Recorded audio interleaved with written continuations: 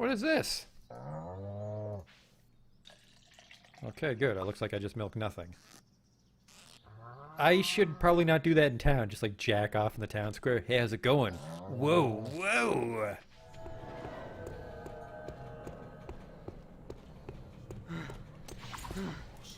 What the fuck is this?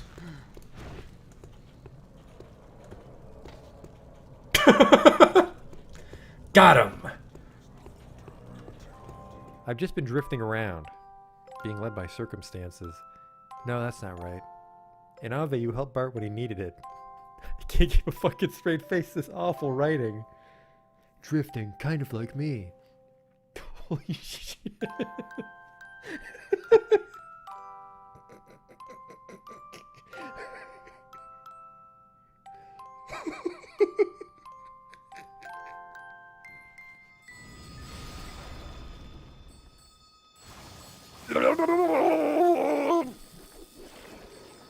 Oh no! Oh, we're not quite dead yet. Don't worry though, I have a telescope equipped. The sprite tells me it's a lady, but the face tells me it's a man. Do that Dr. Girlfriend voice. Yesterday my stove caught on fire. I thought the whole house was gonna burn down.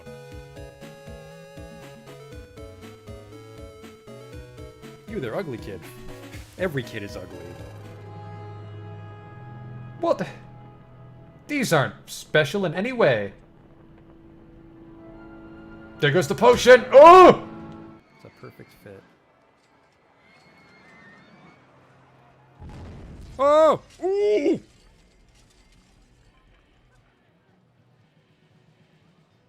Well, that's gonna be a problem. 24 people have died. We might not finish the campaign now. Oops.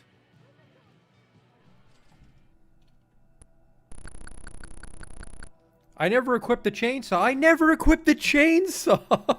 Oh my god. I didn't stab that man with a chainsaw. I just made chainsaw noises as I hit him with an axe. Holy fuck, I'm an idiot. Oh, he'll have the key for sure. Police! Nobody move!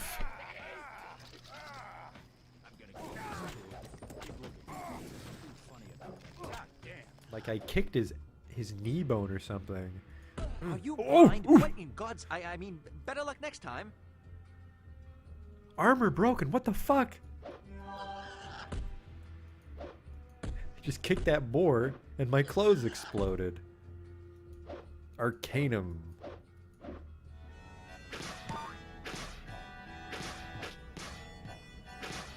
Damn it.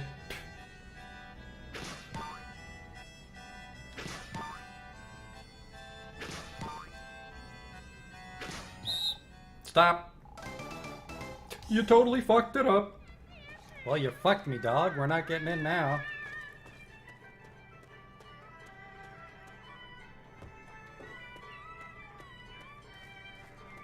You blew it, old man. Holy shit, you blew it. Wow, and it's just his face. Oh. No!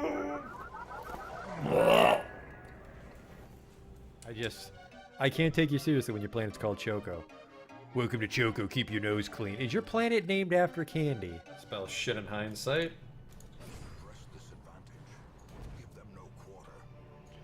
That went pretty good. The hell is this? It says the sacrifice of fire is the gate to ruin. Place torch if you crave the void. Okay. Terrors may indeed stalk these shadows, but yonder, a glint of gold.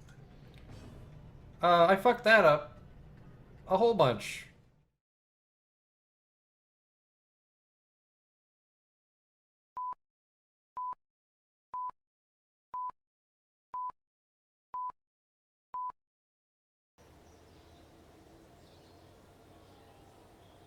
Welcome. This is going to be our final Kerbal space programs stream. I said I was going to do 2 streams today, but I was reading up on my orbital transfers and shit. I'm pretty confident we'll get it to work this time. So before we do the Moon and Minmus contracts we have outstanding, I want to retrofit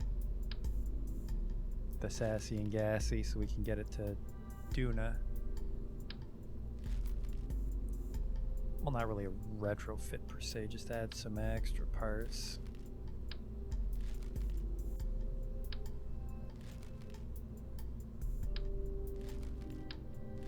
Remove this science suite for now.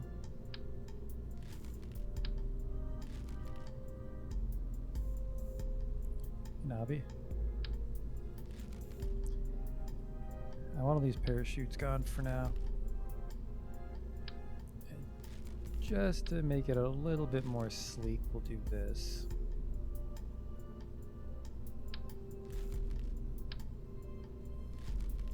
So, if we do it perfectly, we'll need something like 2500 Delta V to get to Dune and back. So we want, I think we can get double that with these radial boosters. Well, they're radial fuel tanks.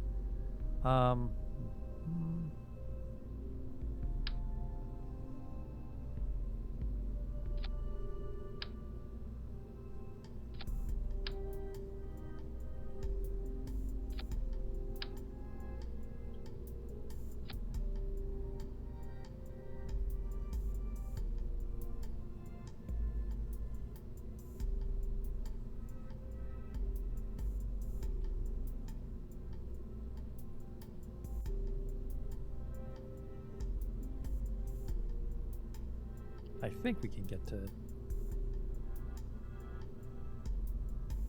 In a vacuum, 2500, 2500. This should be right.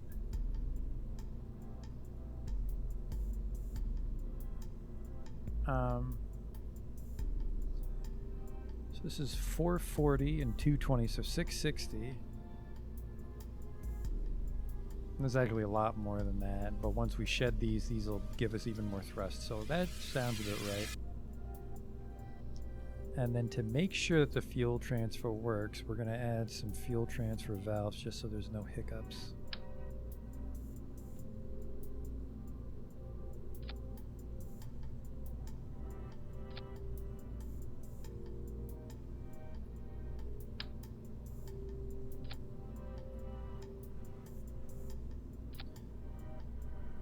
So that means the fuel should be continuously draining into the central tank.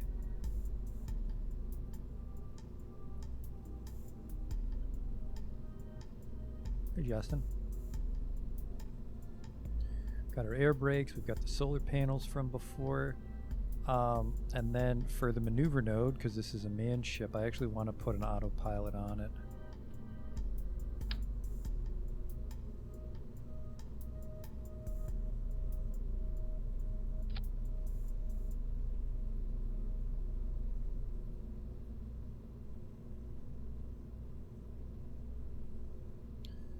Okay, so we'll put it on top so it looks like a sort of like a little R2-D2.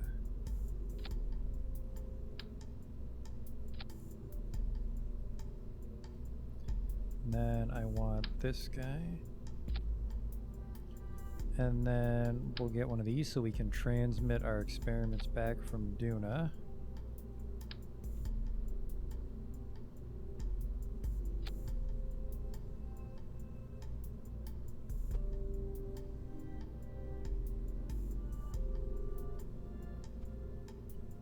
That nice industrial color for that too. Retract.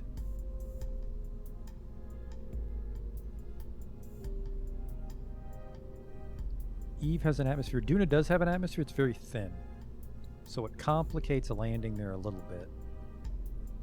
We won't be landing. I think we'll just probably do a flyby and a return trip. For brave Jeb and Bill, we're gonna send.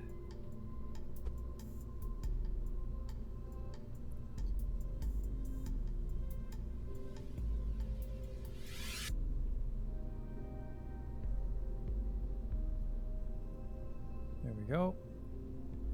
That's that, and then I want like a little science suite back behind it. Start off with a mystery goo.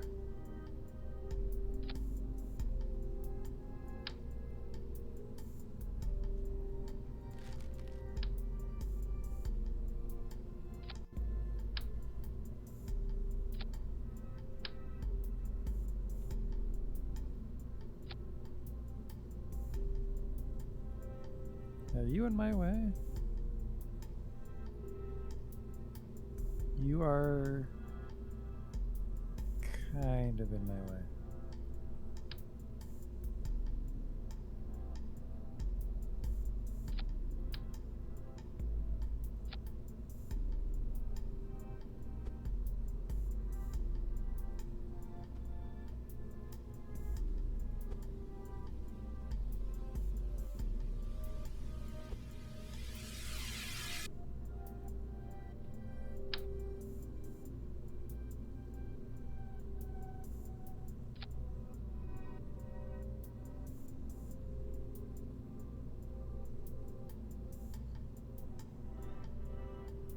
Alright, so yeah, once we get to Duna, you can climb out, do all the tests. Oh, also,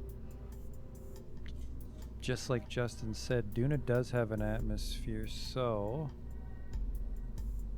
we're going to take the atmospheric scanner, put it on the front, sort of like an air intake. So we'll kind of like do a brief aero break and scoop up some atmosphere for a test.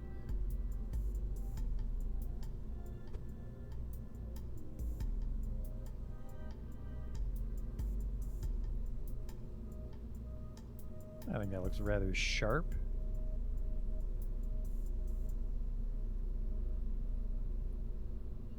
What am I missing here? Oh, we'll also want to go with the fuel transfers. In order to get our center of mass perfect for our return trip, I want a drain valve. That just means once we finally finish deorbiting Kerbal, we can drain the last of our fuel off so we have a good center of mass.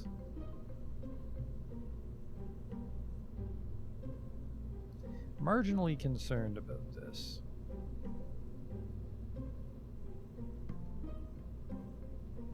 The air brake's not being aligned. All right.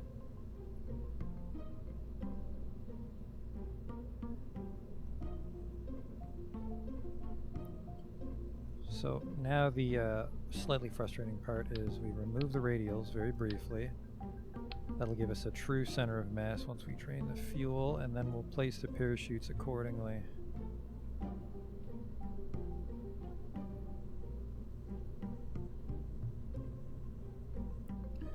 I think with the air brakes in the back, we shouldn't need that many, but let's also go with a drogue. I think just two. I think 2 radials and a drogue should be enough to get us home.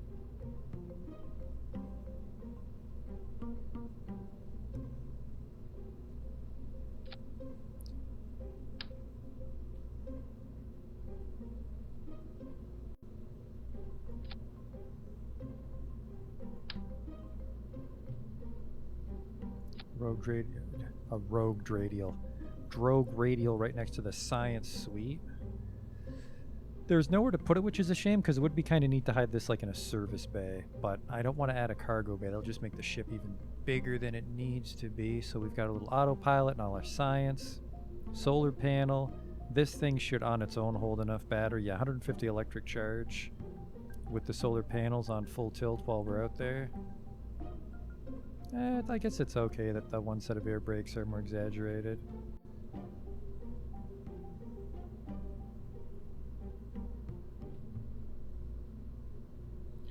What's the impact tolerance on landing wheels? We might want landing wheels just to avoid a gross splashdown. Impact tolerance 70, impact tolerance 50, impact tolerance 50. These are pretty tiny.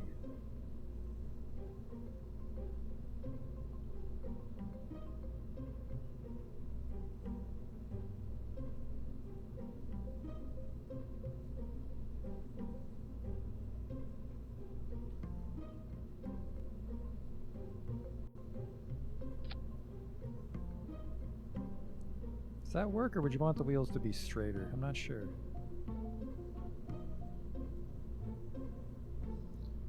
Star retract. It still looks very spaceshipy, which is what I'm liking.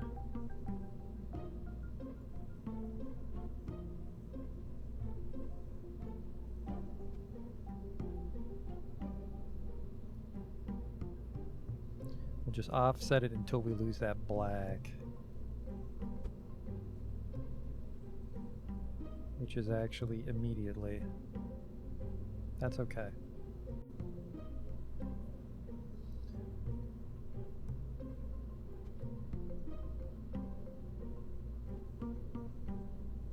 That looks sharp.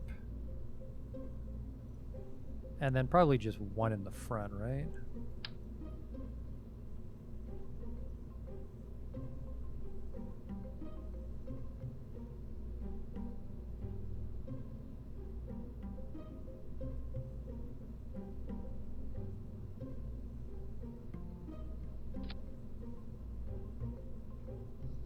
My guess would be that one in the front is sufficient. Alright, start.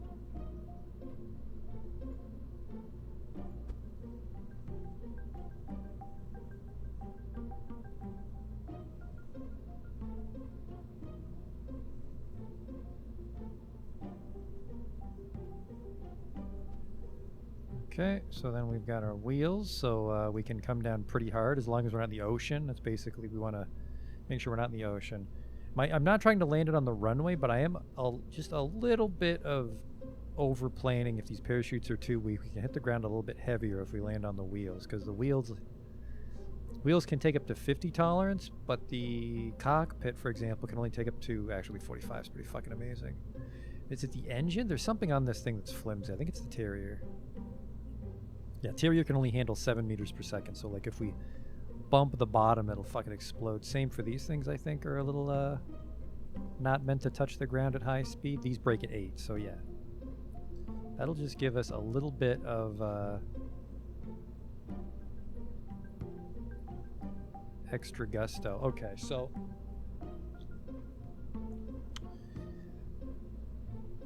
we're gonna mix it up here just because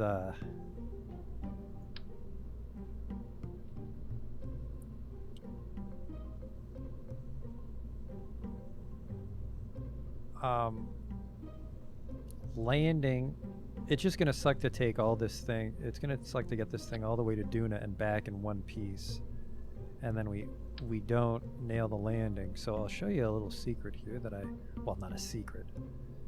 It's a little something I learned about when I was reading about the orbital transfers.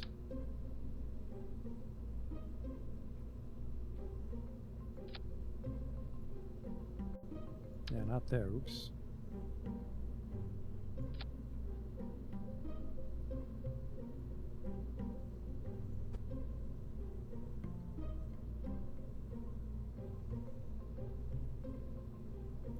Okay, I guess you guys can just hang out next to the drain valve then. Looks like the hose doesn't move on that side.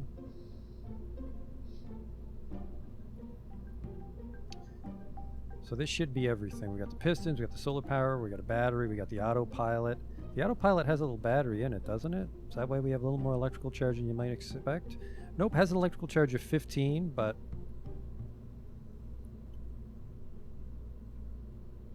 alright, so we start off with all the engines.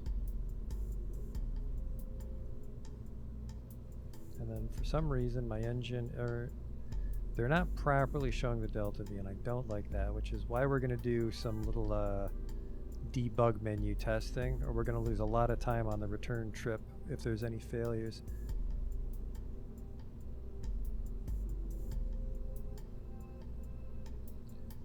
And yeah, we'll call this one Pepper's Folly, since Justin says that Duna looks like Dr. Pepper. Okay, save it. And here's what we'll do.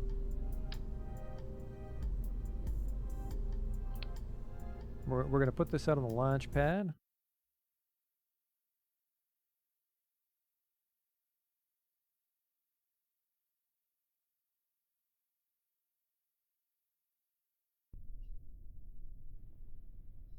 How are we going to get into space, though?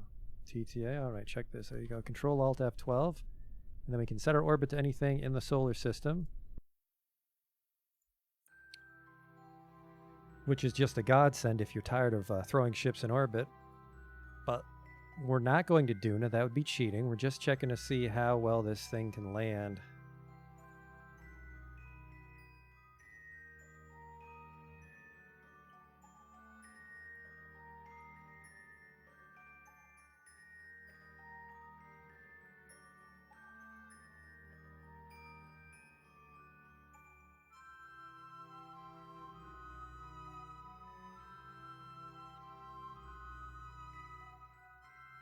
Alright, first things first, let's test these radial tanks.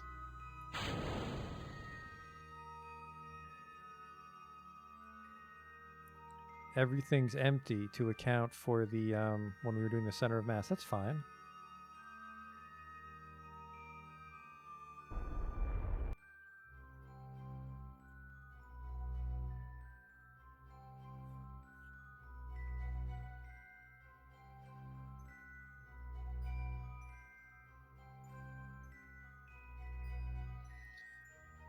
We just need enough to kill our orbit, right? That's fine. Alright, goodbye radials.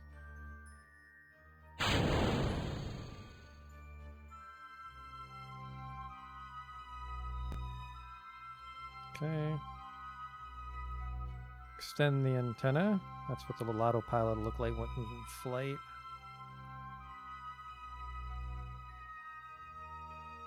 Okay, these are fine.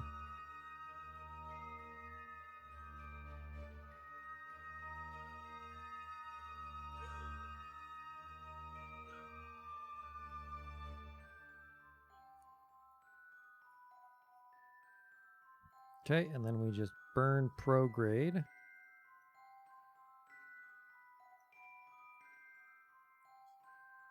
we do this just right, we might even land near the KSC, but I doubt it. Bring our periaps down to like 5 kilometers.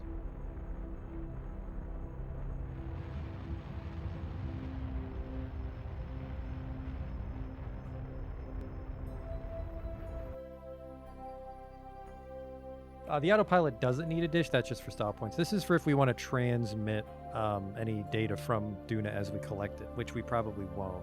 I mean, we could mail them a crew report, that's about it. But yeah, that's just for looks. But the autopilot needs a connection. But as long as Jeb stays in the cockpit, we don't need a connection to the KSC. Alright, so we're coming down. We have to retract this though, because this will actually burn up if it's up.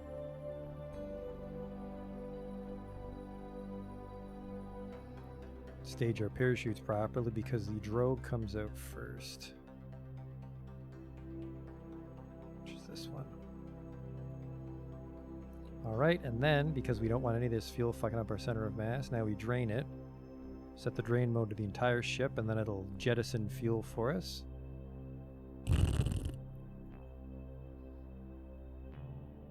Take a little space piss.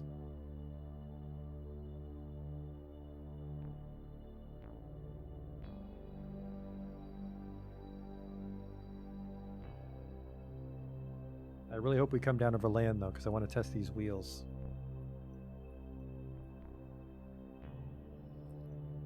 And to slow ourselves the most effectively, we want to be belly down at like 45 degrees here.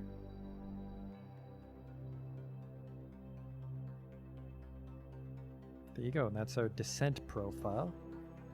So all this thing on the back should be a little protected from the heat, because the belly's basically being an impromptu heat shield. Just occurred to me the wheels might not survive re-entry. Yet another thing to check.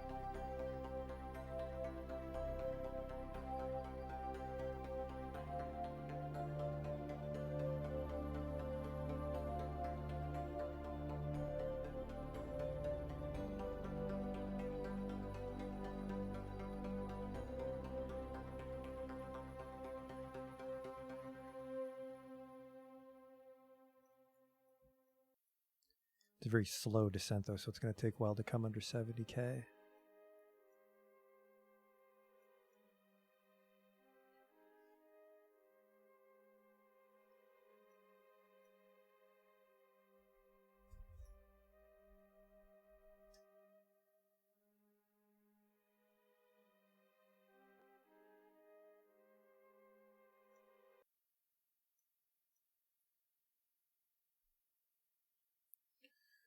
Okay, I can't really see because we're coming down on the dark side, but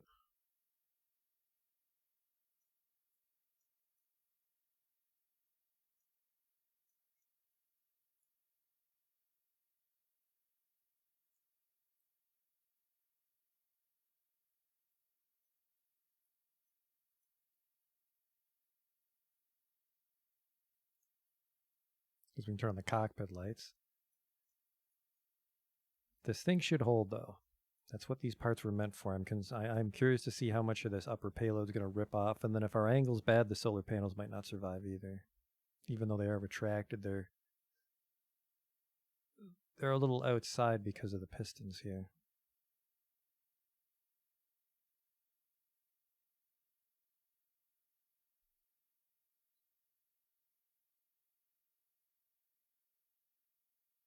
I think we'll start to burn up at 55.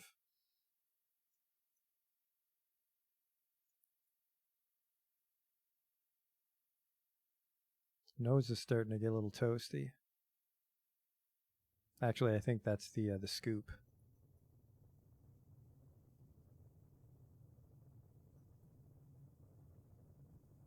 Okay, gravity really nudged us down there.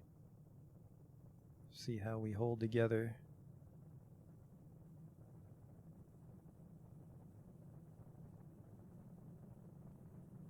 I'm just gonna not fight. I'm gonna let the gravity slowly push us down.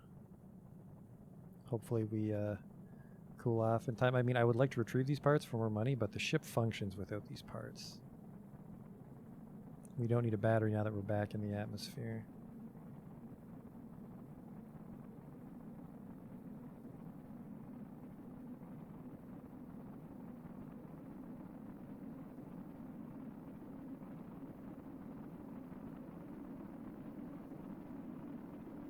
And it looks like the wheels do survive when they're retracted. That's good to know. Science suites have a little trouble with the heat.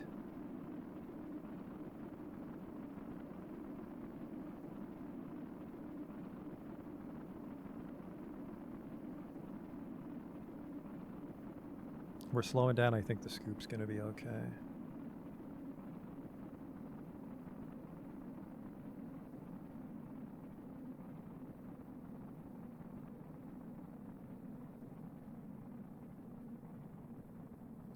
I think we're going to be just fine. Then once the heat goes away, we'll point prograde and deploy the air brakes, go into lawn dart mode.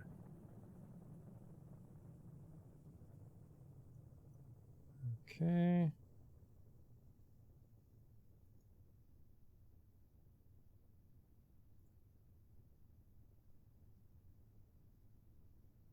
Then we can turn off the SAS because the brakes will keep us pretty steady.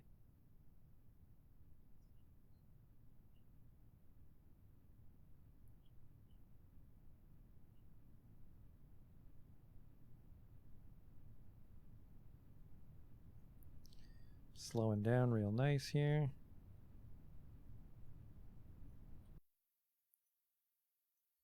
Didn't land anywhere near the KSC. What are you going to do? I think just getting home from Mars in general's commendable.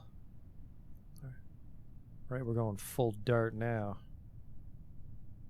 Pull the drogues at 10,000. I guess actually we can pull the drogues if there's a problem with the G-forces.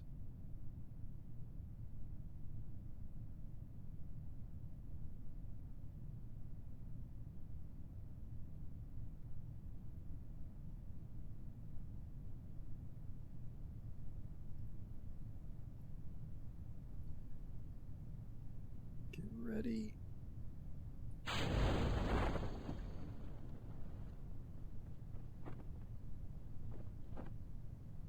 Ah, fuck, it's gonna be the ocean. We can't test the wheels.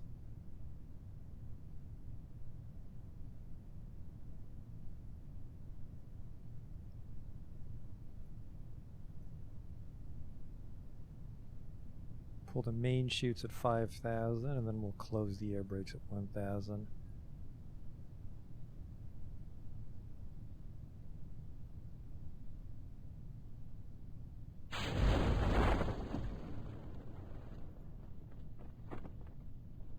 I guess we close the air brakes as soon as we deploy the main chutes. And we just glide down and see what happens. Got a weird wobble to it, I think, from when we killed the air brakes.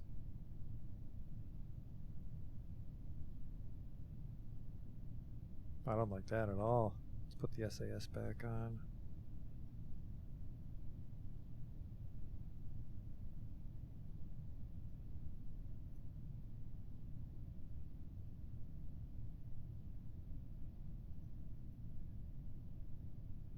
And then you would go like this if we were landing on solid land. And apparently these wheels are pointing backwards. Oops.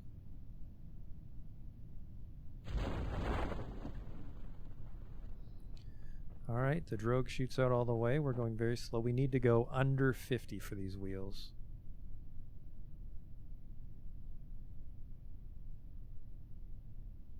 Did I lose my battery power?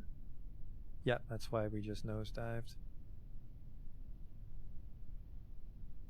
So the battery isn't quite enough to keep this autopilot on for the entire descent. And I don't know if I want to put a battery on this thing.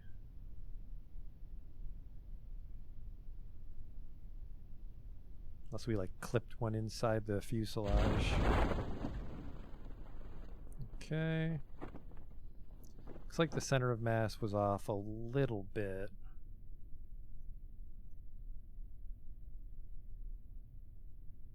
Okay. So I think what the problem might be here is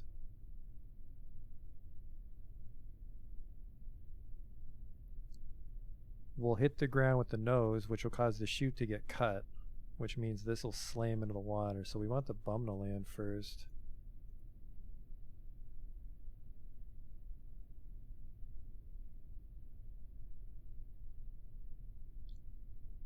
Ah, but the butt can only handle 8 meters per second, so the parachute placement's all fucky here.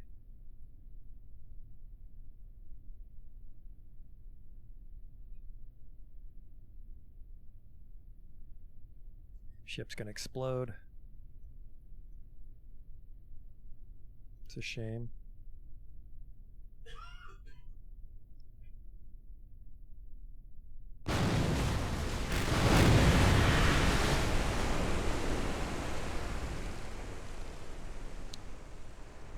Actually, just the engine sheared off. That's good.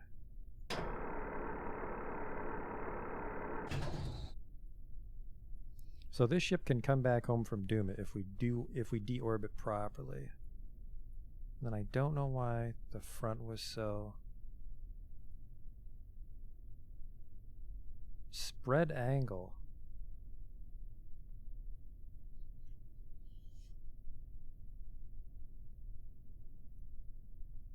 Never tried the spread angle setting. What's it go up to?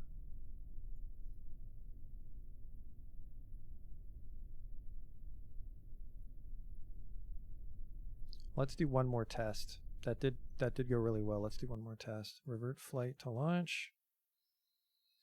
I'm going to set the rear parachute to a higher spread angle, which should give it more lift, but less slow? I don't know. All right.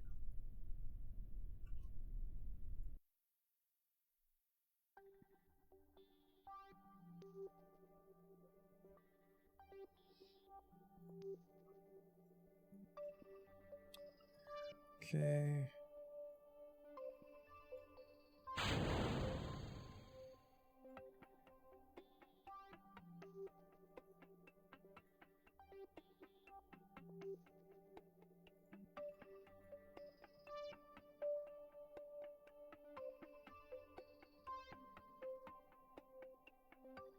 Are those early game? Yeah, the Terrier the nerve has better thrust, but the nerve is lighter. Or sorry, the nerve's too heavy for this ship. I think the Terrier is a good candidate for this. We get the raw Delta V.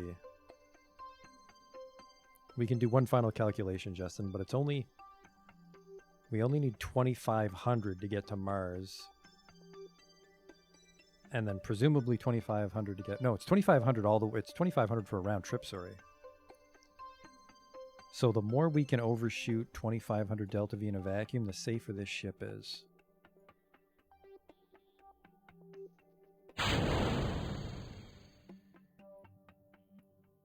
Beautiful decouple there.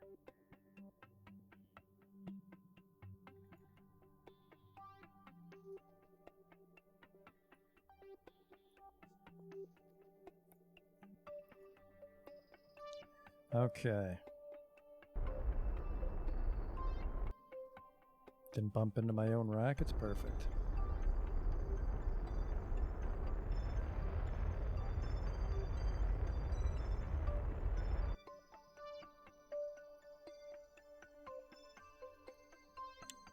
I didn't transfer enough fuel, but that's enough to aero brake down. Okay. You work, obviously. We've tested you every time.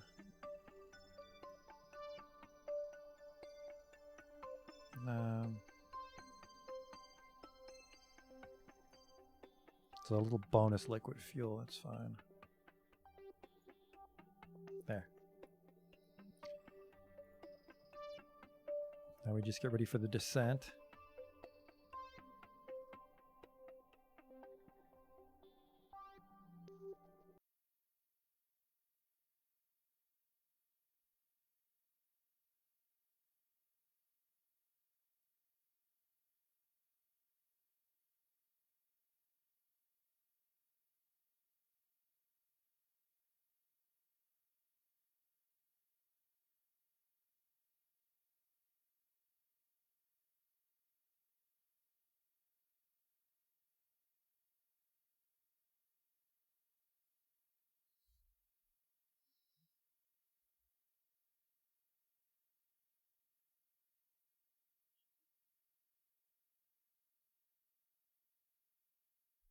Oh,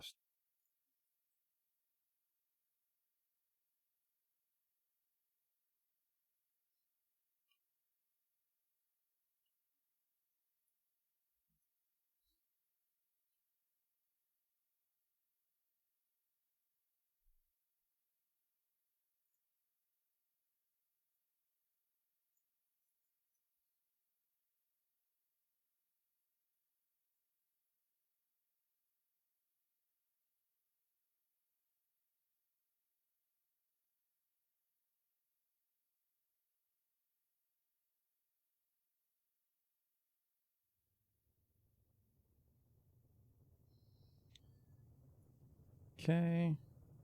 We just let the gravity slowly tug the nose down.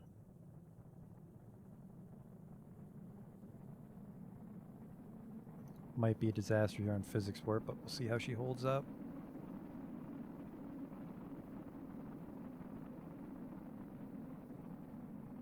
Oh, seems good.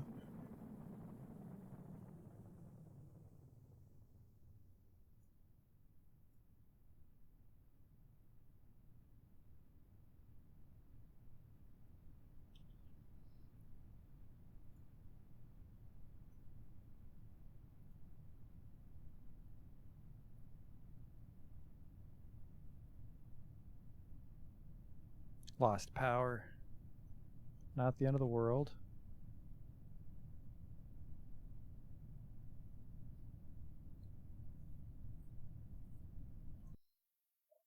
Only problem is I have no idea where we're going down. I hope we go on the land this time.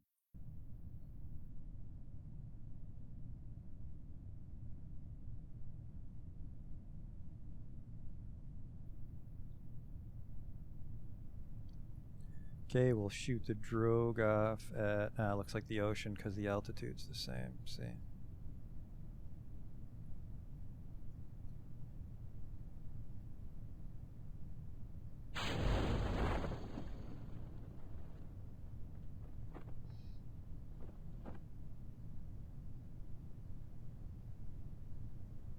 I guess we can just not close the brakes till the last second.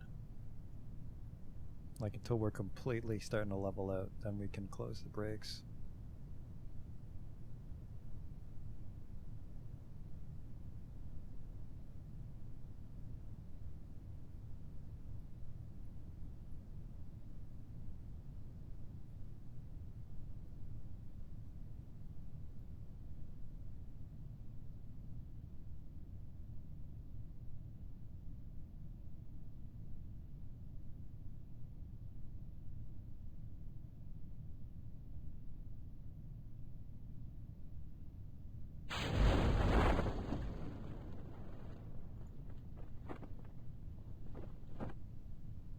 Yeah, the brakes are what make us spin out.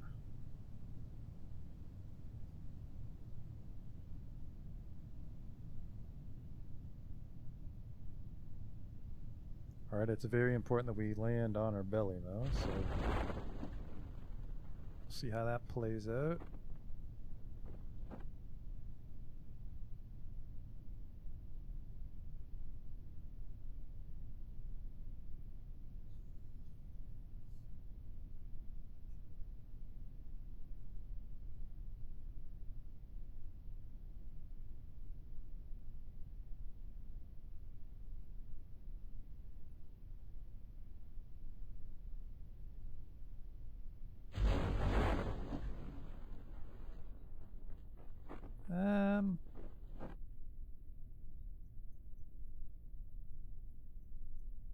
That didn't seem to do anything. Maybe this is the one that needs to be the bigger angle.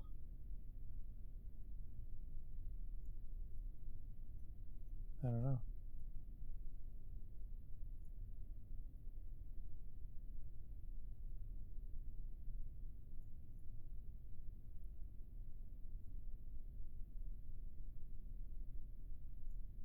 I don't know. So we still have this problem where we don't land level, which is frustrating.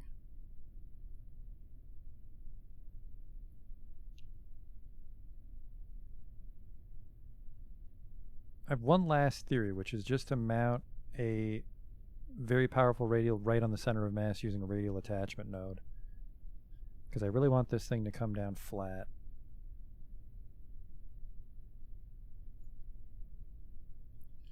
Let's not hit the ocean at physics warp, but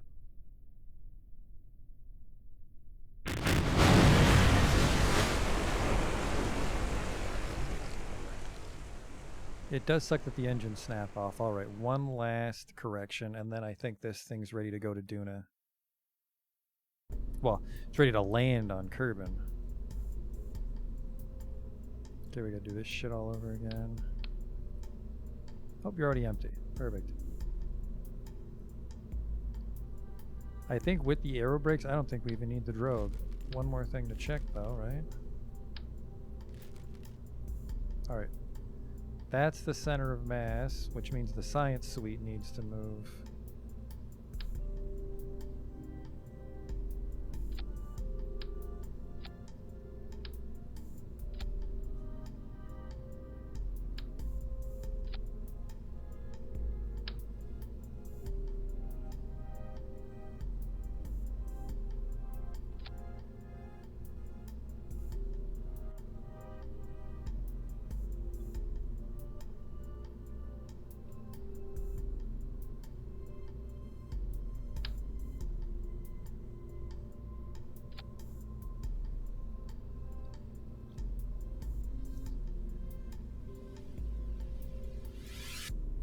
That might be too much, but I think a radial is equal to a Mark 16. So this is a hilarious amount of drag for us.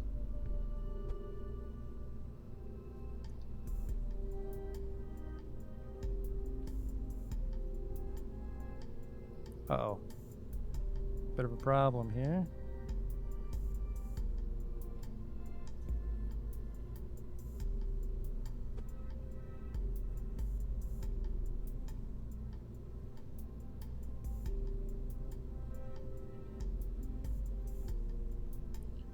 Not a huge deal. That doesn't even cover anything, so this works.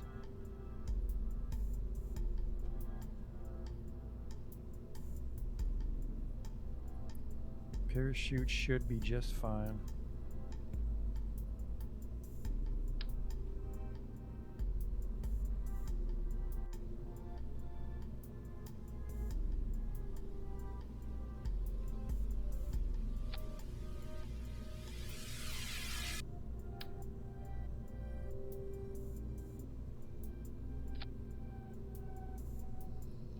That'll make the ascent a little less gross if they're kind of symmetrical, a little.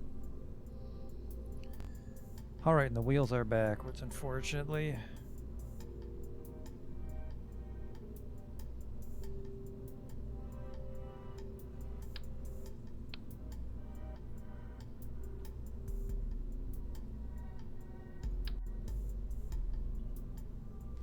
We can just rotate tool them though.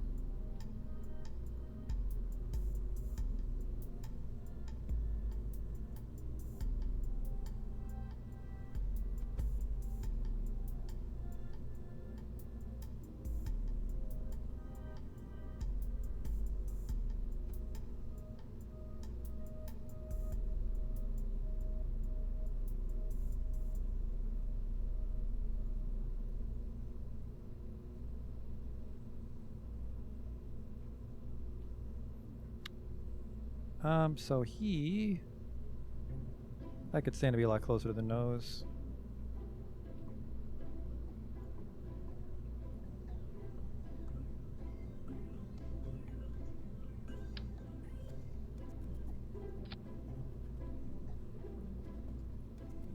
I mean, we're not driving, we just need to make sure we don't, like, tap our bottom.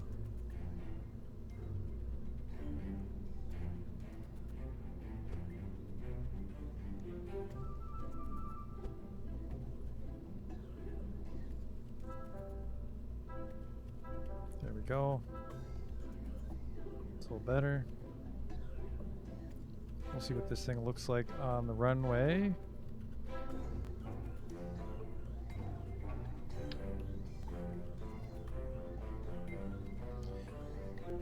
Ah, no, because the tanks are in the way, but the tanks are identical. We can dupe the tanks. Alright, save, launch it.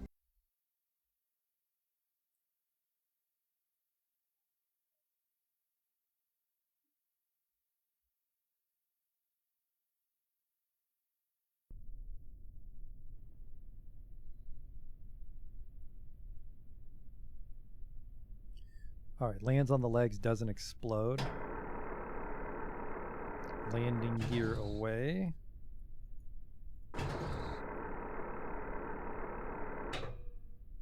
Brakes.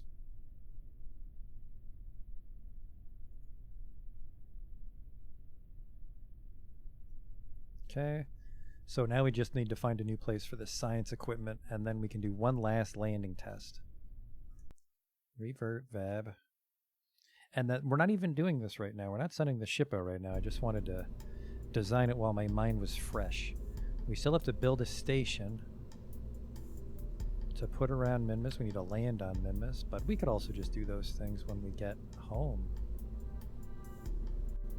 Return as heroes.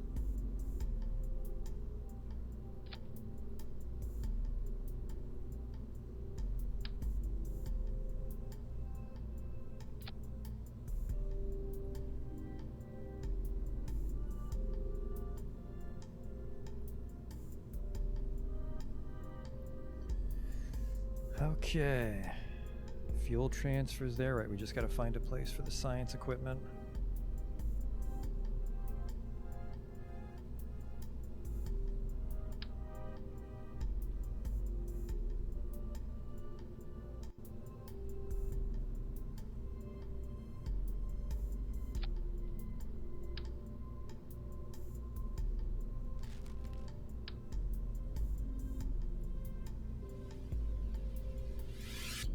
I mean, we could mount some of them on the autopilot.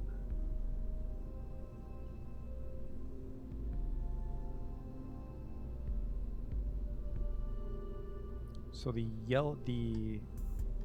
vertical pipe goes at the top.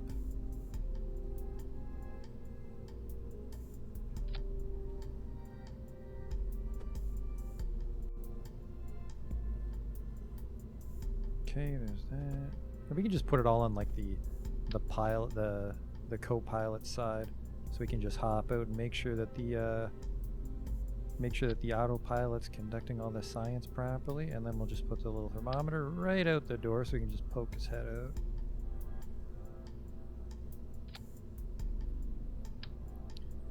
And then the mystery goo will again go directly underneath the dish here.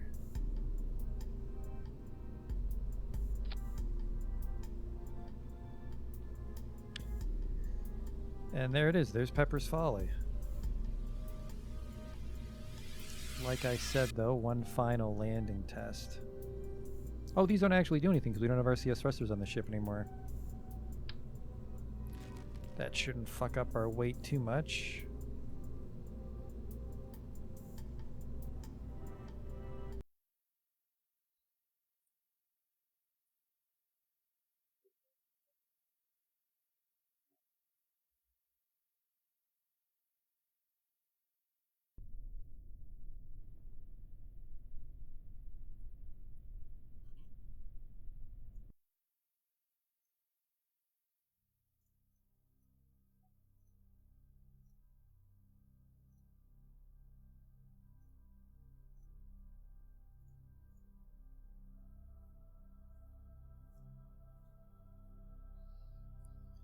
Bring enough fuel over for a nice deorbit. What we got here? Extend.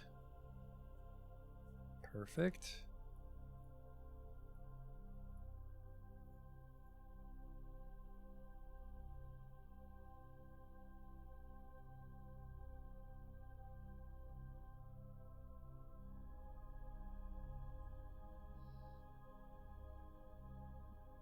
Okay, the bicoupler's topped up. Getcha?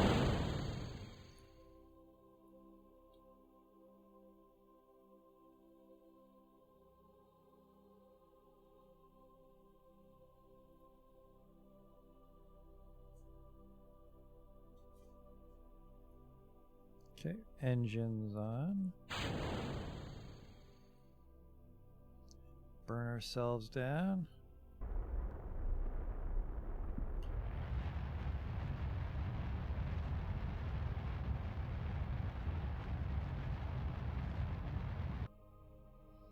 It's good. Come on back.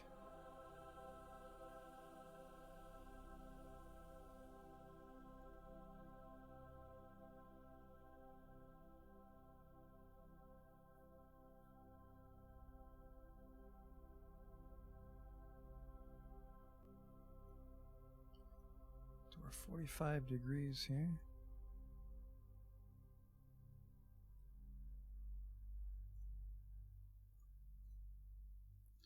I'm going to actually fill that battery back up before we re-enter.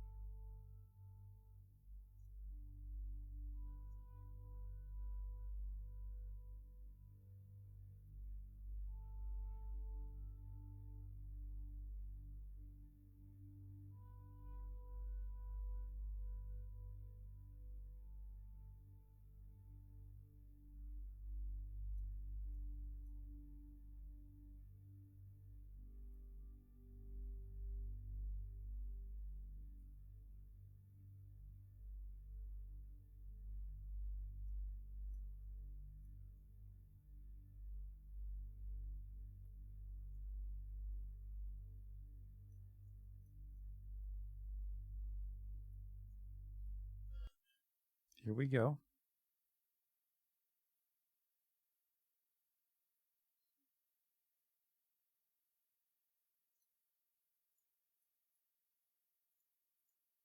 That was a close one. They were about to cook right off.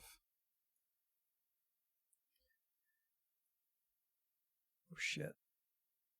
Drain all the fuel.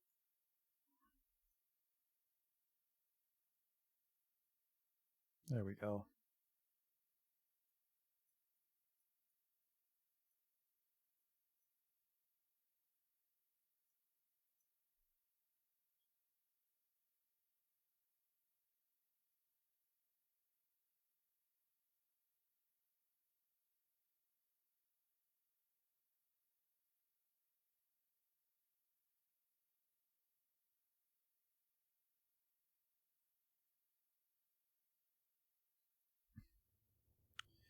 All right, there's the heat.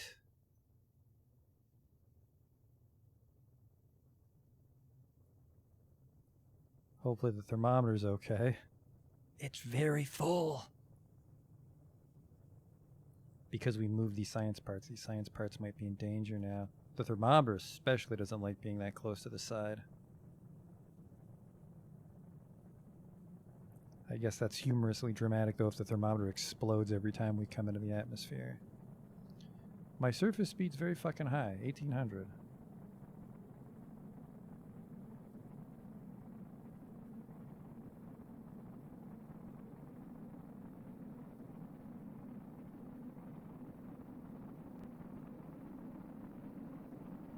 Think that thermometer's gonna pop. Not losing our speed fast enough.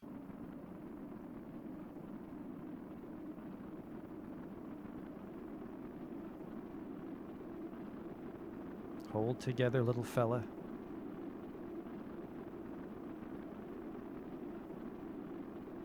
You're gonna be okay. What the hell's that? Oh, the mystery goo.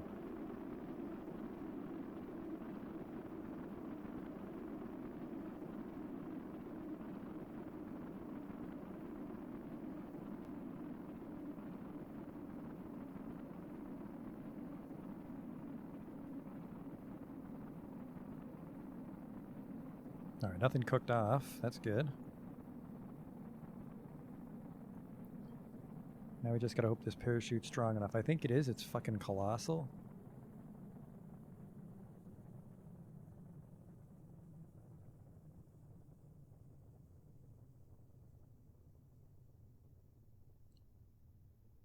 Okay. Get the air brakes out.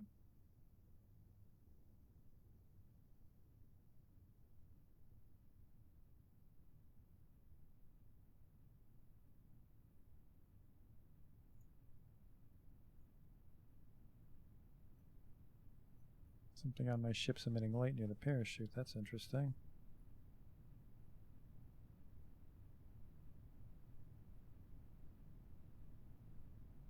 We still have a charge this time.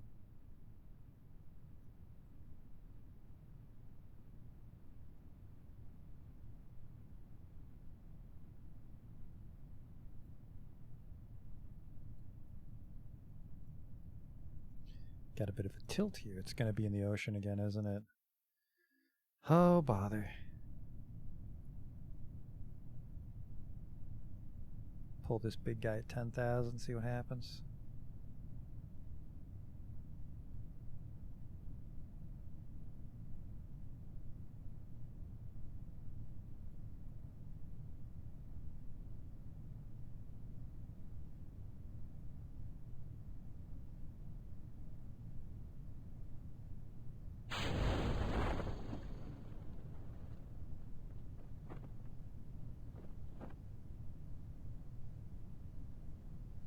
I think it's going to give everybody in the ship whiplash when it expands, that's for sure.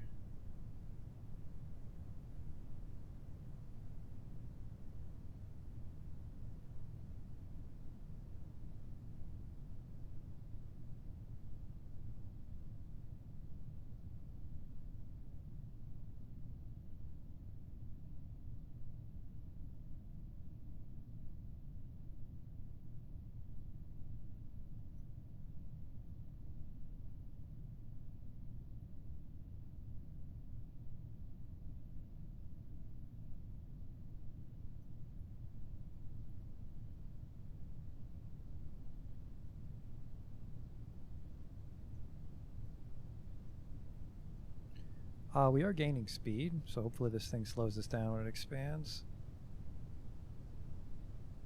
One big one might not be enough, so again, very important that we did this test.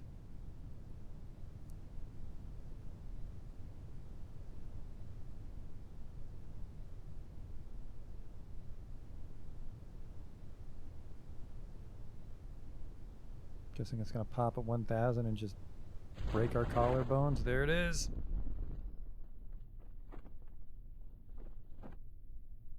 If I put it at the center of mass, why does it still tip down? I don't get it.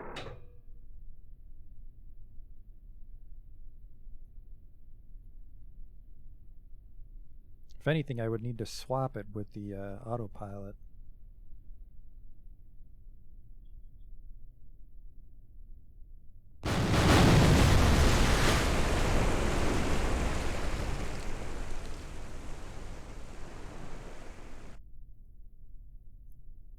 Engine snapped off again.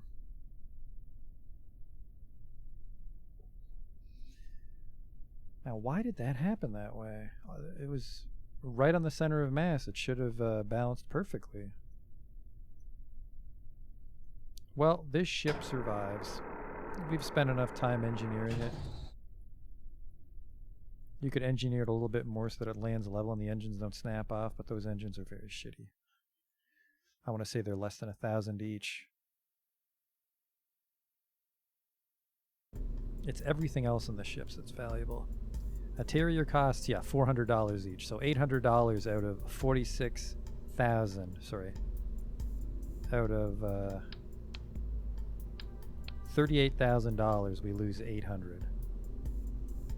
All right. So this is Pepper's Folly. We got to get that thing to Mars. Duna. But we also have some contracts. Specifically, we need to go and send a station to Minmus with a lander, and then we use that lander to land on Minmus and plant a flag, and then the rover will transmit data. We actually have a rover on the moon that should transmit data for us. Some satellites that I don't know if I want to do. This one. This is what we're going to get cracking on right now. An orbital station with a cupola, 3 pilots, a research lab, 3 pilots. Fuck, how am I going to get those guys home? Cupola research lab, it has to hold 9 people.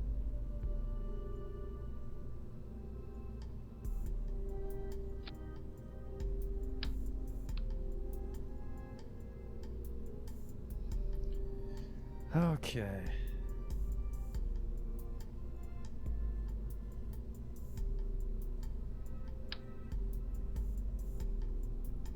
The hell? Oh, because you can't make that the route? Is that the... Huh. The fuck? Don't save.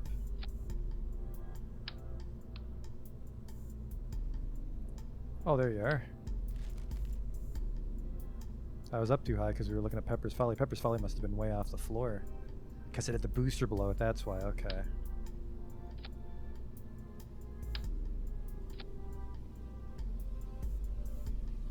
Then we'll just put the lab here.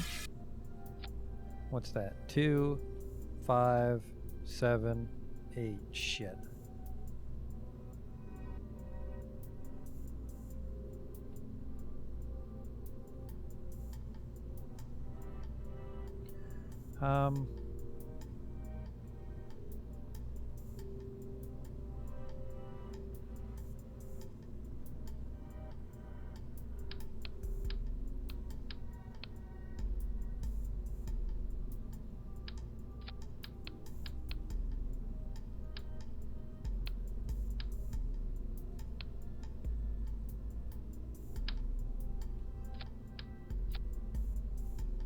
Crew complement 9, right? 1, 2, 3, 4, 5, 6, 7, 8, 9, 10 for the cupola. Wait. I don't need a hitchhiker. We can do that with just 2. Okay.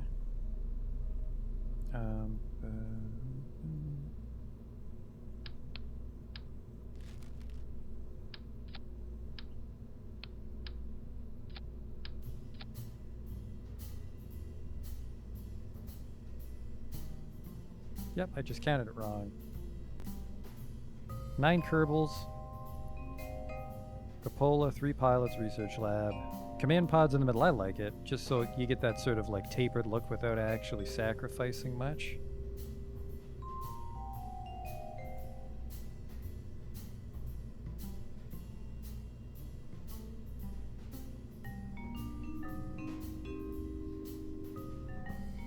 Because then we do this trick we learned.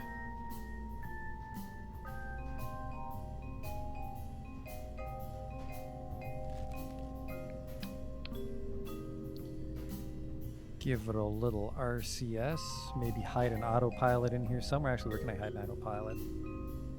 Probably right up here. Oh nope, he'll fit here. Perfect. Even more stylish.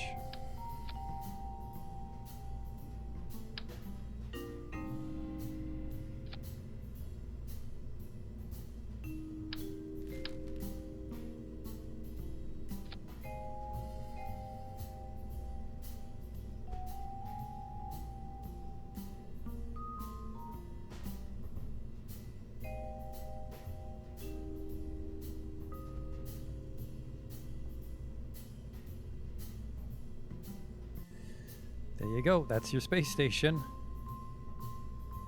Give it a docking port and some RCS battery.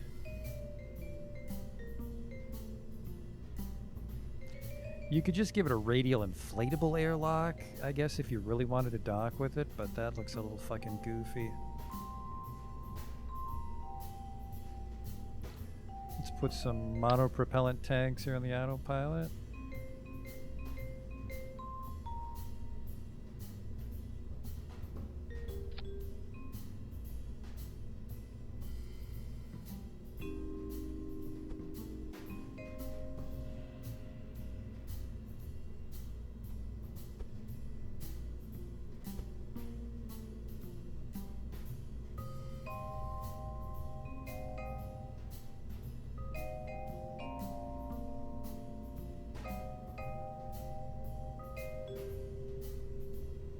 Maybe not though. Let's do this instead.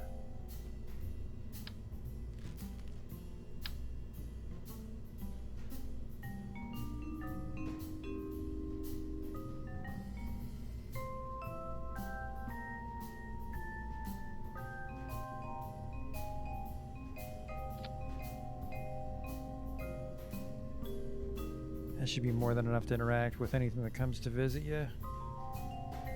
What are we up to now, TTA? We're going to send the space station out to Minmus because we decommissioned Gosling Station. This thing's going to be a lot more stable. He's basically just lacking battery power for the processing lab, but he's got way better solar. He's got an autopilot for when he gets abandoned. It's easy to dock with him still. Just basically needs a docking port, and that's it.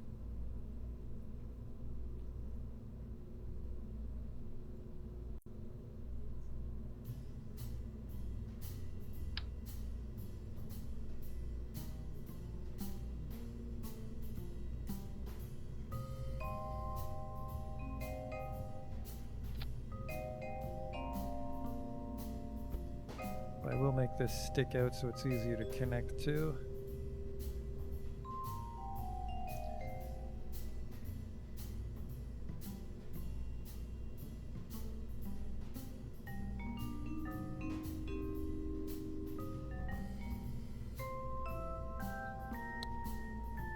And I guess this thing could also use a relay.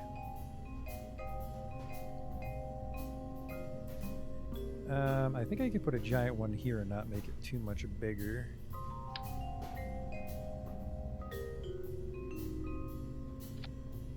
Oh yeah, look at that. That is snug as a bug.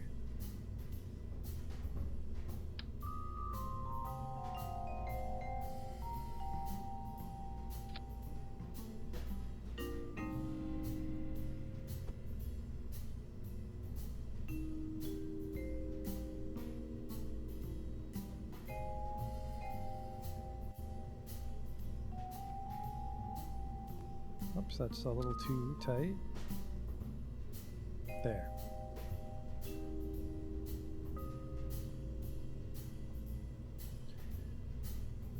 So that's 15G combinable. This is also 15G combinable, but I could block these emergency hatches for rescue, because really you can just leave through this hatch.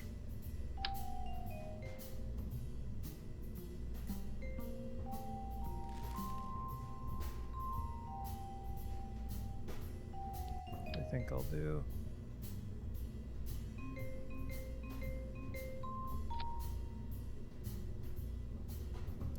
Those hatches are blocked now. Deal with it. You can get out through here. You can get out through the lab. You can also get out through the actual docking port if a ship comes to save you.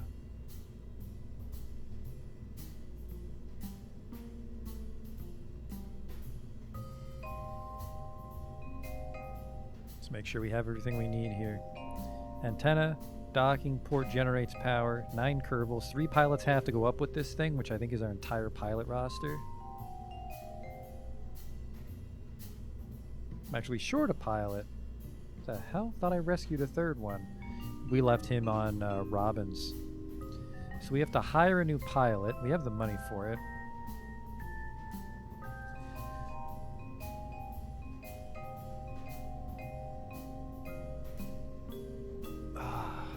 So that means we would have to...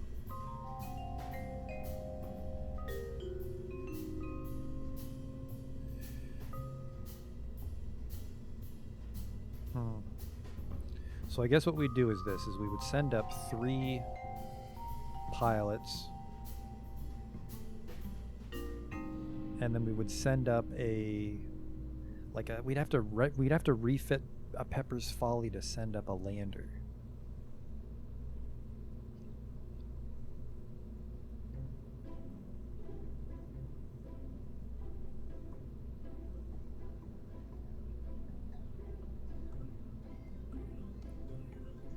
Thing doesn't really need any batteries, but I'm going to give it some. Just so we don't have any kerfuffles in the future.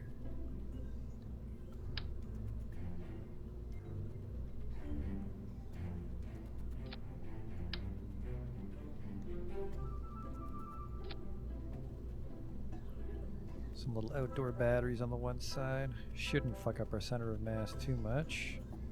Yeah, we're fine.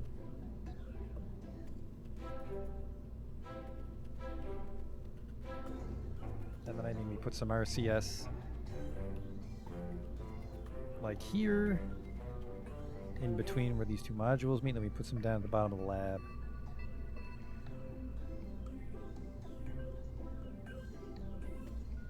Hang on. It's probably easiest to put the thrusters there.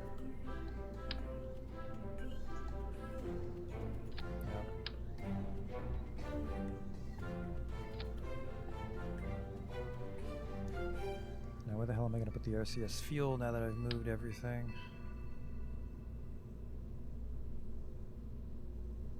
Why would this be for? Why would that be radial for?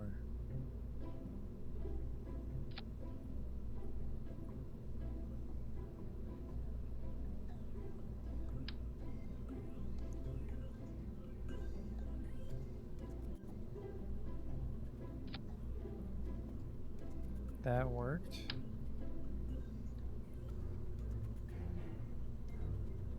That worked. Alright, and then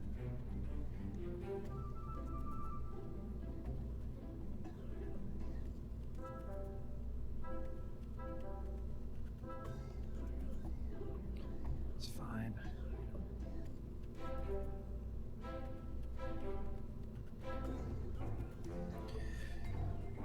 So yeah, power, antennas, 9 Kerbals, 3 of them are pilots, lab, viewing cupola, stability. Okay, this is it.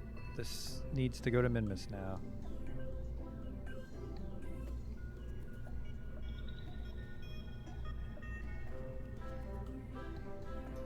So we're never going to give this thing a fuel module because this is always where the lander goes.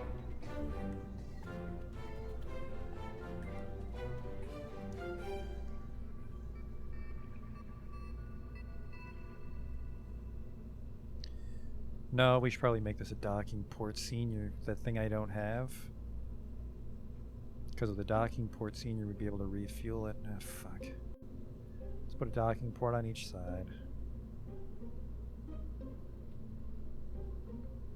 Docking will be a breeze with this though, because the little autopilot can lock target even when we're not controlling it.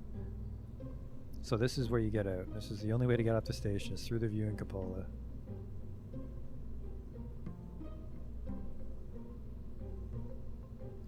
I guess that makes sense. You'd only leave this way to do spacewalk repairs. So you dock down here, okay. So one side is where the refueler comes, and the other side is where the lander goes.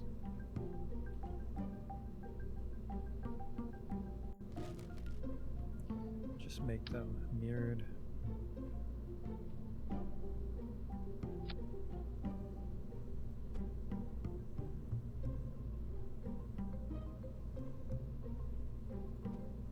There. That is Gosling Station.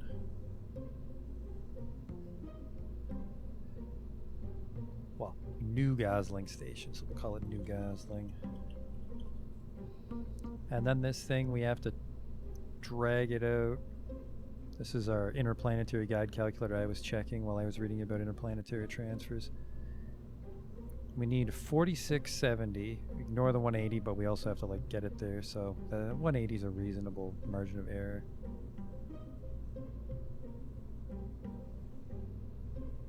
Of course, this thing weighs 13 tons, so it's not like we're going to be sending up an ion engine.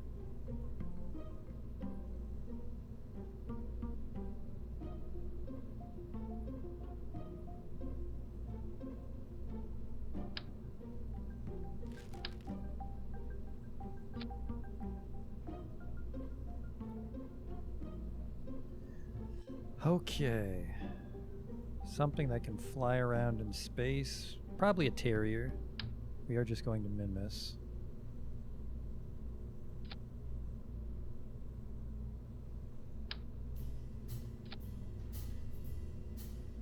In a vacuum, 1400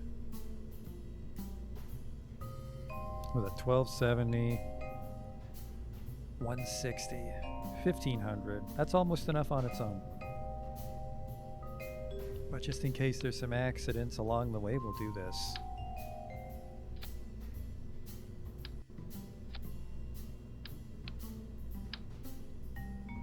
I just like the alternating checkered pattern, really. 23, 26.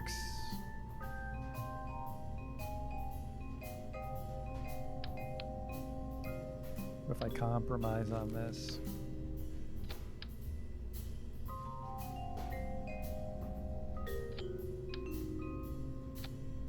1922. That should be enough to drag this thing out. It has no torque, I just realized, though. Not a problem.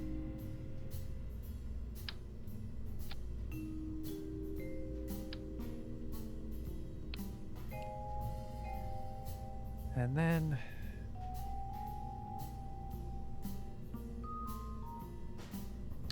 serves no purpose, but maybe for looks we could just do this.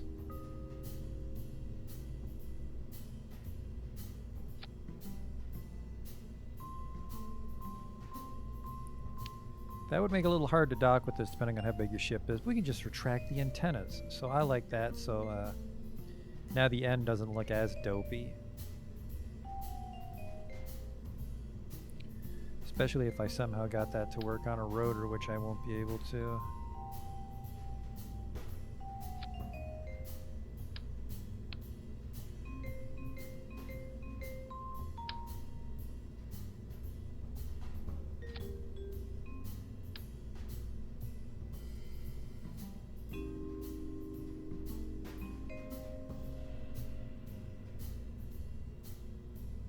Are you so fucking... There. Okay.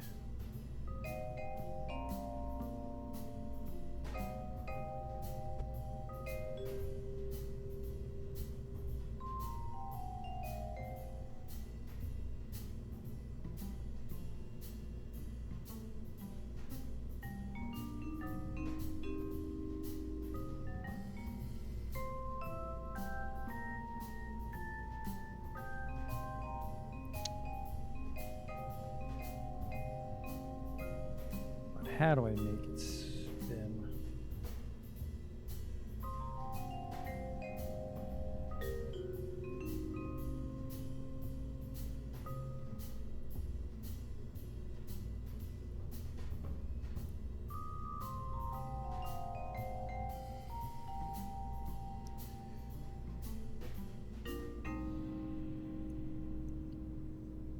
Swore I've done stuff like this before. All right.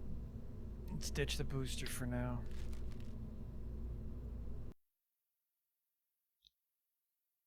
The stylish little spinning reaction wheel thing. The important thing is not to turn that on until we're actually up in space or it'll shred the booster off. Alright, you know, it's a bit of a pogo stick.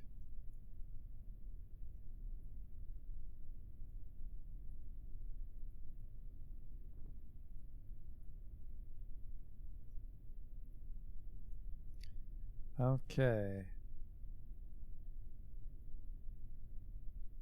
Okay, there it is. It's the target angle.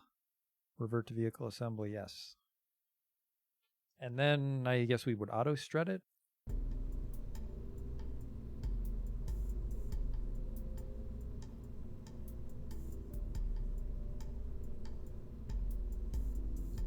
Oh no, you'd want it on a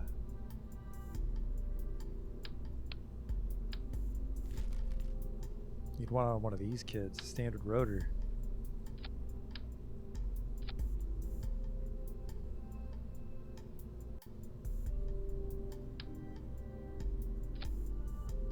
Oh, that looks nice.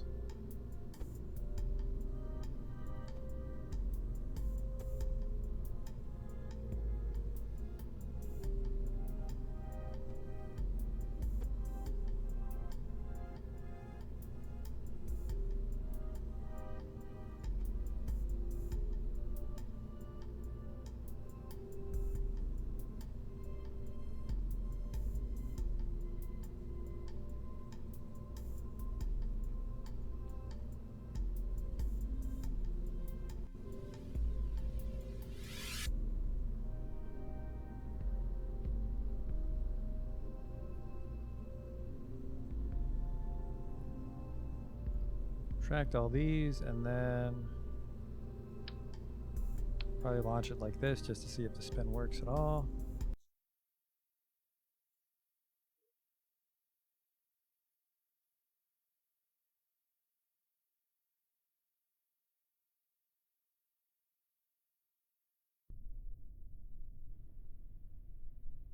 Okay. Locked, no.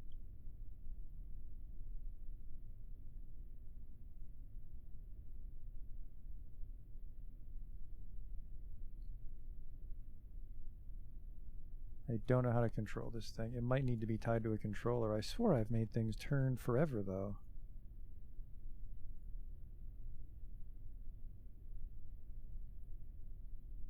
Even if it doesn't spin, I like the look of it.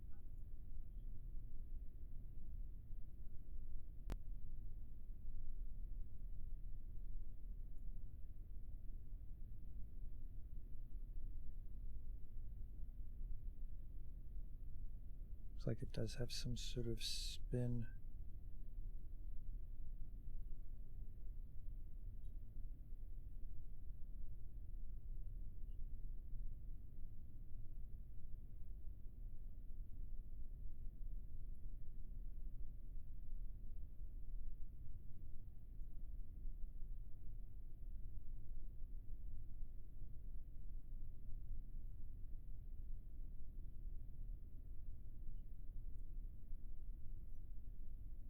Looks like it might work.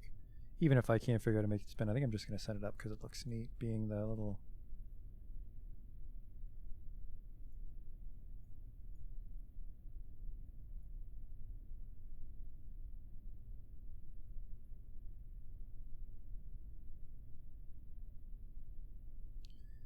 And yeah, we just spin very slowly. I think it looks cool. What are we testing? This is just for aesthetics. I'm trying to make this rotor spin.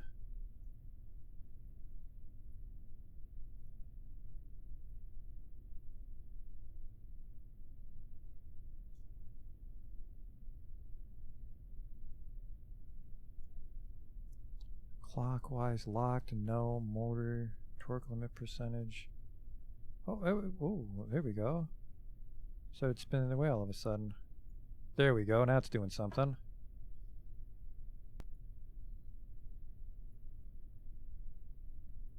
All right. That is our station.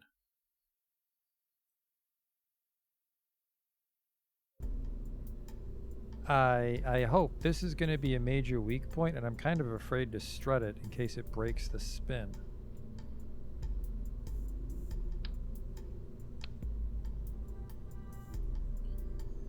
All right.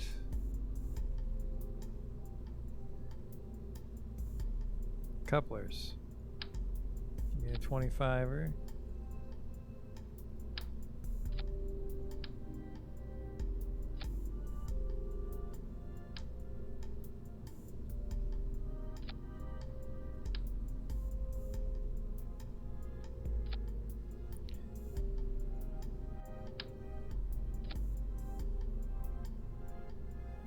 $1,800 in a vacuum, that's enough.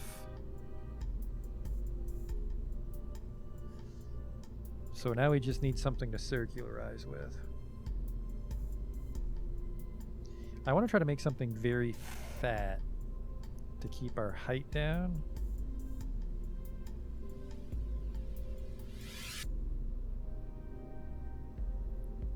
So 25er. Auto strut to the heaviest part.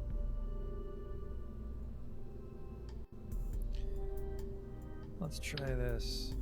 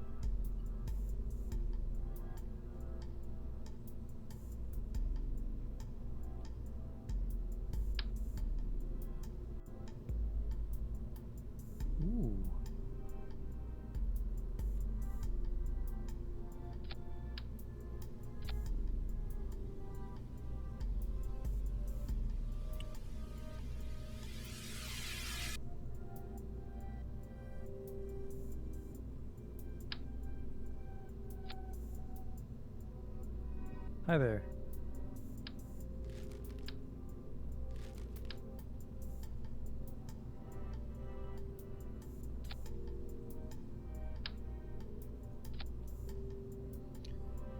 Yeah, that's. Let's not get carried with a cluster. I just want radial tanks that feed this thing for longer.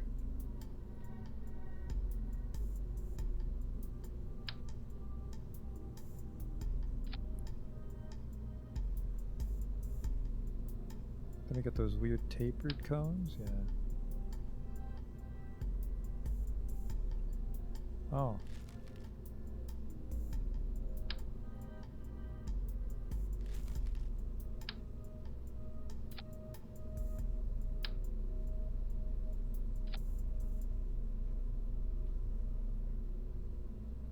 There we go. This is 3748 at sea level, which is a little too much. 3507 at sea level, this is perfect.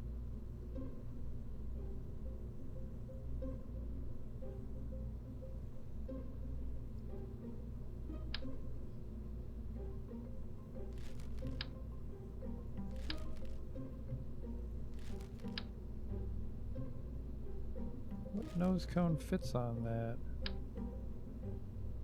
Hmm.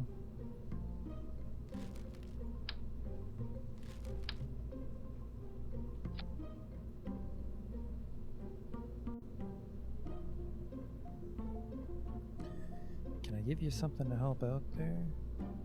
No, I don't think so. Probably make this even more efficient with some radial decouplers, honestly.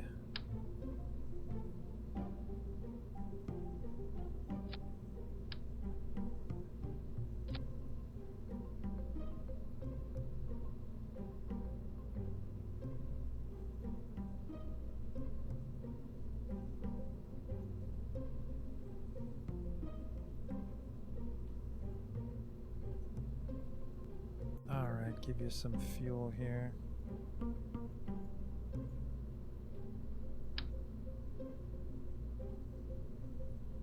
Little asparagus staging of sorts, I suppose. I think that's what this is at this point.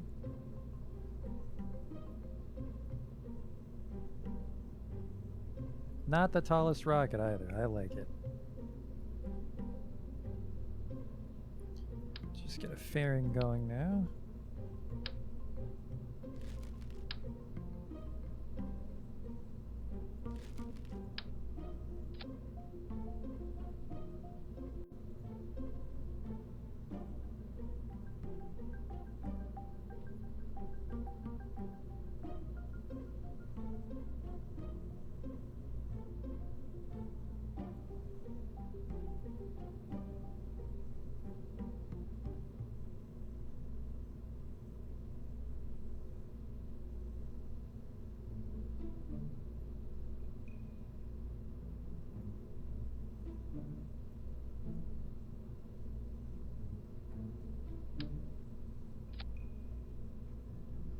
Little fella. New Gosling Station.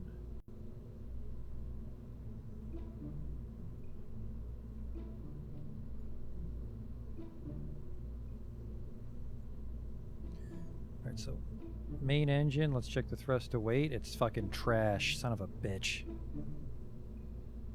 The station itself is too heavy. Might have to give it a mainsail here.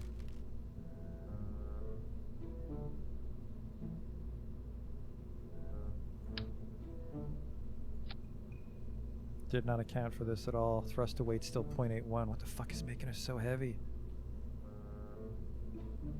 Maybe we need some boosters here. Give it some. Those skippers are expensive.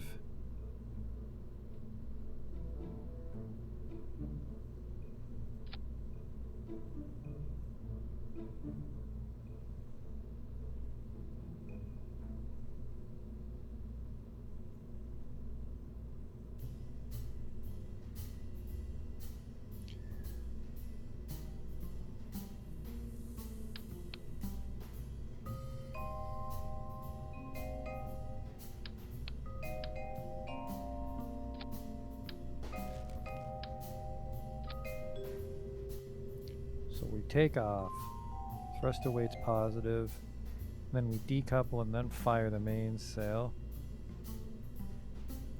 What is this though? 17 and 16 is 33, so it's just enough. I want some nose cones here, but what nose cone fits here?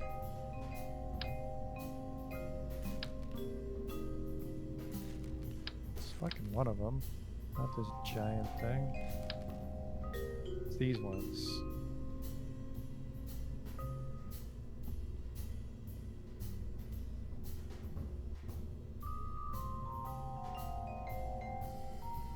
There's a clamshell. Alright, that should be good.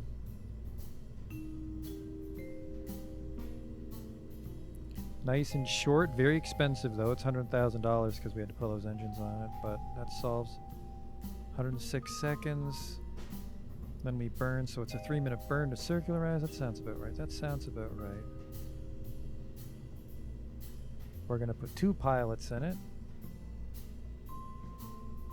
That's not true. Jeb's gonna stay home. We're gonna send up Valentina.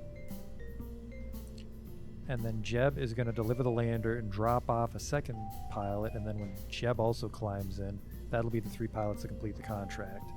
So we won't actually be completing the contract on this first ascent. Valentina, I need you to not fuck this up. Go.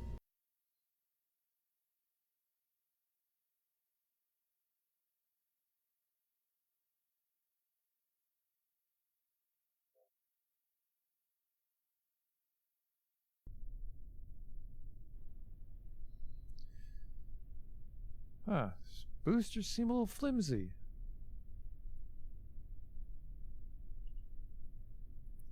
That worries me greatly.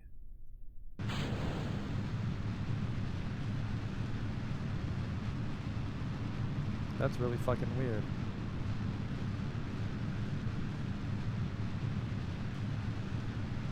I think we're gonna lose control.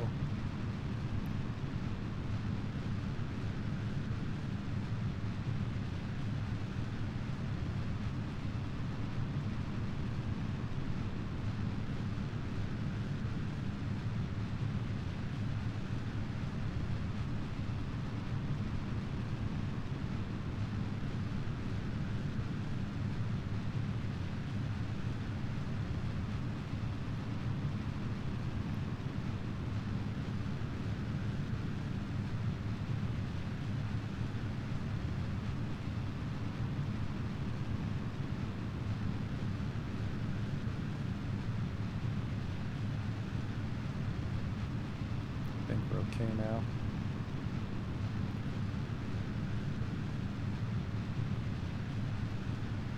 Oh, I guess the fuel transfer isn't necessary because we don't fire the main engine.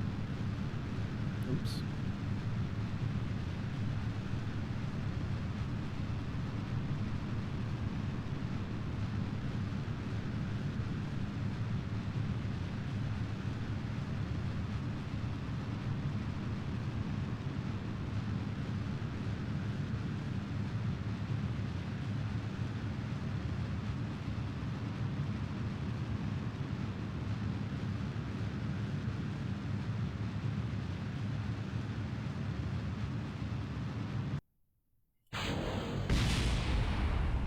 Alright, little blast, we're okay.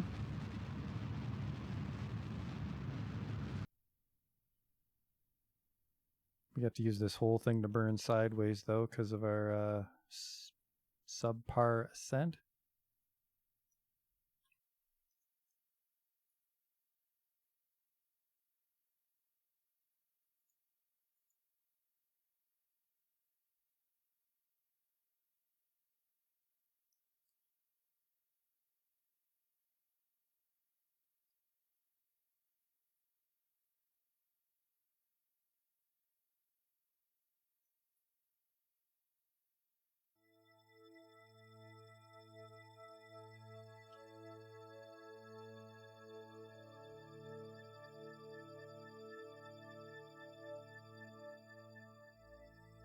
So I think we maybe put a little too much power on this thing. We're gonna find out though, because this is a fairly expensive burn here.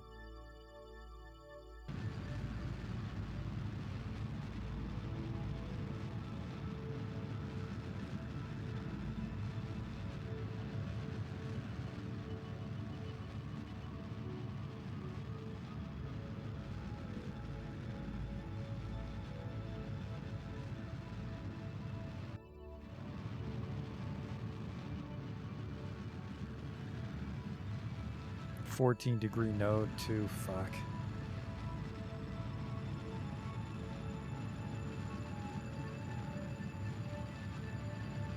Yeah, this is why we had so much delta V. It's all coming off on the circular eyes.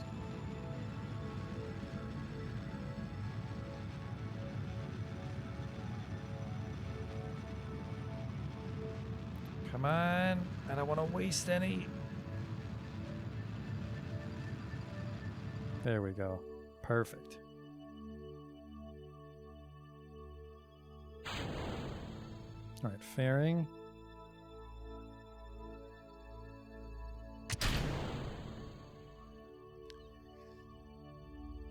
Now we just gotta do the fucking... Actually, 14 degrees is a very expensive node.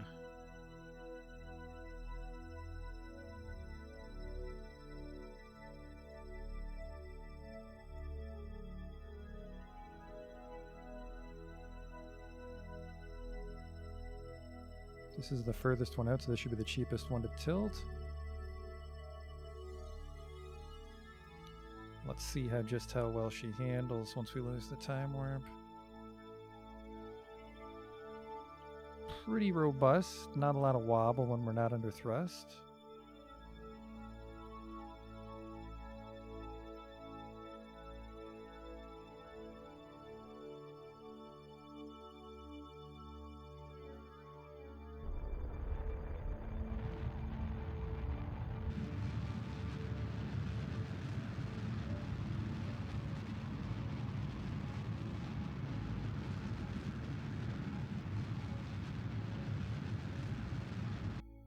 Damn it, that's killing so much of my fucking fuel. Stupid ascent.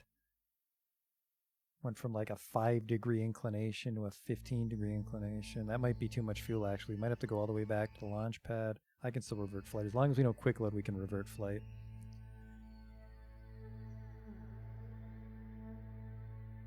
The dream would be to use the mainsail to tilt, and then it's just the Terriers to get to min-miss, but...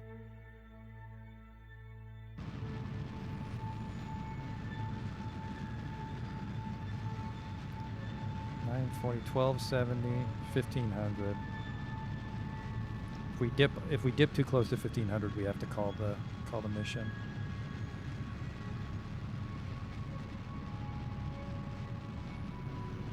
My God.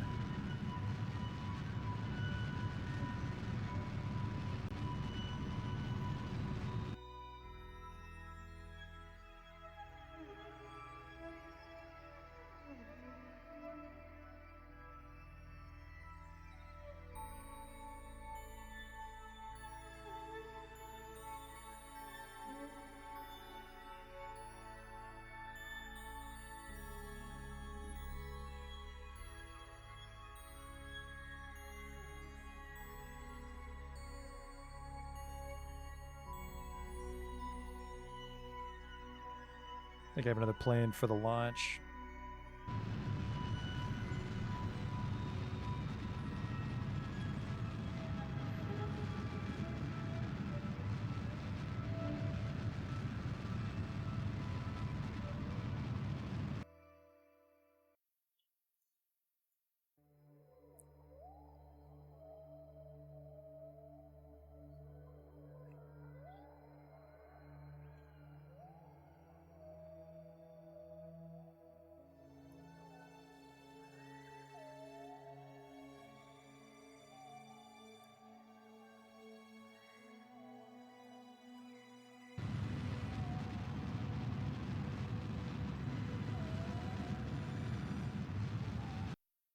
That's too much.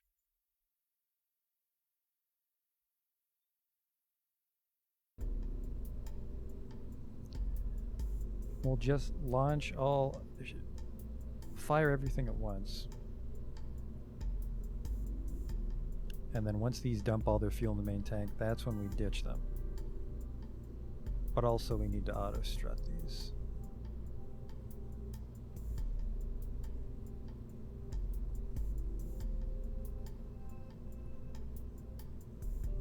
Let's try that.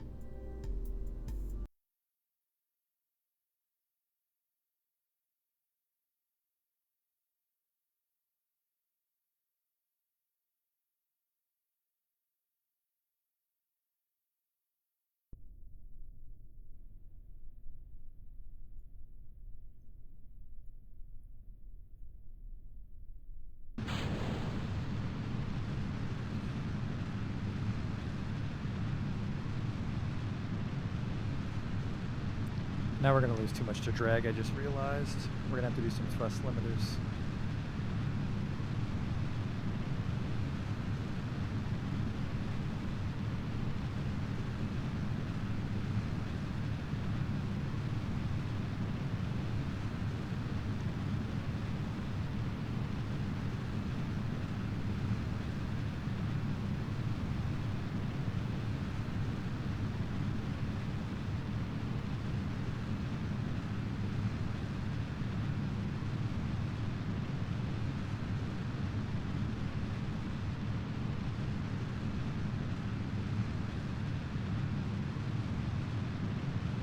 Catch on fire at 20,000, I think that's way too early.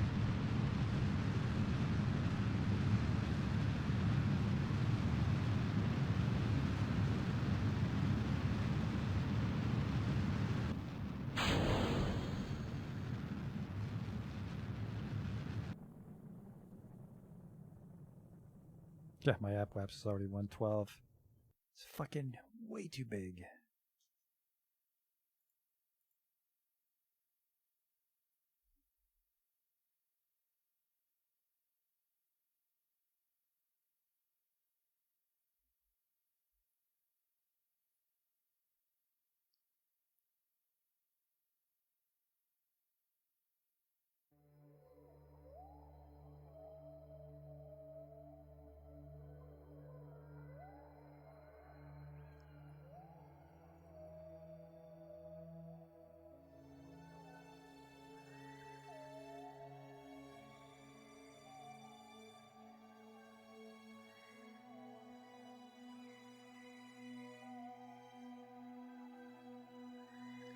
Basically going to put us in the same situation, but our ascending node's not 10 degrees more expensive than it needs to be.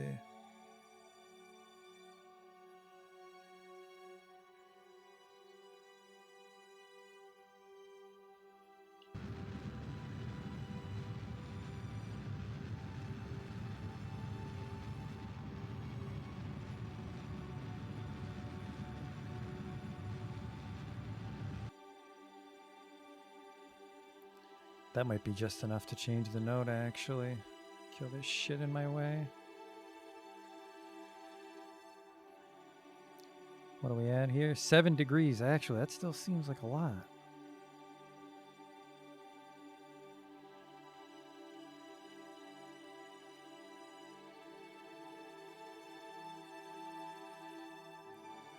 But I guess this time we're burning it with the mainsail instead of the Terrier.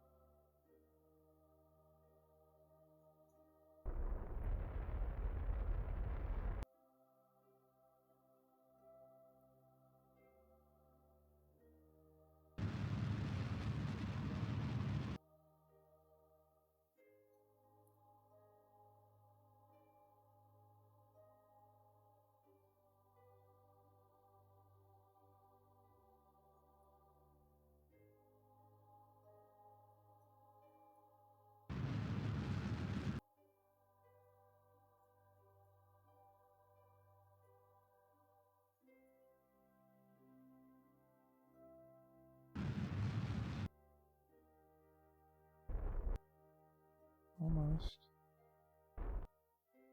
There. Alright, now we can take this thing to min-miss.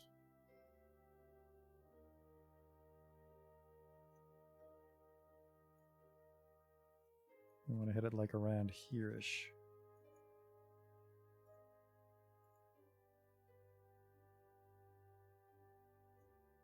Looks like the moon might be in my way. Oh, that was it right there, actually. Look at that. First try. Except I think I hit it wrong when we do it like that. It's in 6 days? That's the wrong way, right? That means I hit it on the wrong side.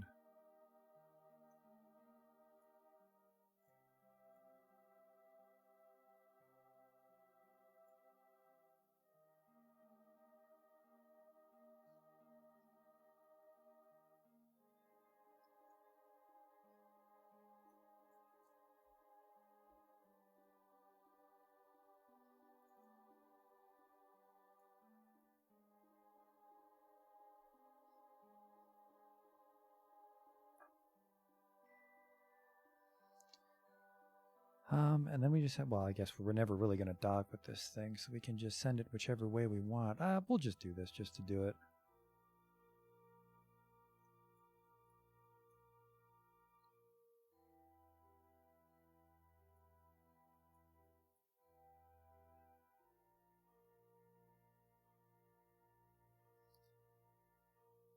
In 12 minutes, we burn for 5 minutes, though. That's a little spooky.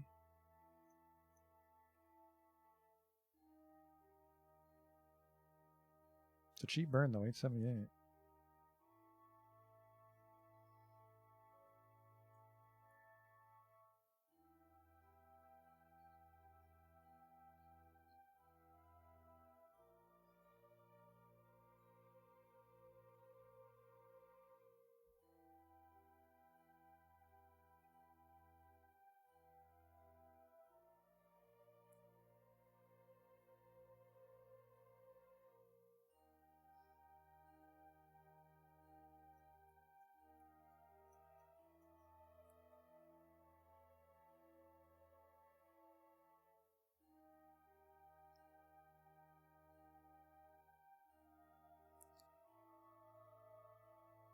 What I burn for? 245 maybe?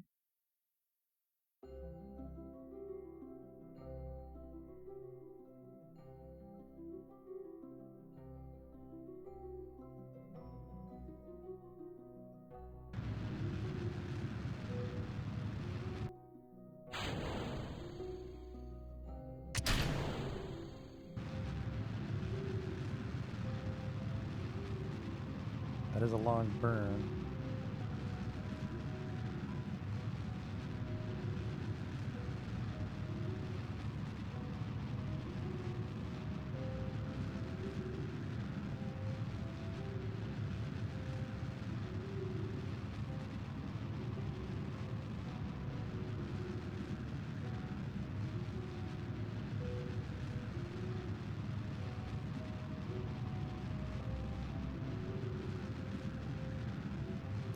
Get those out.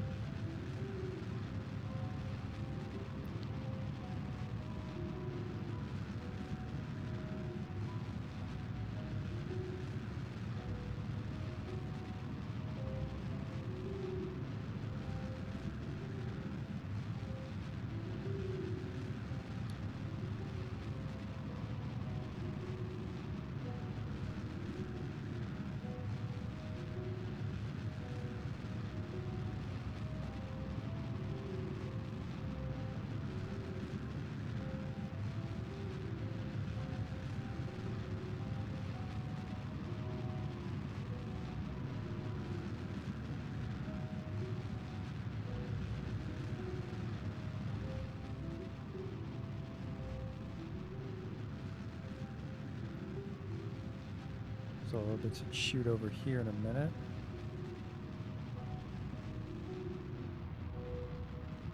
Still got 1,000. It's not too shabby.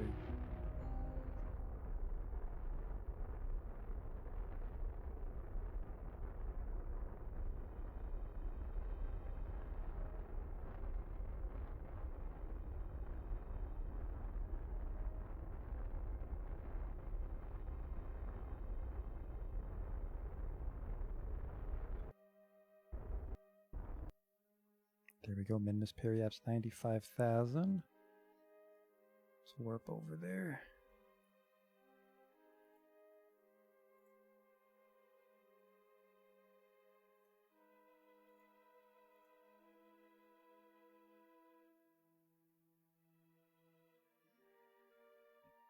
I think 20,000 is a good orbit for a station. We're able to land reliably with it.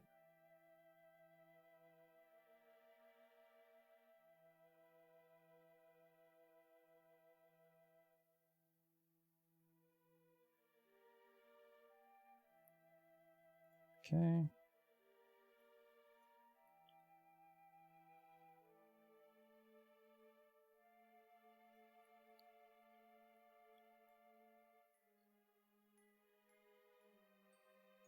Three minutes.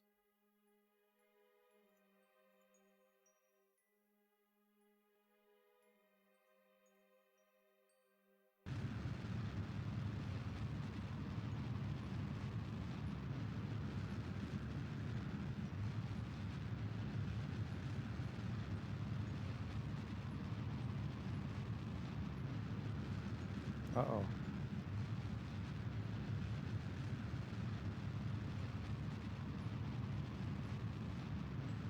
There it goes.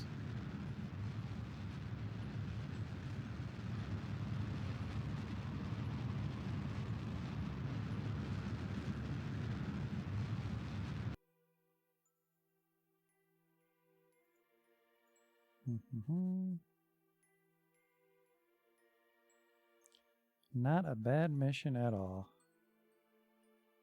We still have to come rendezvous with this thing, though. Oh, it's got an inclination.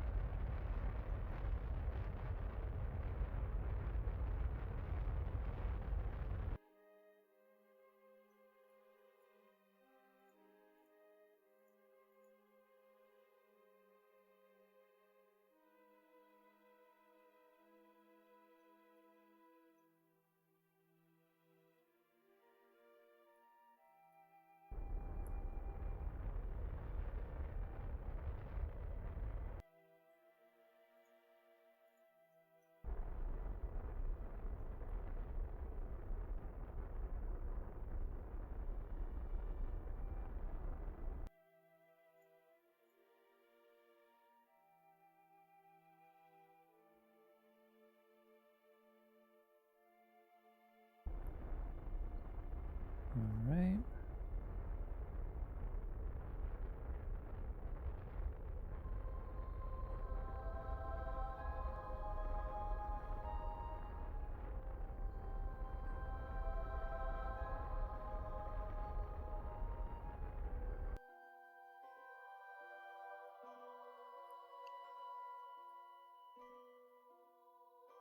Get it nice and circular, because why not? That'll make it a little bit easier to dock with. Well, rendezvous.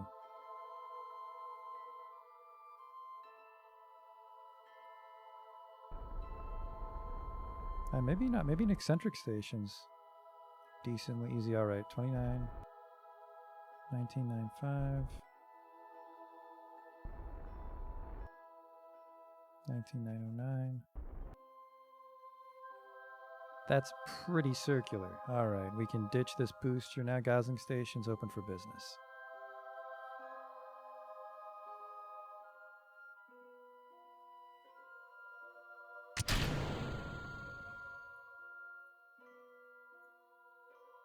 Get every single one of these antennas up for dress up. Then a quick break before we fly out their lander.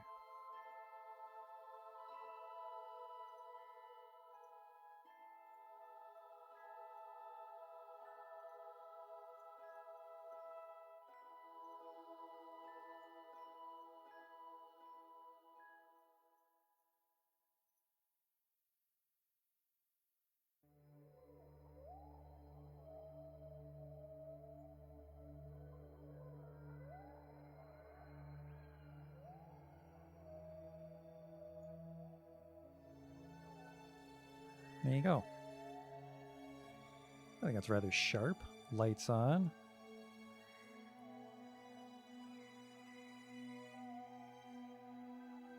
It's entirely possible this thing might hit you when I try to dock. That's a problem for later.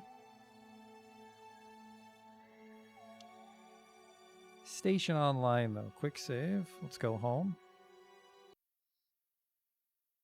So we need a ship that can deliver a lander to that station.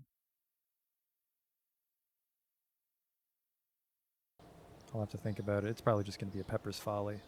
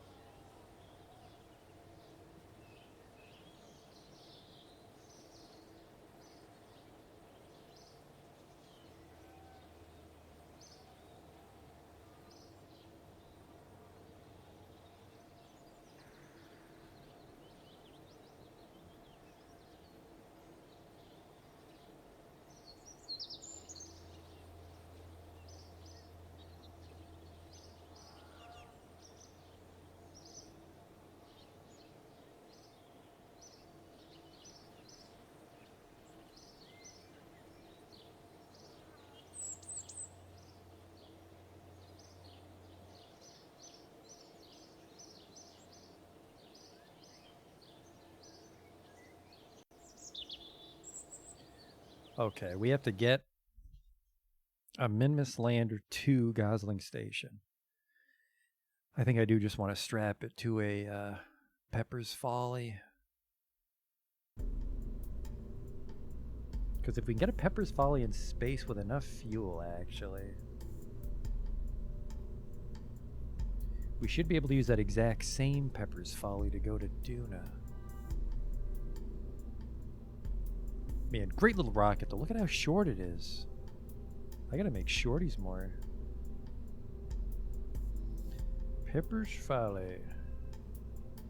I just don't know where I'd put the lander. Because like I could put on one of these nose cones, but that would make us off center.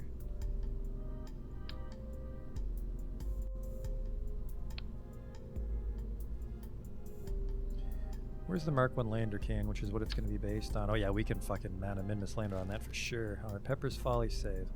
Start off with a new one here though. Because to land on Minmus we need 180. So 500 is really all we need for a very comfortable margin of error.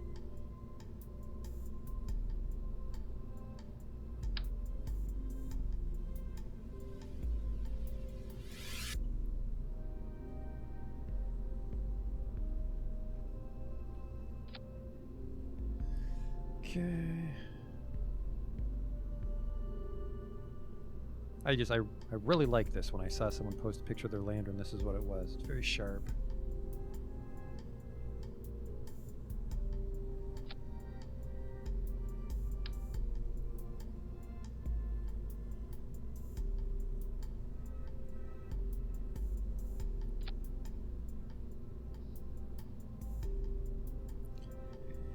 And then just something with a little bit of gusto.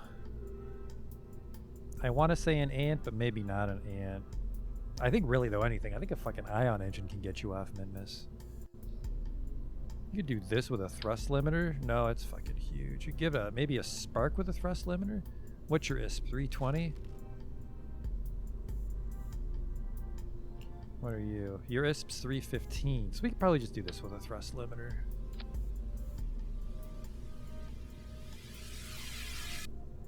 $1588 delta V in a vacuum. Yep, this is more than enough.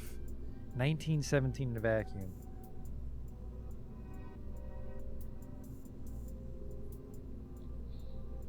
That should be plenty. And we don't do any science, so we don't need to put any of that shit on it. Just needs a little solar panel for emergencies. And that's really it.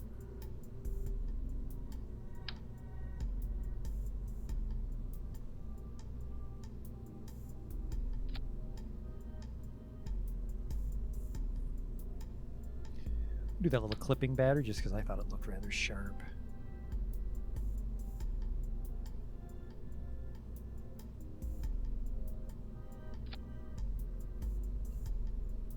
Okay.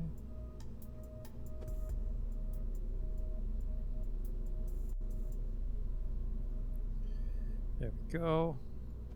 So it's got a solar panel, it's got a battery. Doesn't have a lot of torque. And if we put an idiot pilot in it, it has no autopilot. Actually, how much? Hang on. So this generates 3 torque, which might be enough on its own because it's so fucking tiny. And then if I give you an autopilot, you might also generate a little extra torque. What do you do? Okay, perfect fit. 0.5, 3.5 torque for, it's really just a lander can. I think that's going to be good enough. We could do another sort of simulation. We could put it on Minmus. No, because I think you can only put things in orbits. I think you can't land them on planets. So this thing needs a docking port junior.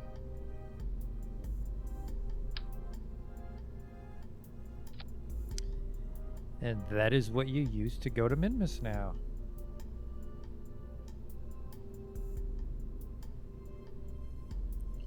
Could give it some lights to make the landing easier, but also because this autopilot's so powerful, anyone can hop in this. You could have an engineer go down or a scientist go down and retrofit Gumdrop Station, which remember is a real thing. So now we just need a little RCS to catch back up to the station.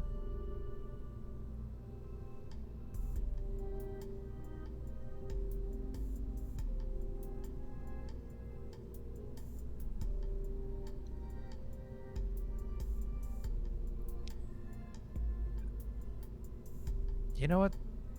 What does this give? This gives 22 and 18? What's in this thing? Actually, never mind. This wouldn't be quite enough on its own.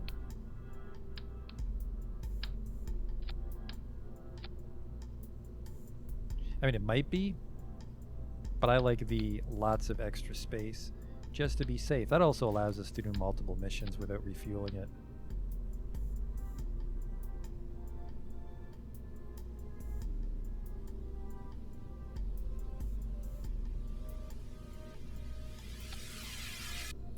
Not much room, but I just like the form factor that it's like compact when I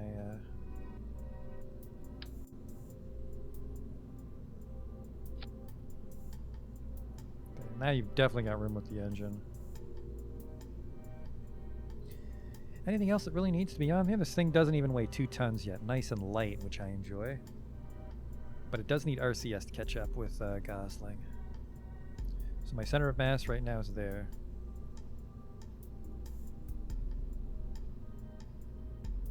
So I want this gone actually, so we can put the RCS somewhere.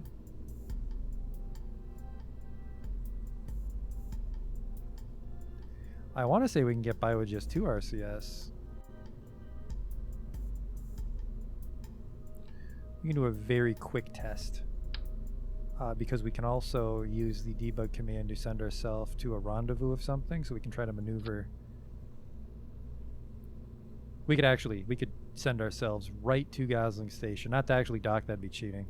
But just to see how easily this thing handles in the vacuum. We'll remove the flag, since that's really just for stations and ships. We shouldn't be leaving this thing behind for anybody to see it. Oh, that's a Crucian lander. Look at this thing, though. He's stout. Considering where we came from with the first lander. First lander held 2 people though, so this is a bit of an efficiency upgrade.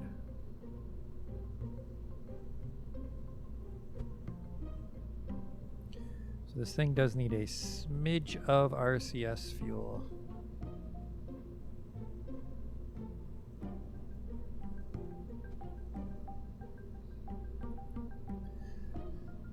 But RCS is kind of fat. Where am I going to put it?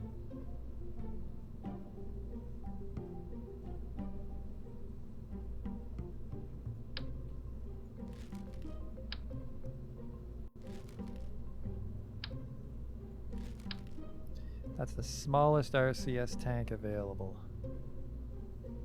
Actually, you know what? Let's do this. Let's get a little clippy.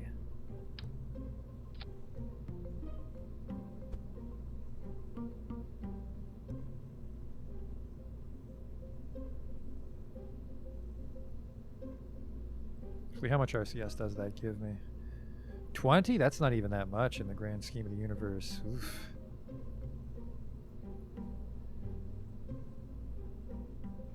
Yeah, let's not do that.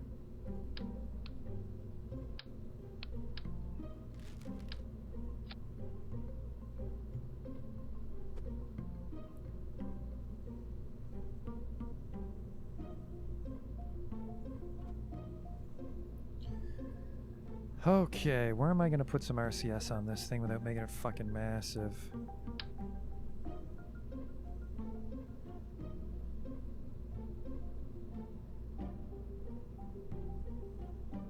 And I could just put a cluster under the engine.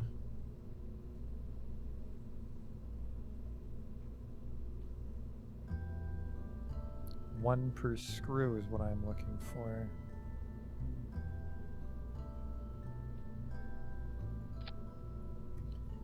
It's not too bad, and then we can offset them.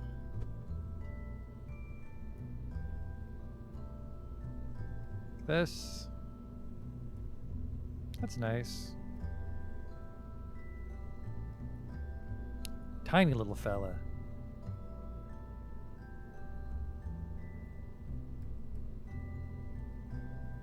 Now the root is this docking port, and then we'll make it a sub-assembly.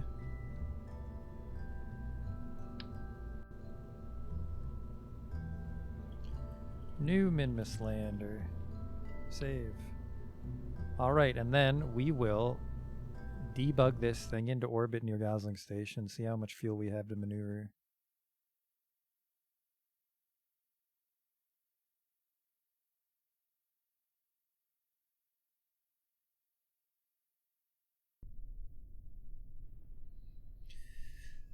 All right, Control Alt F12.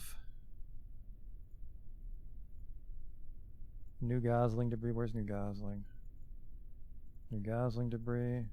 New Gosling. Rendezvous.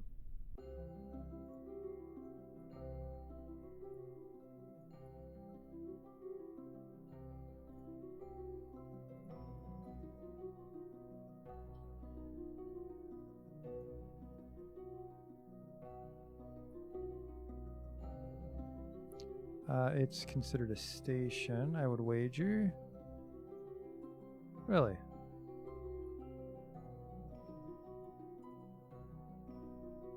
Ship. There it is. Untitled spacecraft? No, it's not. No, I'm sorry. I'm untitled spacecraft. God damn it, just a little too close. I can't even set the target.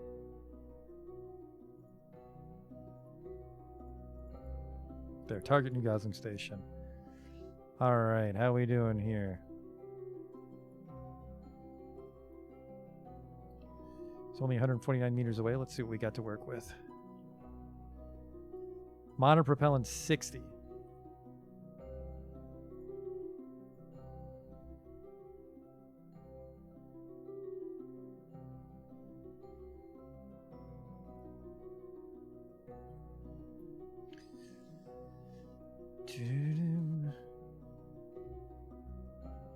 Very maneuverable, although I stripped the solar panel off.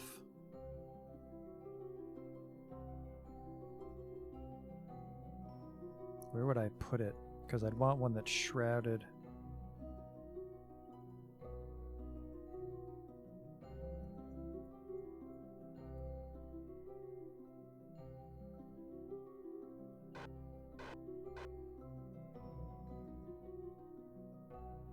How am I doing this test? We just use the debug menu, which is Control Alt F12.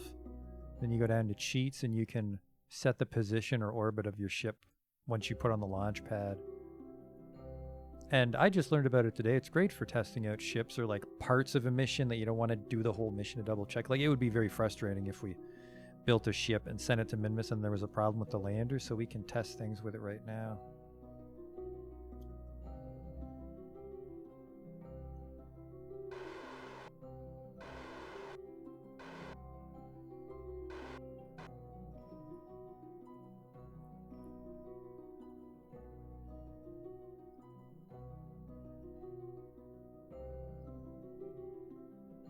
I do think this thing has enough fuel. With 1300 Delta V in space around Minmus, more than enough monopropellant to dock. Once we get closer, we can set the proper docking port as our target. We can't dock though, because once we dock, we won't be able to revert our flight, I think.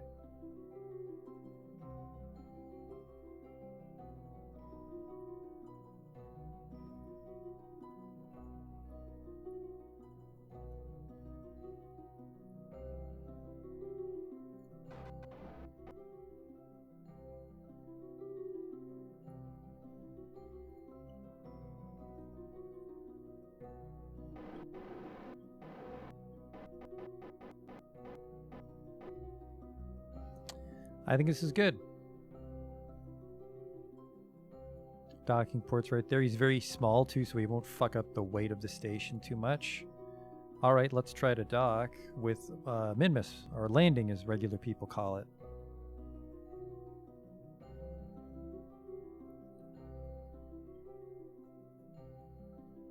Bring our orbit down to something. Who the fuck cares, right? Even if this guy blows up.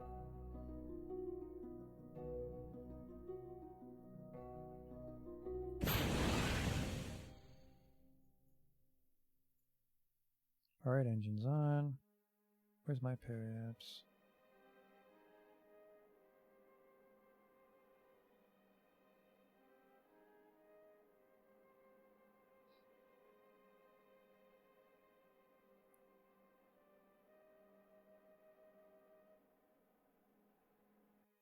I don't want to land in the darkness because of no lights on the ship, so we want to kill ourselves, so we land here.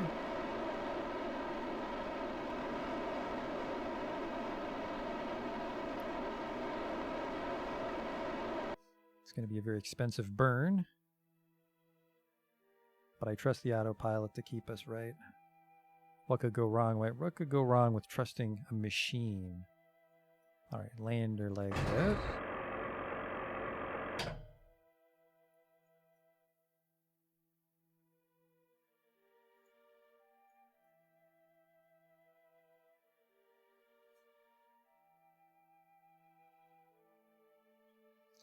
We want to keep our velocity at 10%. Oh, wait, or did he say that was the moon?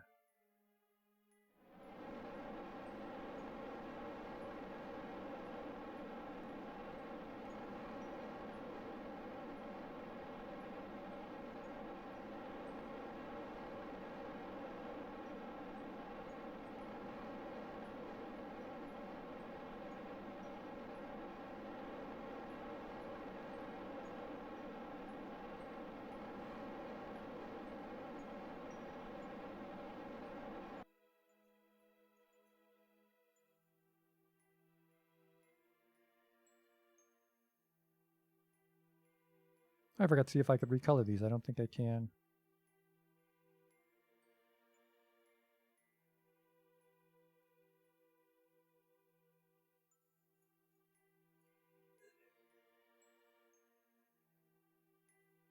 Bring ourselves down to 10 meters in a moment.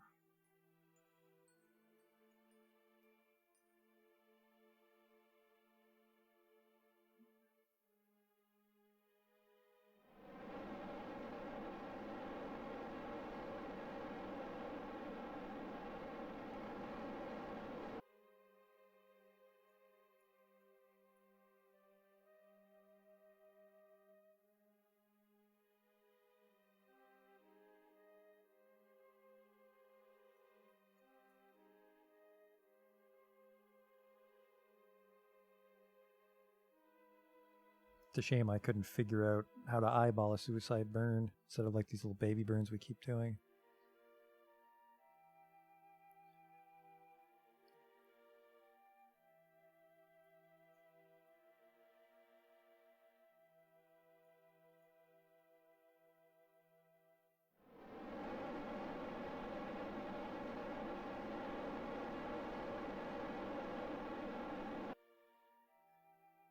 Whoops, that's surface. That's why things have been fucking weird.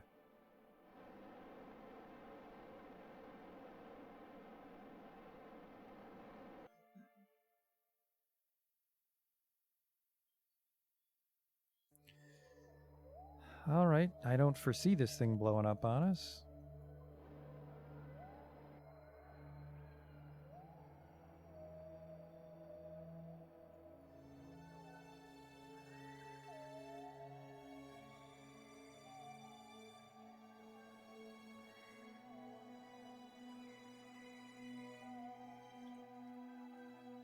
There we go. Lander works. Revert flight back to the VAB. We'll just pretend that was a computer simulation. Lander works. Let's get this thing up to Gosling.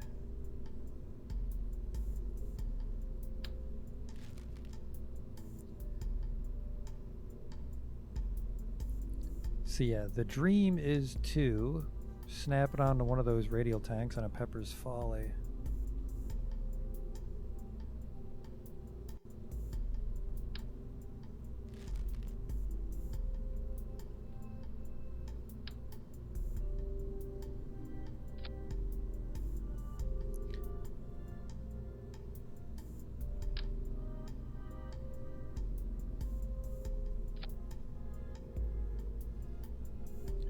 It's a little big.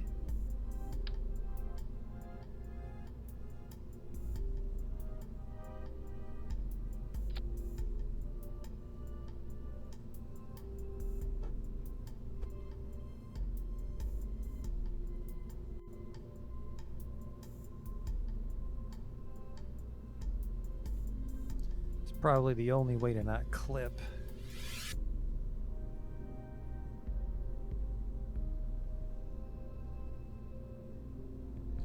So then we just have to hope this doesn't fuck with our weight so much that we tip over.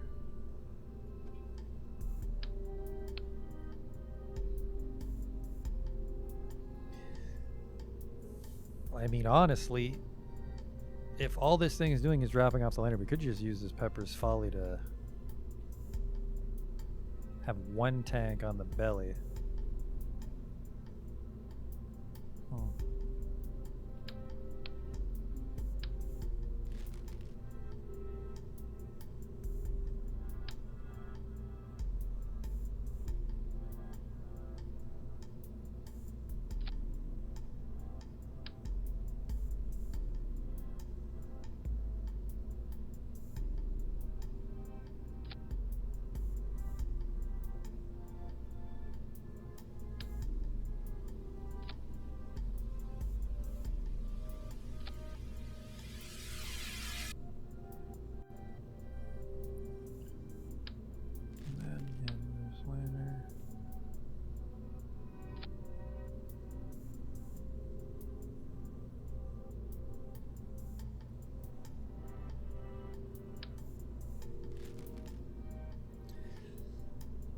And then this is delivering the 2 pilots, which is we have to buy one.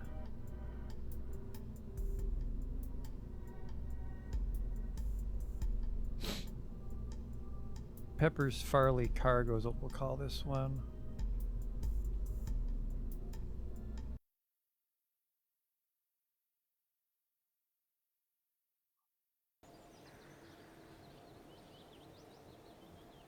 How much money do I have? I have 1.4 million. That's enough to buy a pilot.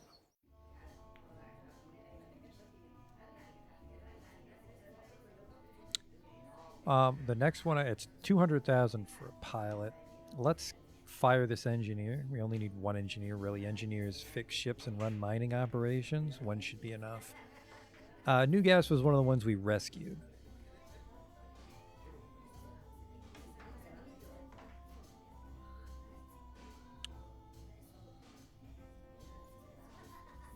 Assign Valentina's in this.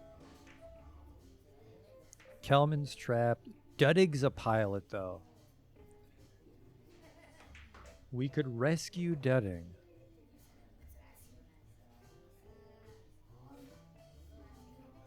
I'm firing New Gas, though. Back to civilian life. And I'm also going to fire Sigson because Sandbis and Bob are strong enough to run our labs. Back to civilian life.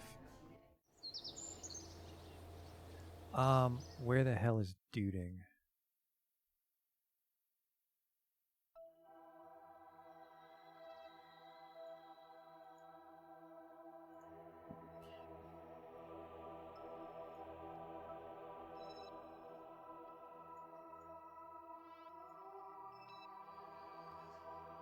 Sorry, Duding.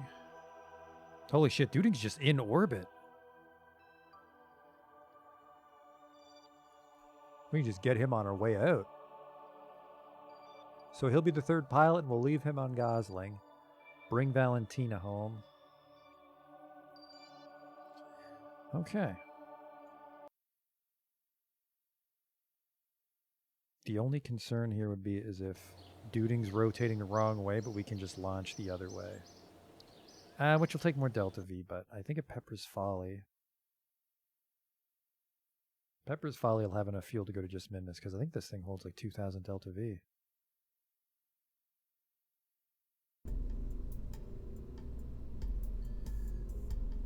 Pepper's Folly Cargo. Actually, maybe the...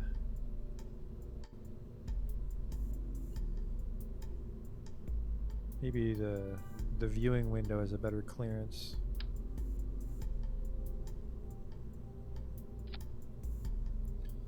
It does.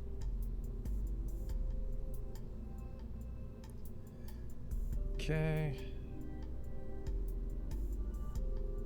It's got the autopilot. No reason to refit the ship, even though these things aren't going to do anything on this adventure. Pepper's Folly Cargo. Alright, now we just need this thing to get into space. Disable crossfeed. I don't want anything using this.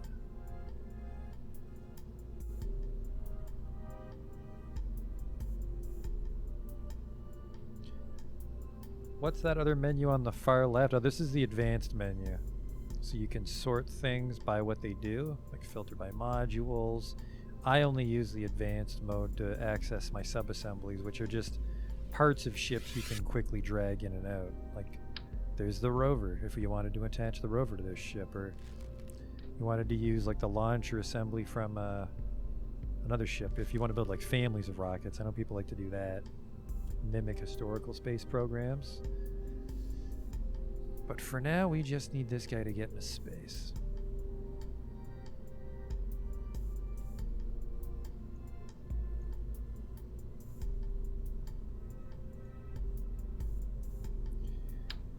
So we did a bunch of tests to make sure this thing can come back home, but I'm not sure we have a successful test of getting this thing into orbit.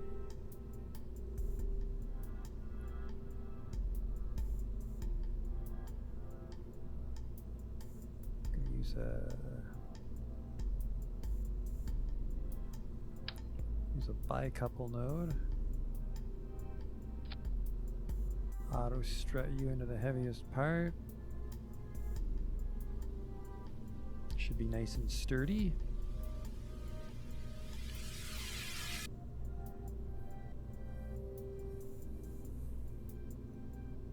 The downside is I'm not getting an accurate delta V from this ship for some reason right now. Is that out of fuel? It's out of fuel.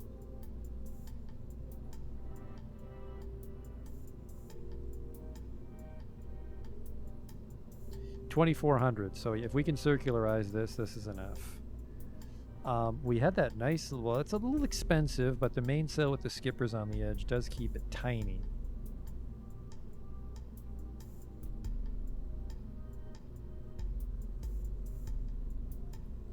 Here's what we'll do. I want to make it the massive payload just because this thing's fucking lopsided.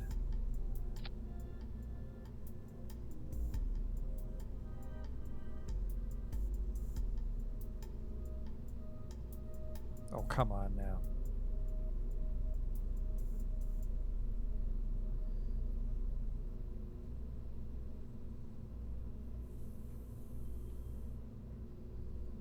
The clamshell, it's a little big. Pepper's Folly is not easy to contain, but if you can get it into space, then you're good. Now that fairing doesn't help us, because we actually don't have access to the fuel tanks that wide. That's a oh, nope, we do. Oops. Embarrassing comment alert.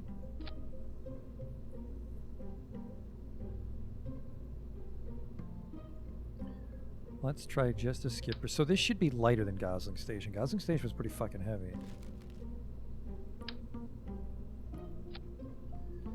At sea level, 2175 actually. One more fuel tank. Actually, probably even just some boosters and we'd be good. Weight, close one, 0.088. We'll do exactly what we did last time, though. We'll just put some radials with skippers that feed into this tank. Because I really like that for the height. You know what? I just realized when we sent Gosling Station up, it had no winglets. That's how much control we had. Or it was just a well-built rocket, I guess, right? A well-built rocket might not need fins at all.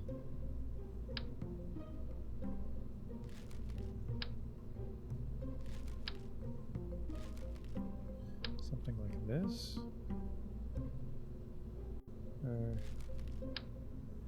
That's way too big. What the hell's a skipper? Skipper fits onto one of these. Oh, let's just go with a triple. I don't think we'll need 3. I don't even think we need 4. Okay.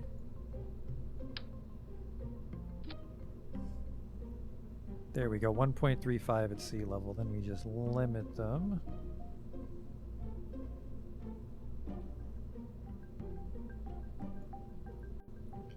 You can be down in the first as well.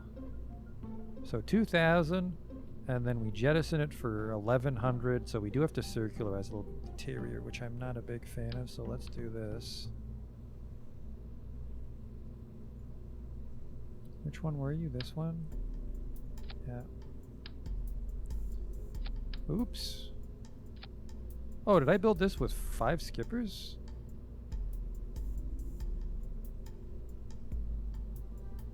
So 1,400. 3,000. So yeah, this is too much fuel now.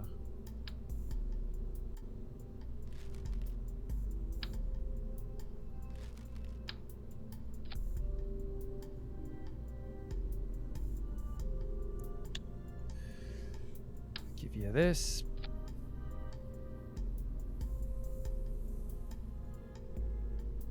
So there we go.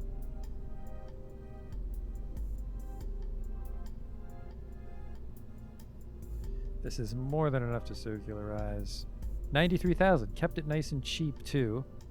Pepper's Folly's kind of expensive to get up there, so it's very important we use it on very expensive missions.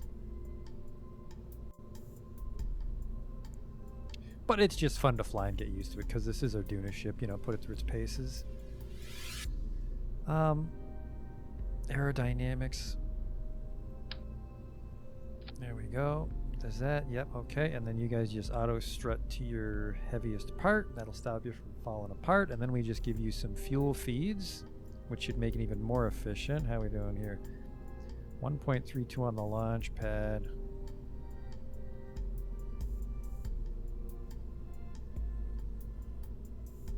Keep that at 1.2. I like that. And you've got your autopilot, you're super maneuverable. Battery's not amazing. I almost want to put a battery here, which we're going to do.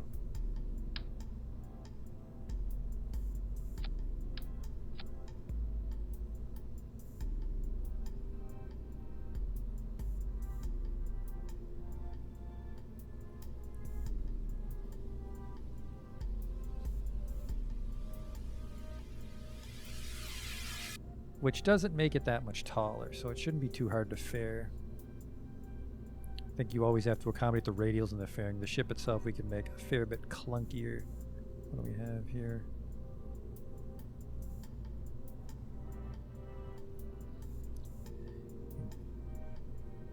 That industrial orange.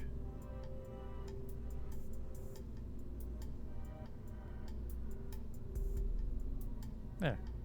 It is a rocket. Pepper's Folly. It's our first workhorse mission for it. Well, it's first real mission. We were just doing simulations earlier. 1,700.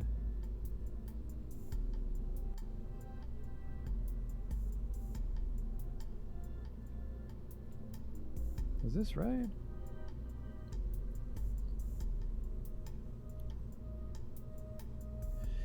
I guess this is right.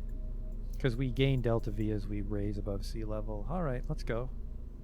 Get this thing in orbit, rescue Duding, take him along with us to Gosling Station. Bill, get the fuck out.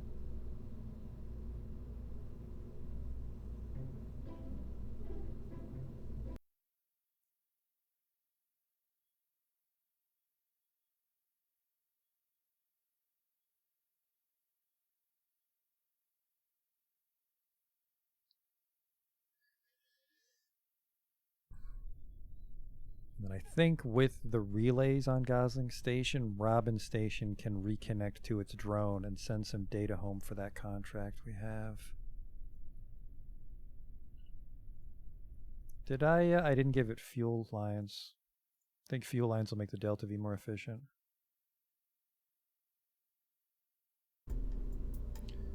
Especially if this thing isn't firing at a limiter. Yep, okay, so perfect.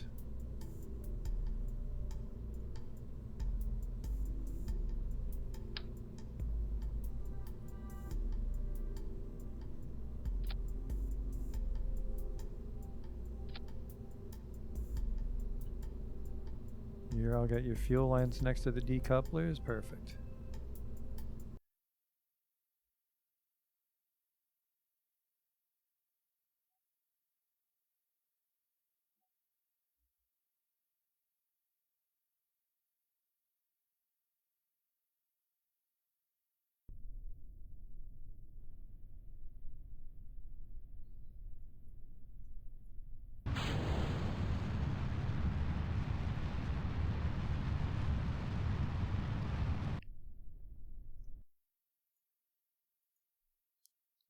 We lean very heavily towards the lander. So I want to rotate it 90 degrees.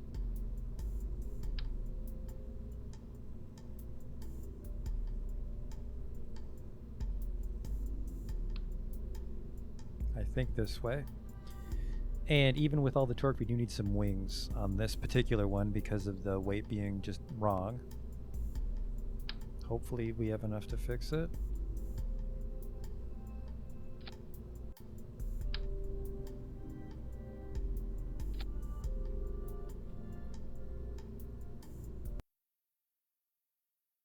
Because I mean, it kind of helps us. It does tip us a little bit for the gravity turn. Might tip us too much. We'll see.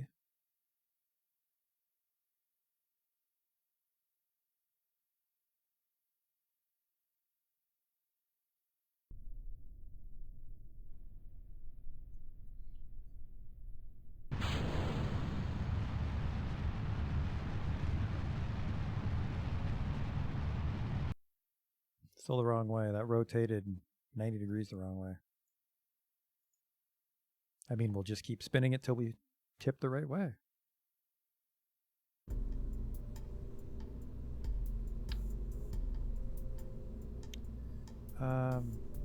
This way. Nope.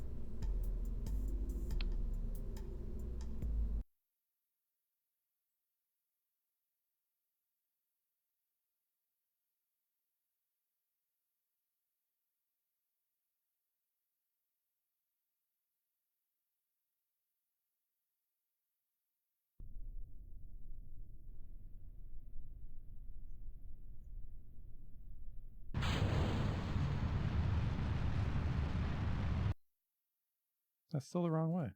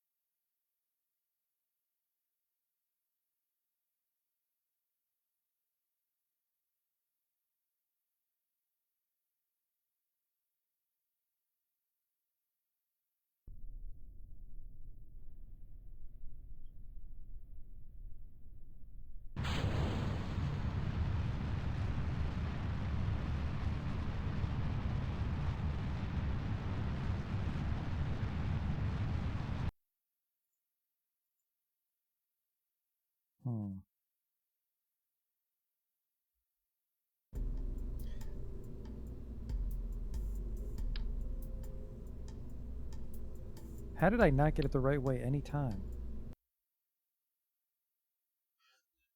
Or is it flipping my whole camera perspective when I launch?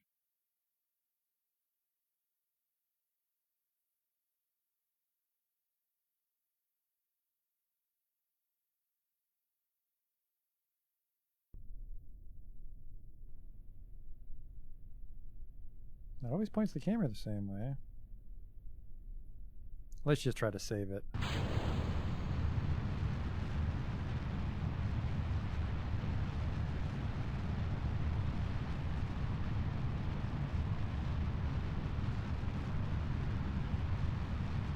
It's not going well. You definitely don't want to send up a lopsided shuttle-style ship.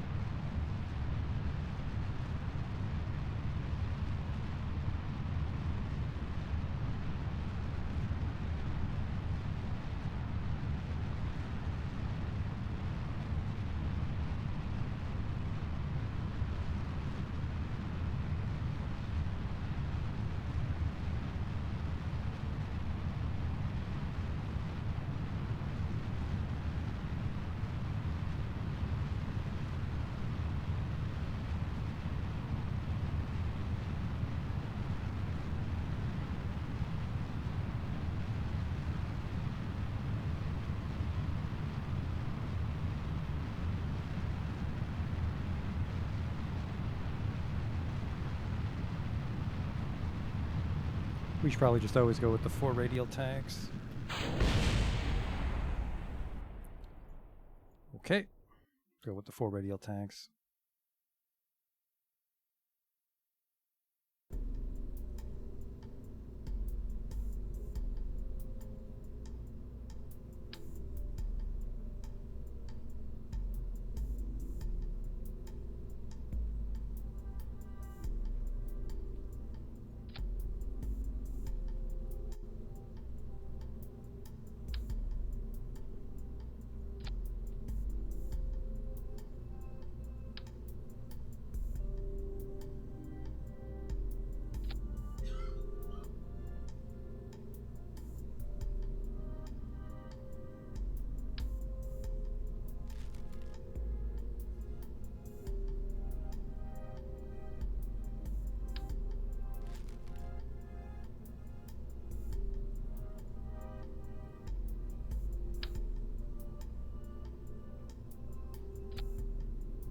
Okay, that should be a lot easier to stop from going nuts.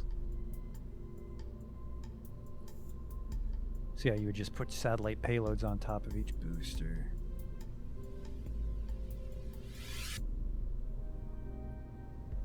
But then it's so much fuel we want. Not empty, but...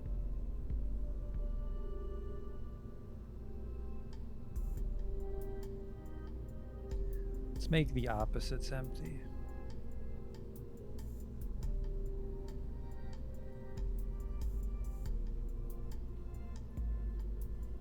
So this one's empty, and this one's empty.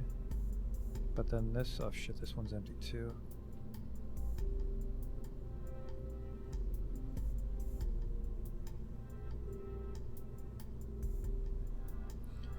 So we basically just need this fuel tank to weigh as much. Let's do this.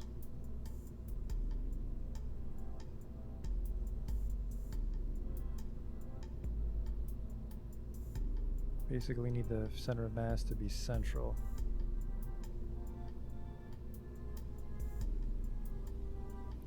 That seems to have fixed it.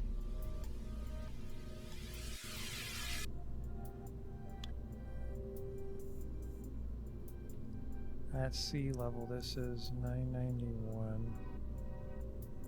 Then we gain 2500, which is most of it.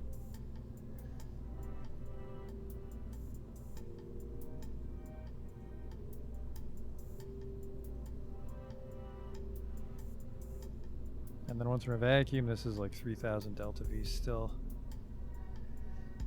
Probably actually lower his fuel then if that's the case.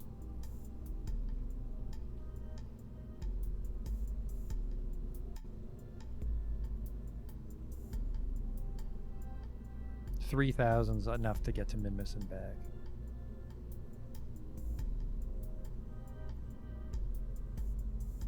So the ship costs $100,000 again now that we have all the boosters on.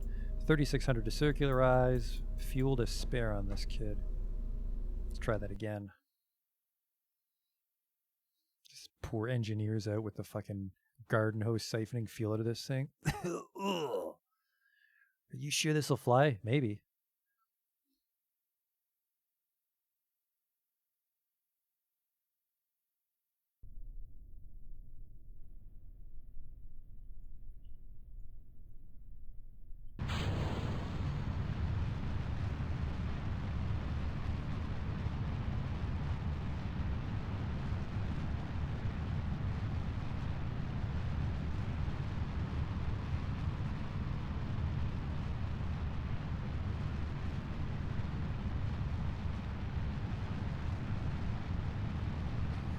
So I mean, you can use the fuel line to make these like nice little short rockets, but I don't think that's plausible in a real rocket ship. I don't think you can have fuel lines diverting fuel that reliably at high speed. Let's fix our angle here, please, prograde marker, thank you.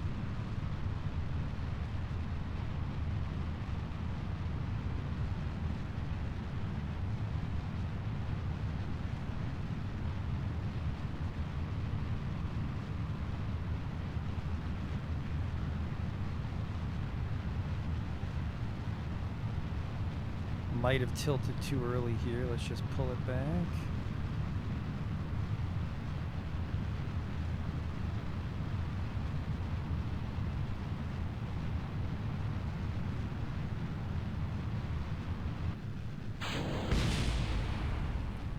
Fucking thing took out a wing. I gotta make sure I'm following prograde when I eject. Apparently that was a load-bearing wing. Whoa.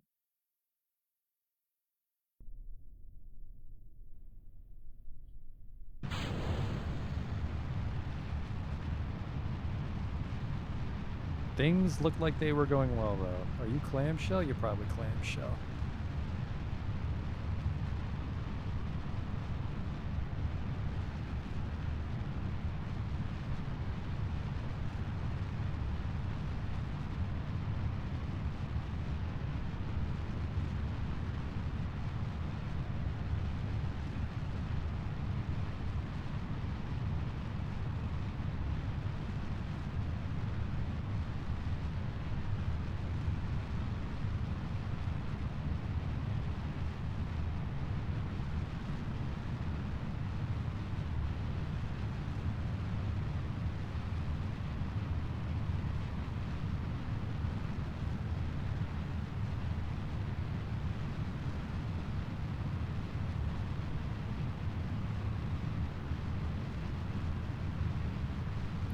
as long as I'm pointing prograde, they'll clear properly.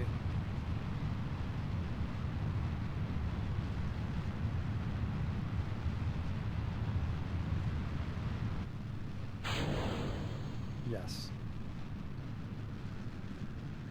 Problem solved.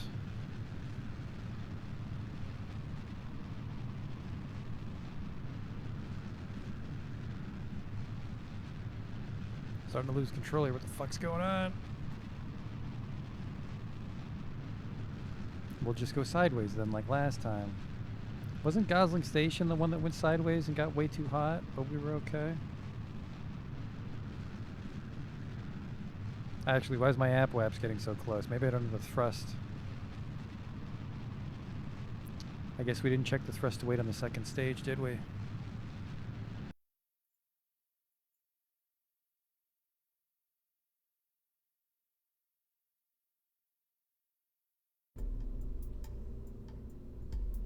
.66.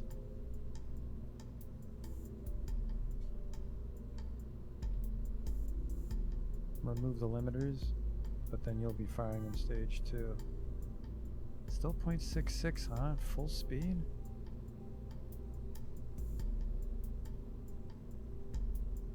Gotta make you a mainsail.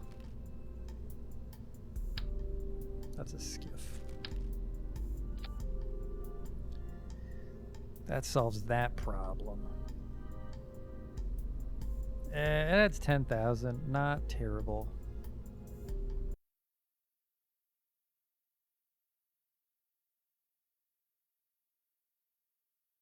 Oh wait, that's wrong. Want to be draining the radial tanks on the first stage, so we fire the mainsail right away.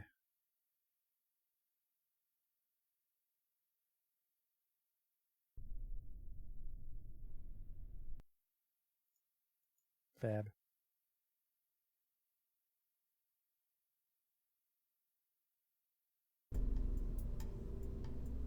Oh, the lander leg out there. I'm sure he'll be fine. Are you clamshell? You are.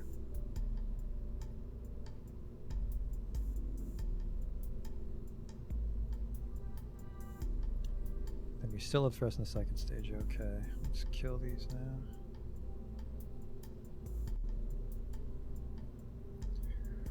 .7.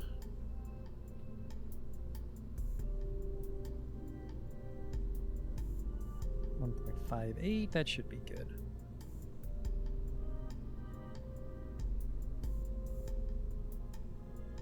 Honestly, actually, let's do this. Let's really lower it.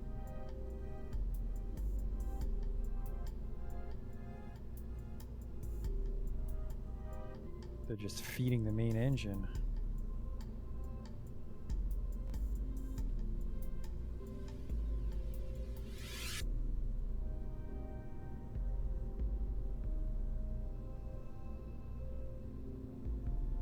Do I even need these fucking things? I think I do.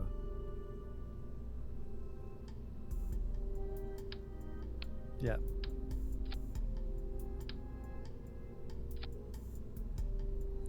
.25, 1.57. Okay, okay. 1.3, 3.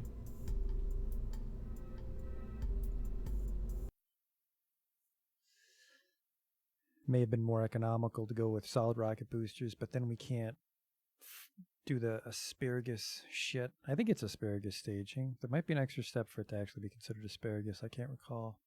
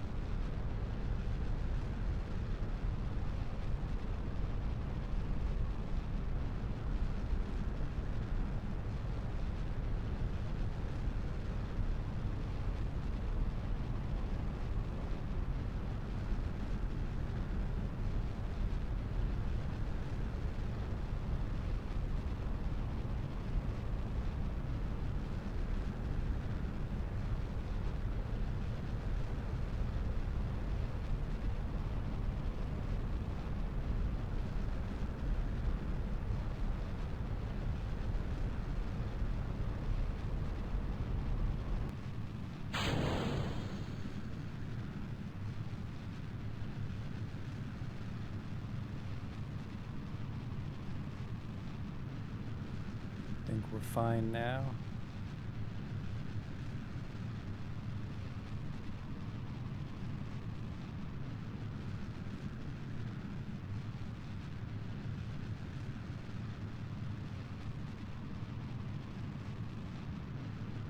A little expensive to get a Pepper's Folly up, but I mean, you can get a lot done with it. $100,000, so as long as you make $100,000 in contracts every time we send it up.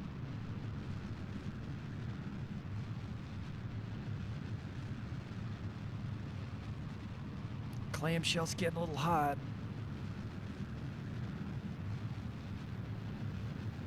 As long as that leg doesn't explode, looks like it's safe inside the fairing.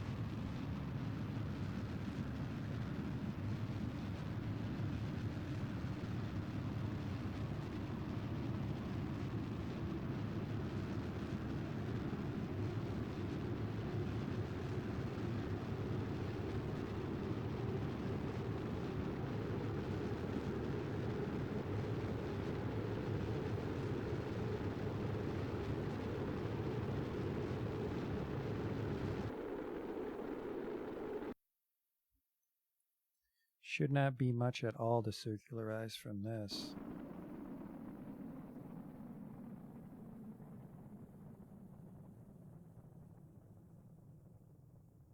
Got a lot of charge. I guess we're piggybacking off the lander as well.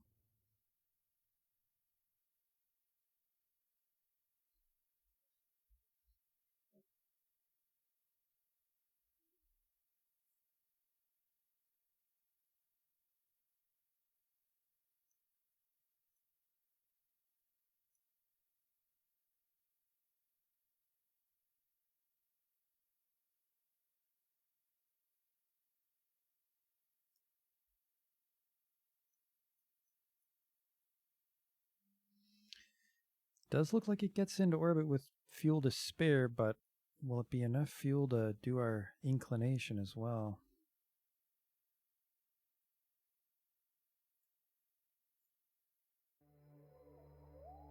Five's actually good. We tilted the right way by accident.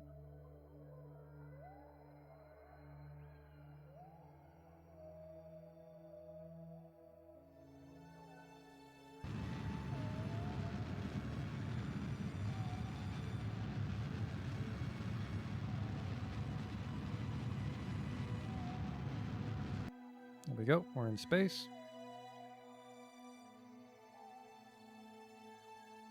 Let's try to get everything done before we ditch the fairing. I think it's pretty sturdy, but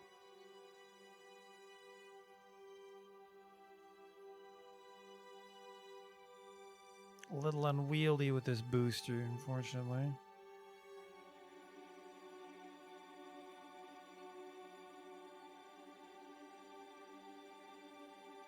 $545 though with a mainsail.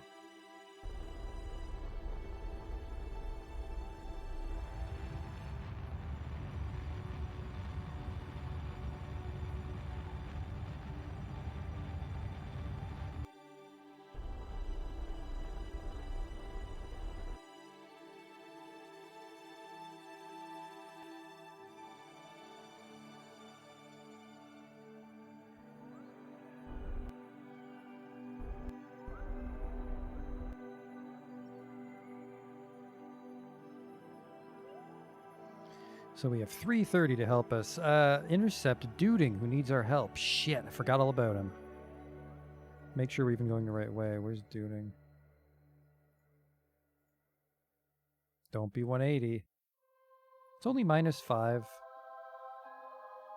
Let's go back though, because I think I quick saved it right before we met up.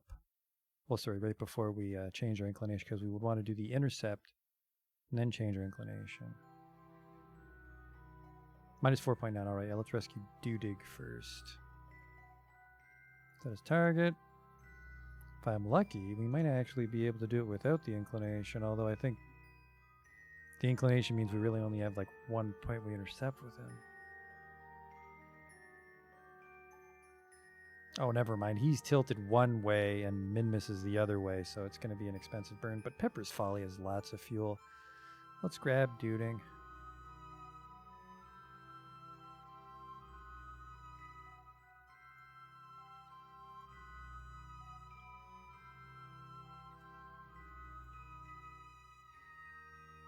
So I want to go anti-normal here.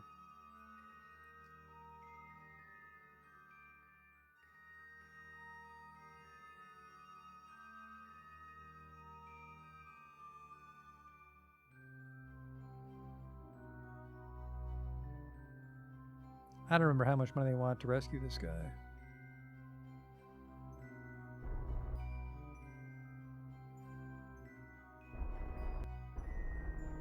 It's the wrong way.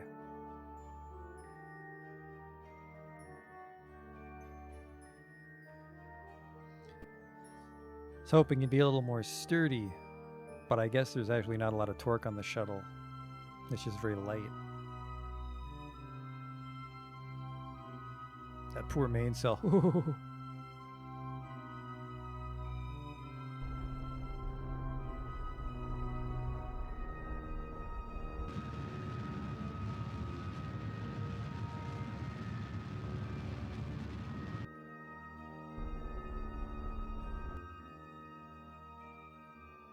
Then we can use the main cell to just rescue this guy and the Pepper's Follies for everything else.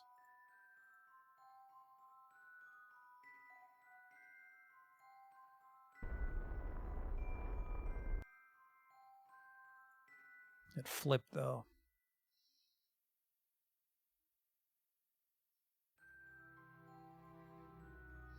I said we were going to get the grabby arm and deorbit some of this shit, but now I don't want to.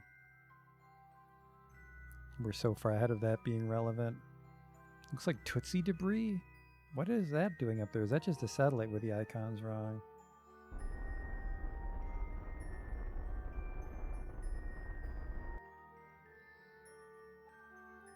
Alright, I'm accidentally on like a perfect orbit with duding.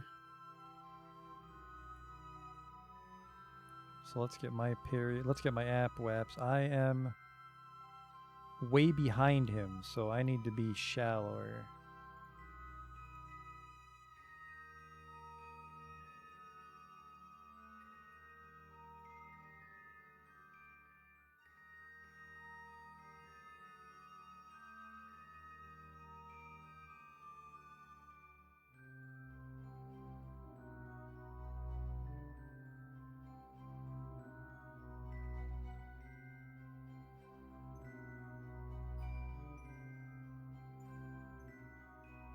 I just realized Pepper's Folly can't dock. We'll have to spacewalk over to Gosling. We don't have a docking version of Pepper.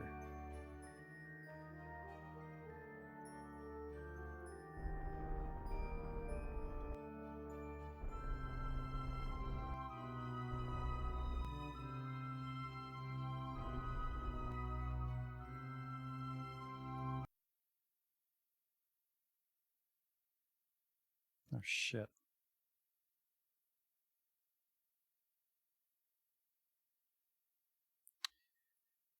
Shouldn't have killed my orbit like this. We're in some serious trouble now. I think we might aero break down.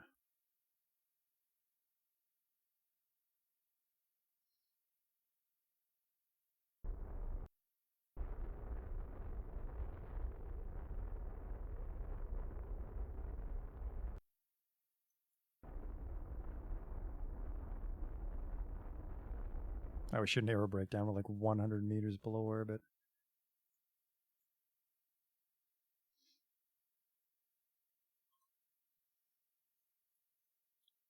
Fall back down ever so briefly, then back out we go.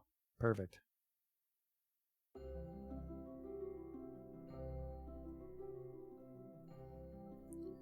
So we will not be lowering our orbit. We will be raising it and just waiting. Because these are very fast ones, aren't they? Probably at like 1 hour rotations or something.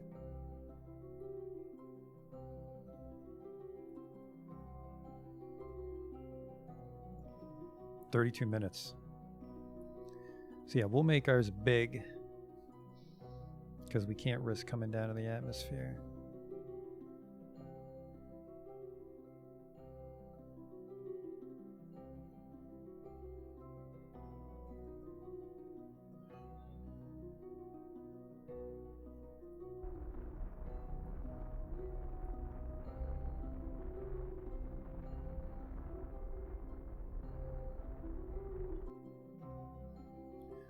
118 by actually our app, or we'll make the periapps match him. What's his? 79 by 90. We're gonna be 79 by like fucking whatever we want. So bring that 103 down to 79, and then we'll try to scoop him up.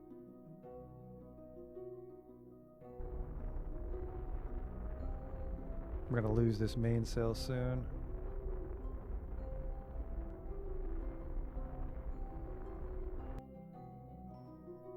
All right.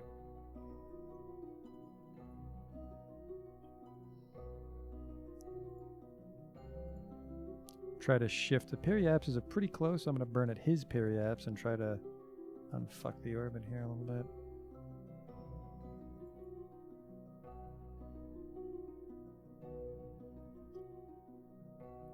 Not at a charge yet. I think 172 might be enough. We might be able to meet up with him with just this main cell.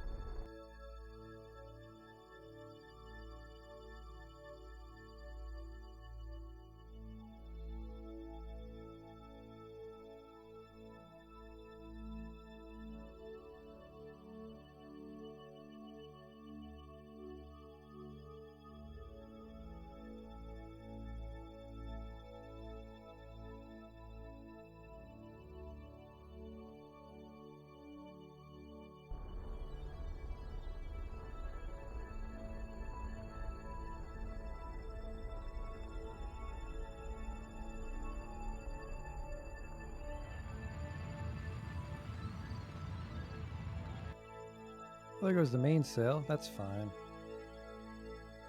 One less thing to worry about, right?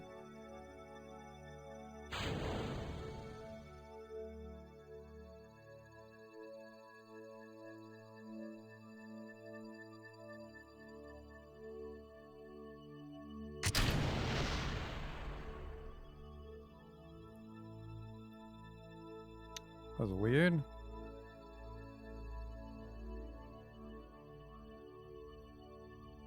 I don't think part of the ship exploded.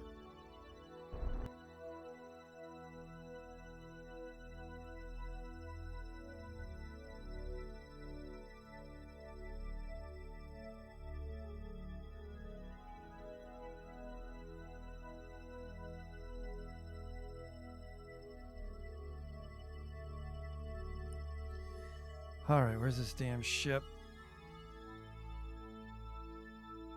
Already getting a decent intercept here.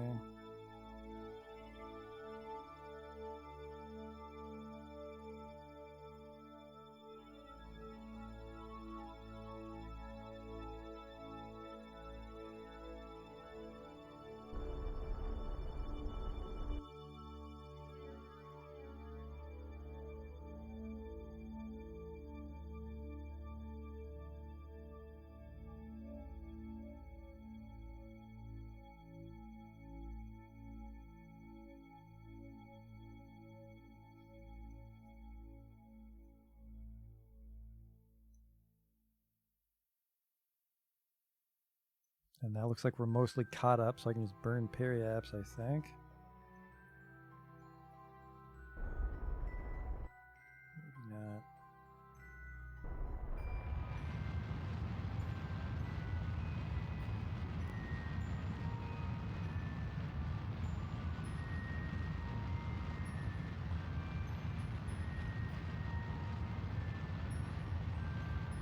I burned that way too big. I forgot it was a main cell I was firing.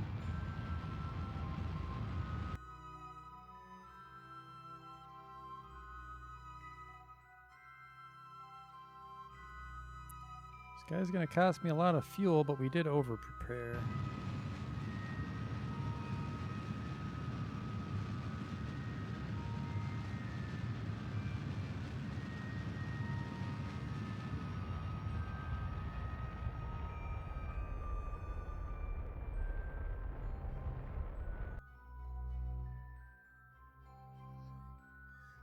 I'm a little bit ahead, so after a couple rotations...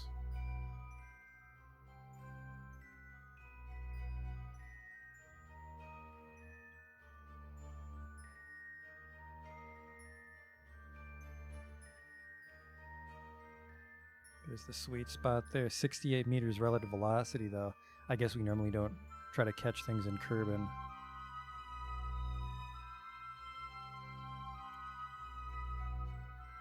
Let's kill my target velocity, see what happens. We don't got to dock with him. He's just got to jump on.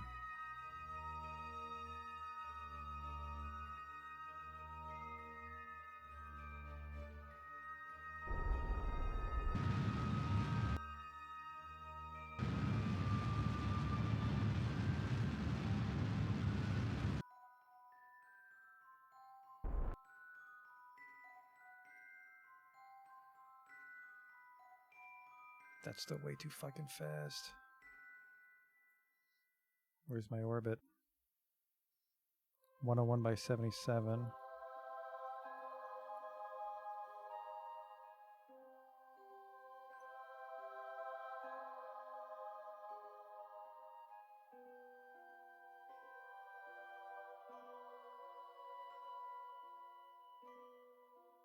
These are getting worse.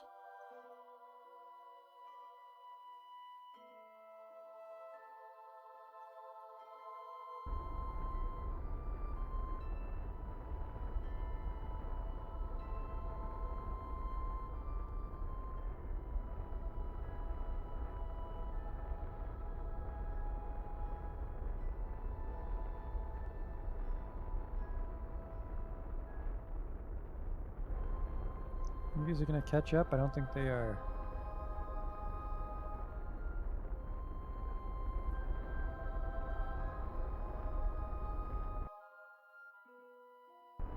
Careful, I don't go under 70 like an idiot.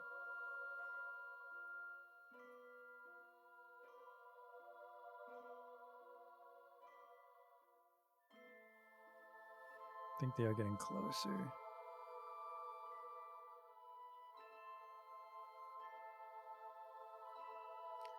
What do we have here? 23 meters, 1 kilometer apart. That's our target, I think.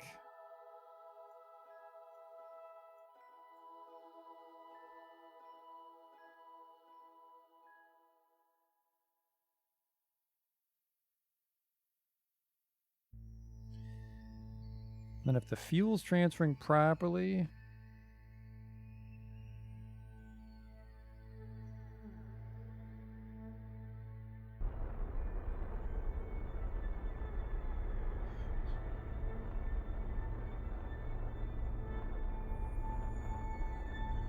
If the fuel's not transferring properly, we may not get to min this.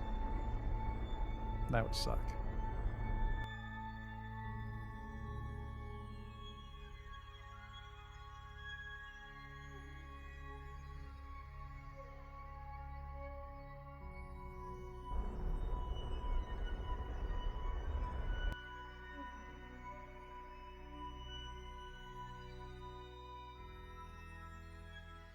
Where are you, target ship?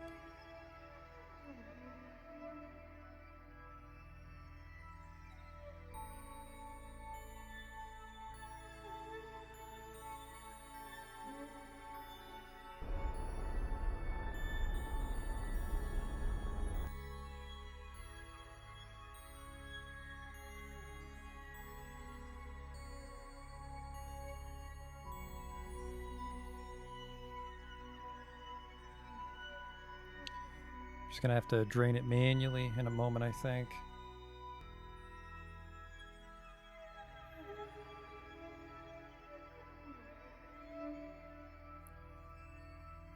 Oh, fuck.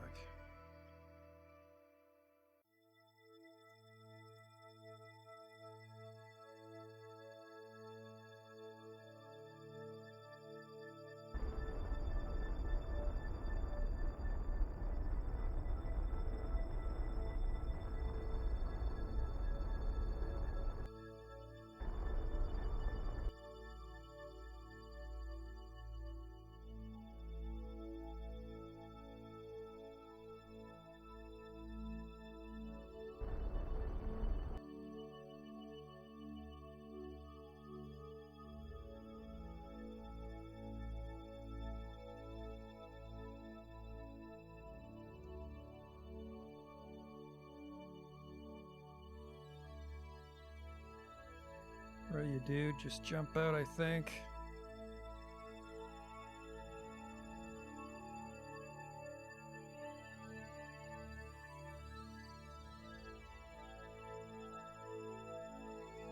Got a little re-entry capsule that ran out of gas. That sucks, homie. Welcome to the Crescent Federation.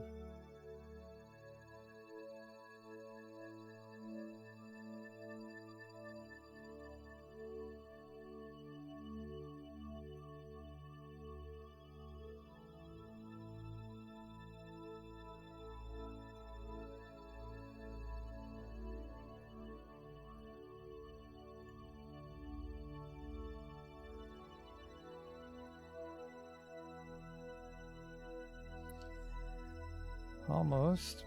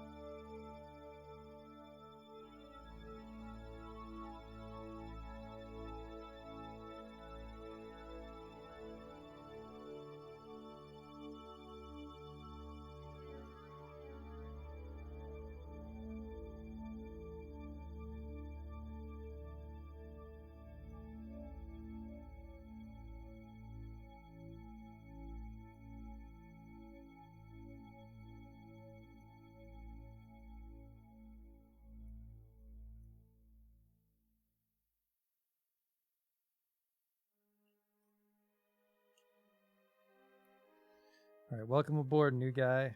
We actually have to bring you home for the contract, though, so Valentina's going to have to stay in charge of Gosling Station, isn't she? All right. Set as target, then we just got to make sure that our intercept sends us the right way, but we learn that when we set a maneuver, we can preview it here, make sure we're going in the right direction. The hell is that? New Gosling debris? Kenster's heap. There's a guy around Gosling we need to save. I forgot all about him. All right, what's my node? 6 degrees.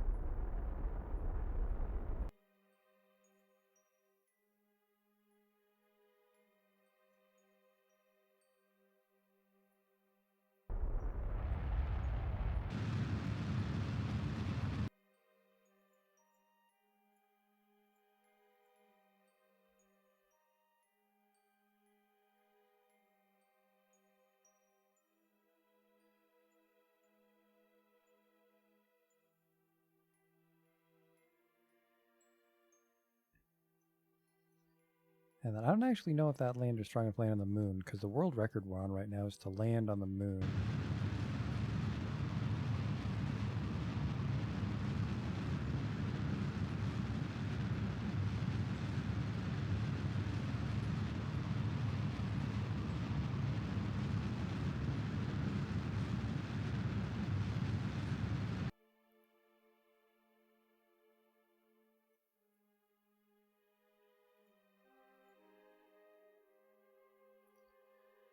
So we have 1030 fuel,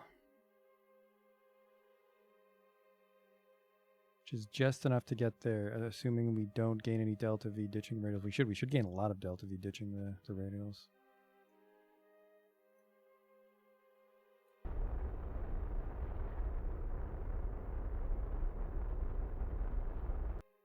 Come on, be 0. There you go.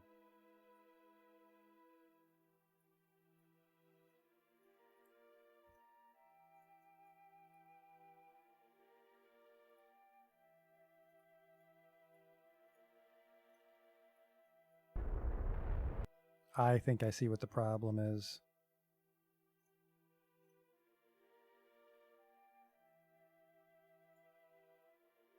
These don't have fuel lines.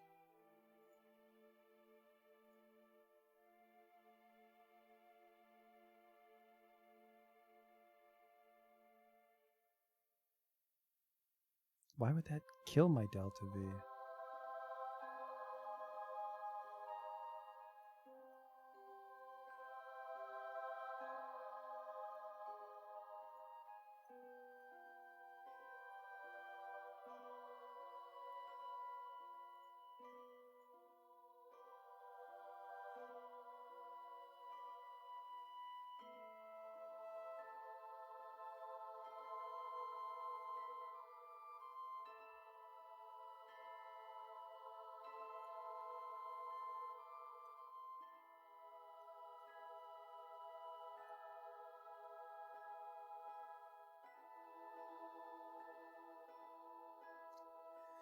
So I should be able to decouple all of these except this one, but you know what? It shouldn't. It shouldn't make us off balance in space.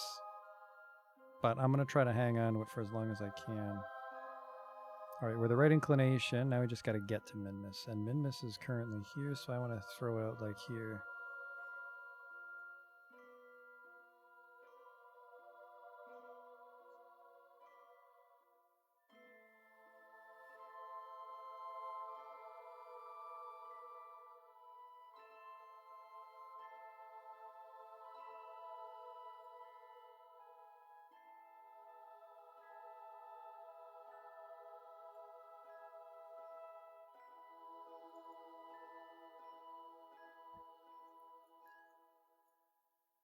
New Gosling goes this way, and so do I. Perfect.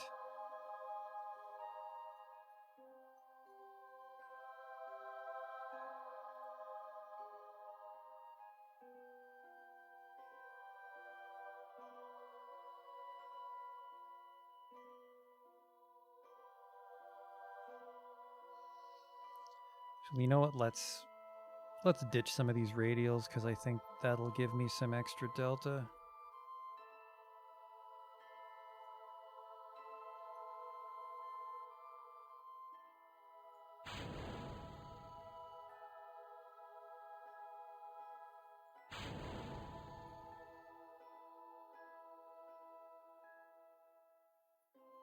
Gave us a shitload. Now we're at 2,600.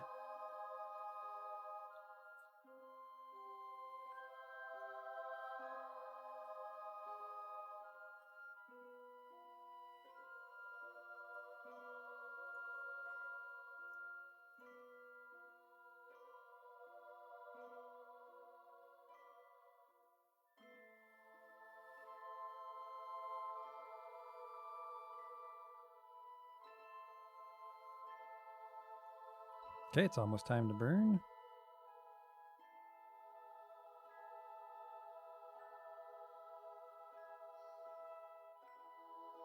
I'm a little confused here, though, because the implication is that these tanks are going to run empty. Like, this is weird. It's like this run out, and then you want to decouple. I was like, but I don't want to decouple.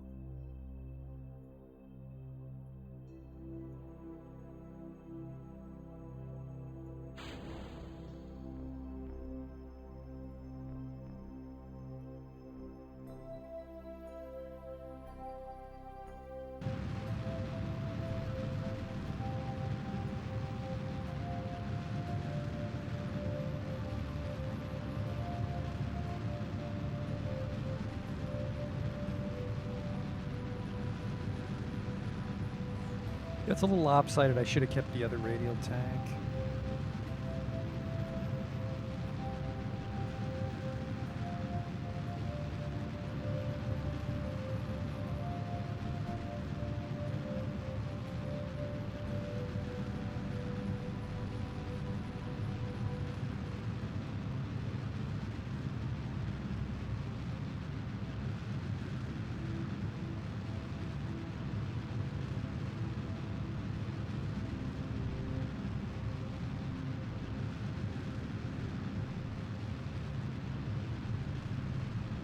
No, I said disable crossfeed, you dumb dicks.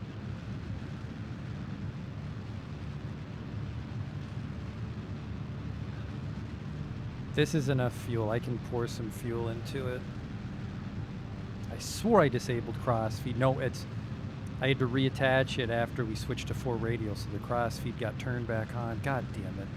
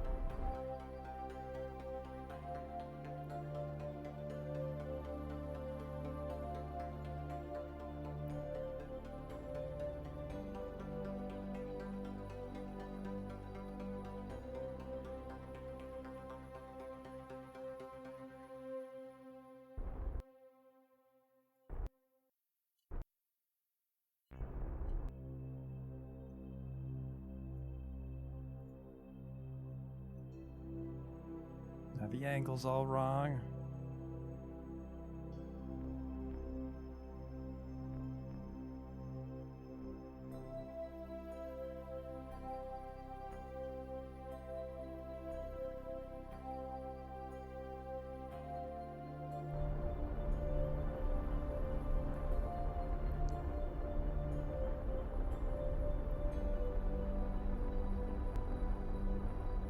Oh my god.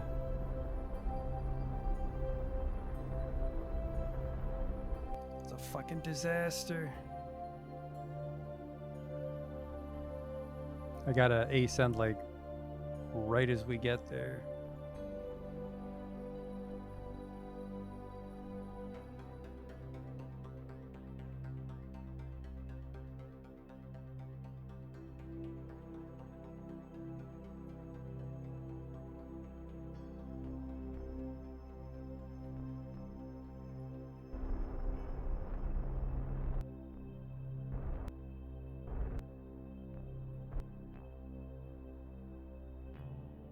Alright, now it's real orbit.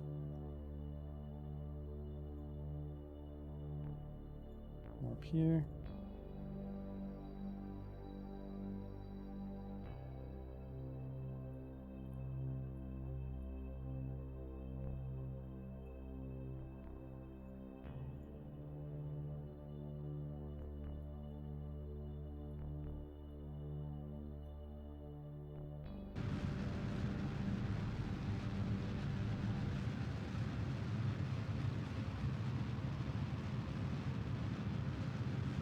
It's also slowly fixing the node too, which I like.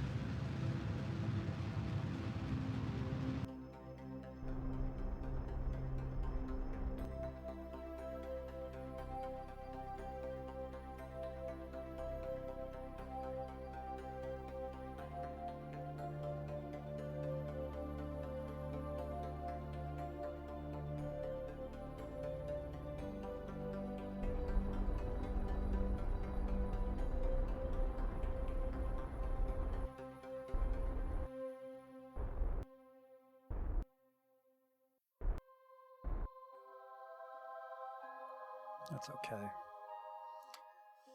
So its periapsis is 20 by 20. It's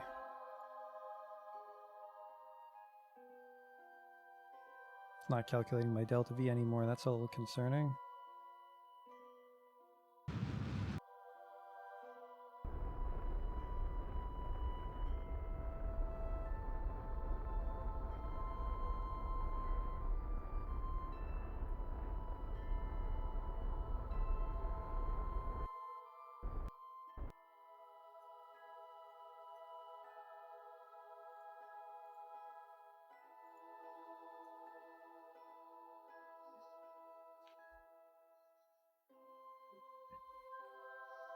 So yeah, not the best orbit on this thing. Probably should have fixed it, but It's really just to have it there. We're not going to be doing any more Minmus missions, really.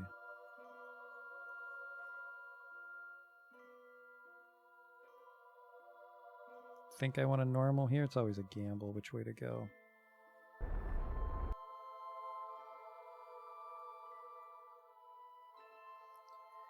At least it is very cheap to correct your inclination at Minmus.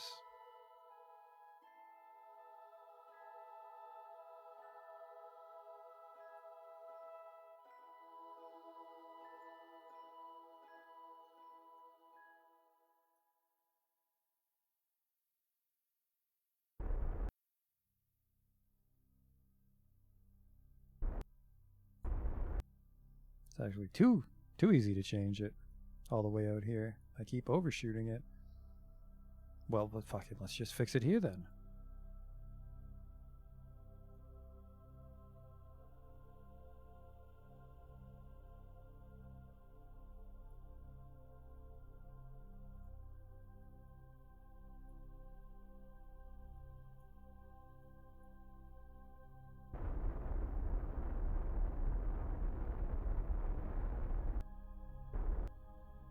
There. Now we gotta bring this colossal apwabs down.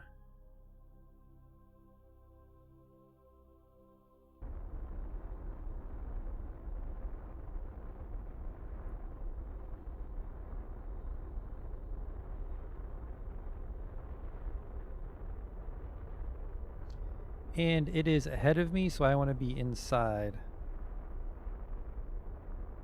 By just a little bit.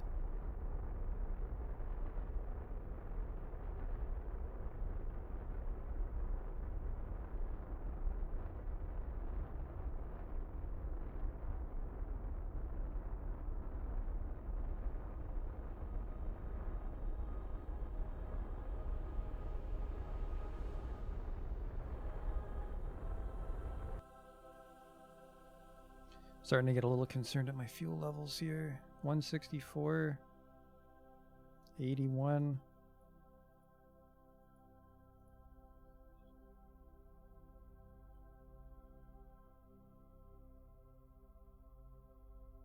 I really do not like the fact that it's not showing me the delta.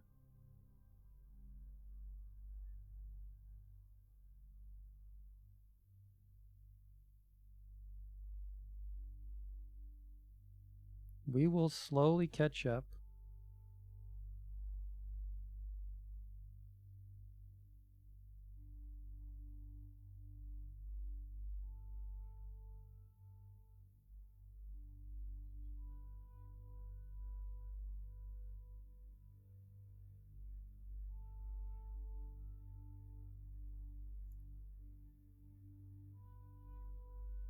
Probably the next one is where we stand a chance. I want to raise my orbit right here.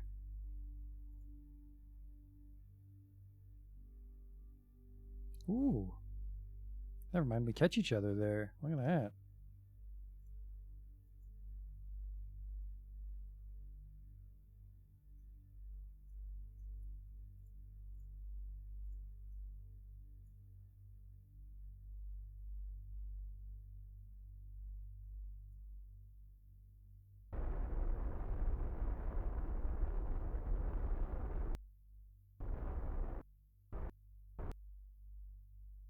That's where we'll meet up.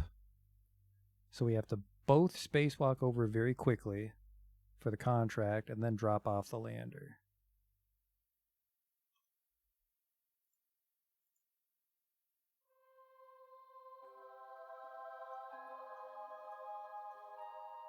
Orbit's almost circular, so we should actually stay close to them for a very long time.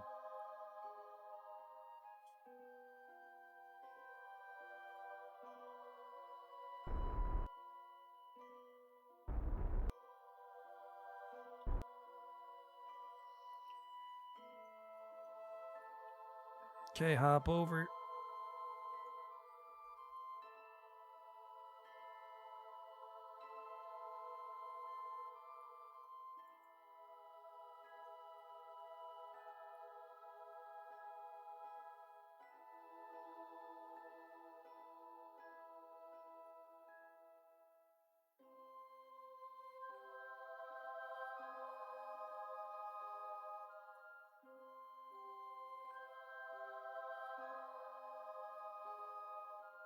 Oh shit, you have to...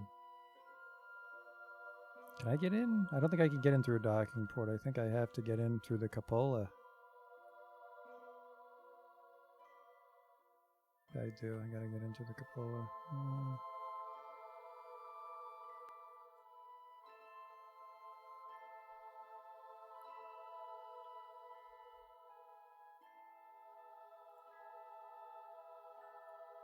Where the hell's Valentina if she's not in there?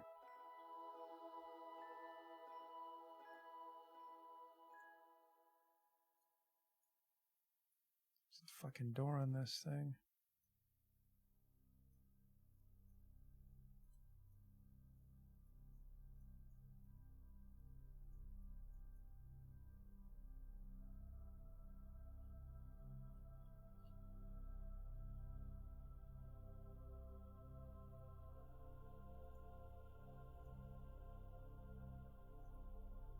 Okay.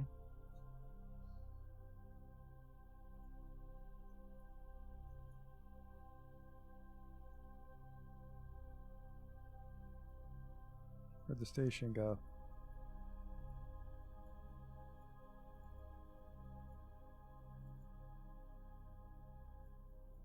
The fucking station go?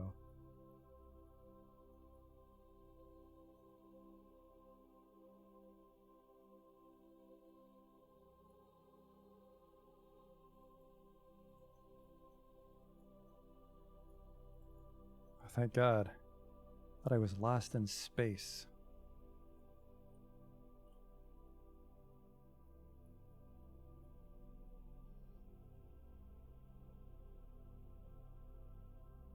How's the final countdown going? Just a little bit more with this station, then we can start our adventure to Duna.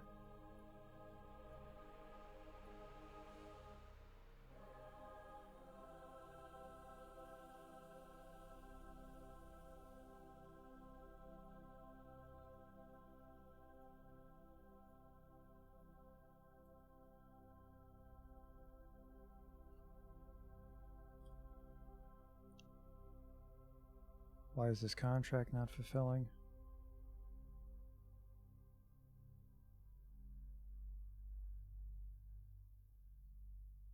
Okay, there it is. We just had to have the stability.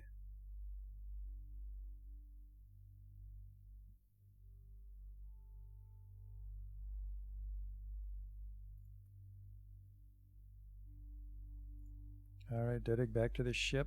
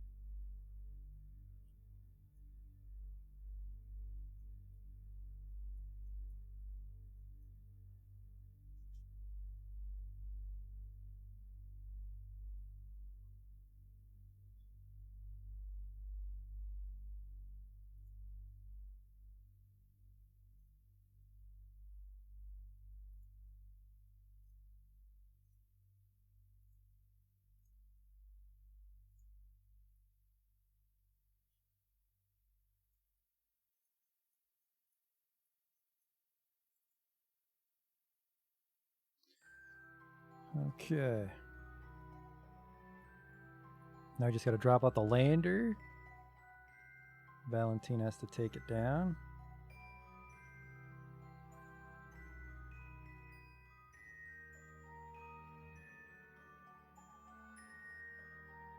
Oh shit. The lander needs radio access for the autopilot, doesn't it? Valentina can do all that herself as well, but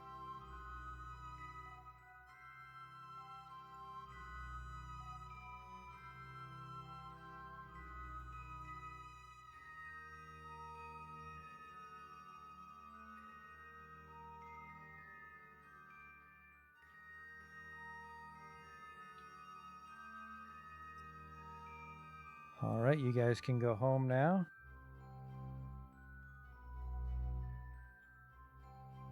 That's not true, sorry. We have to drop off the lander. That's the entire reason we came here. Okay.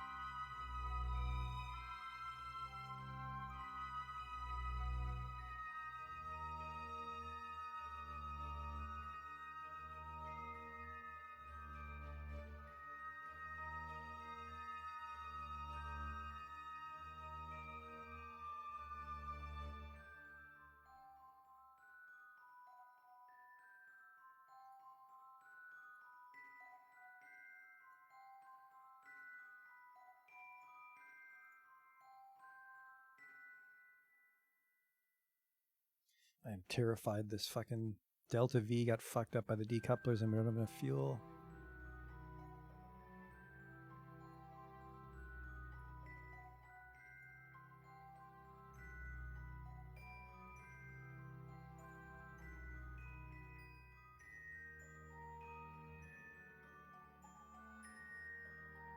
Okay.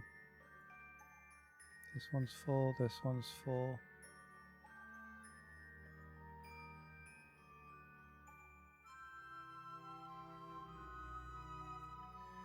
Okay, the lander's full, and it has a strong enough autopilot to go there on its own, I think. No, probably not. We'll put Jeb on it just to be safe.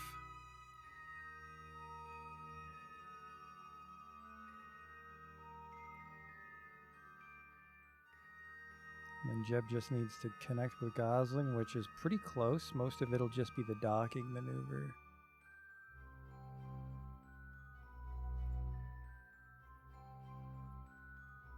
It still won't tell me my Delta V. I fucking do not like this at all.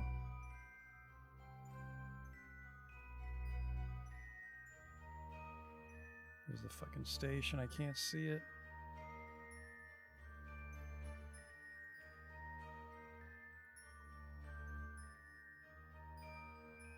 Oh fuck, this thing has no solar panels on it.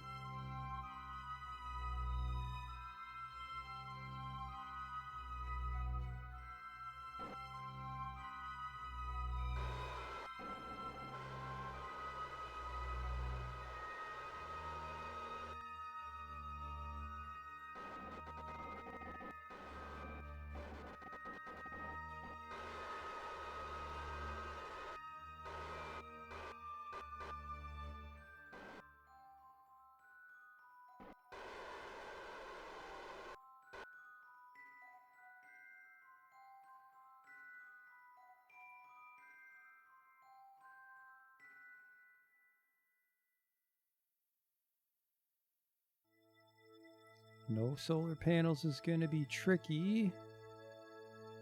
The engine will charge the battery, so as long as we land and take off at a decent pace, battery won't drain while we're waiting. No solar panels, so yeah, this thing is for very short hops.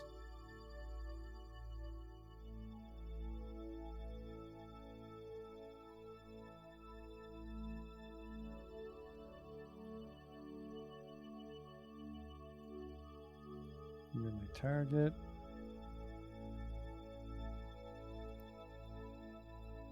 Control from here.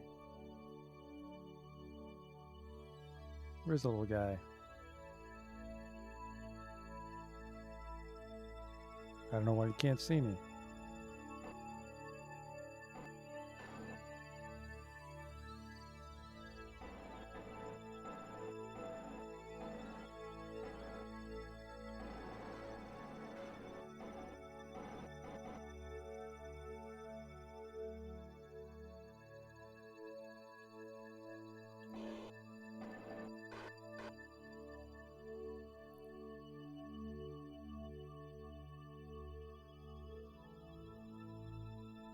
Still won't tell me how much Delta V. Terrifying. So the lander's away. Jettison this then.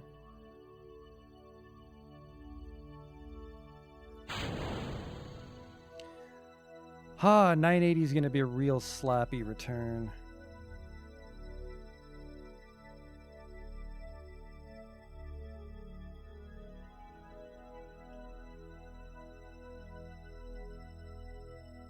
God damn it. How am I this blind? I can't see him.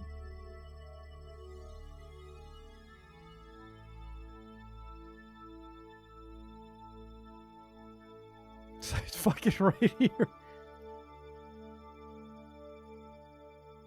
Just have to burn a little bit closer then.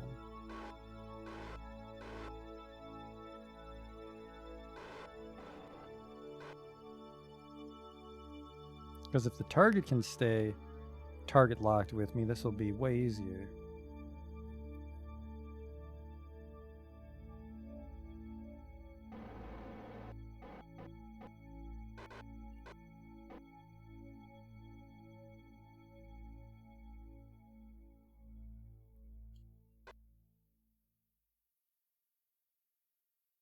There it is.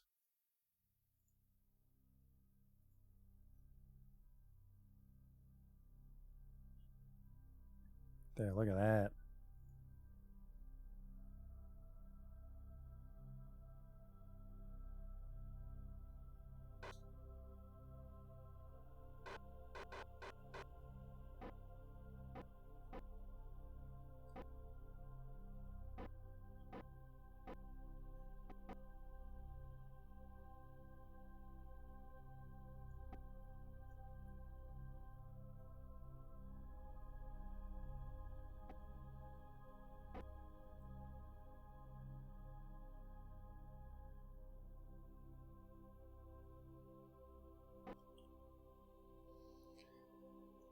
Should get snapped on.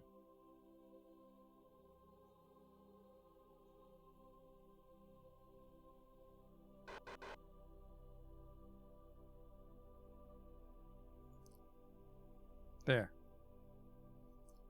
Got our lander. Valentina jumps in that and, oh, sorry. Jeb's flying it right now. Jeb lands it and Jeb comes back up.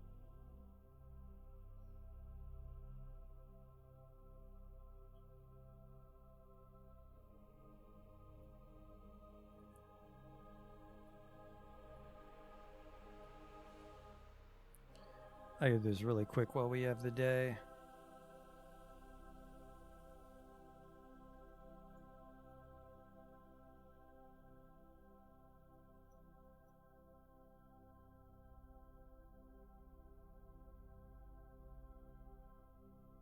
All right, engines on.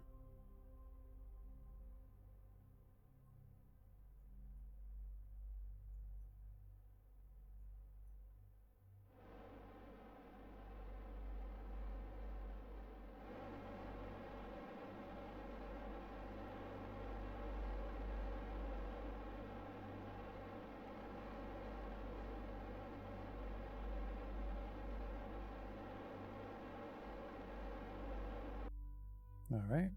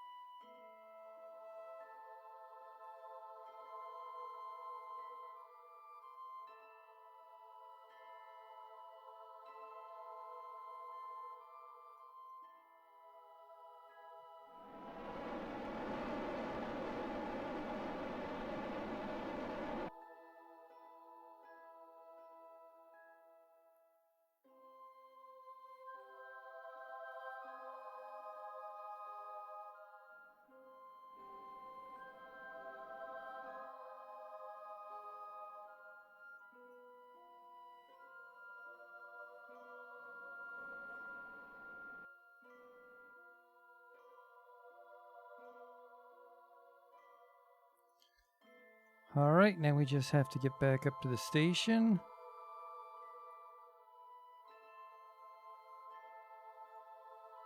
We're just flagged as a ship right now.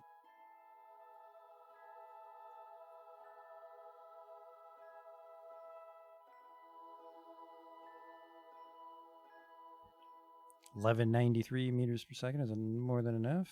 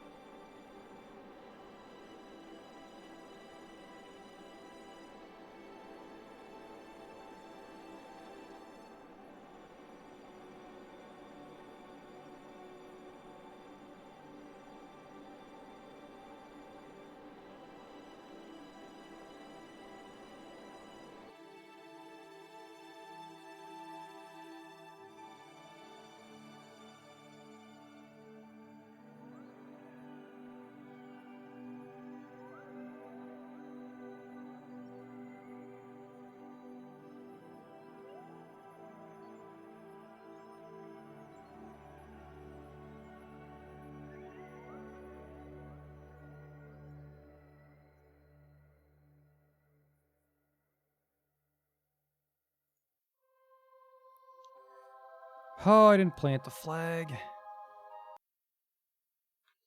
It's the entire reason we went down there.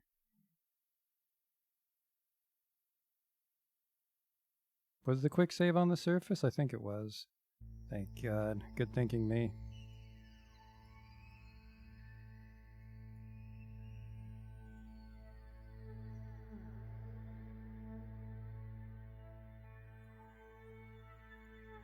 Plant flag. This flag will be called Goodbye Minmus.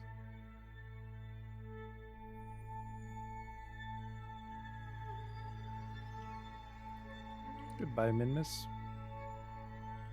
Goodbye. It was just for the contract.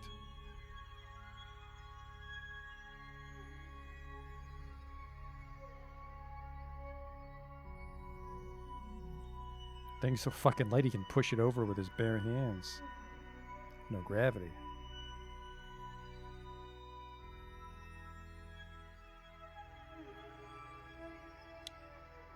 Alright, because we had one to plant a flag on Minmus. Exactly.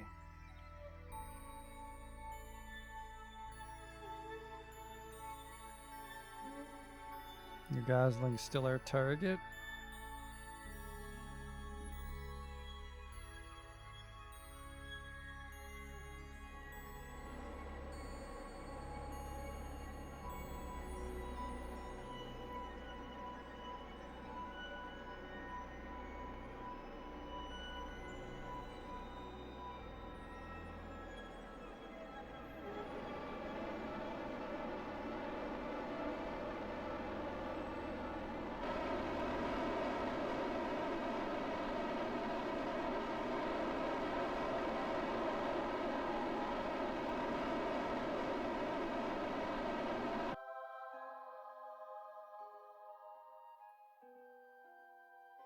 No, it's actually not that bad either. Nice.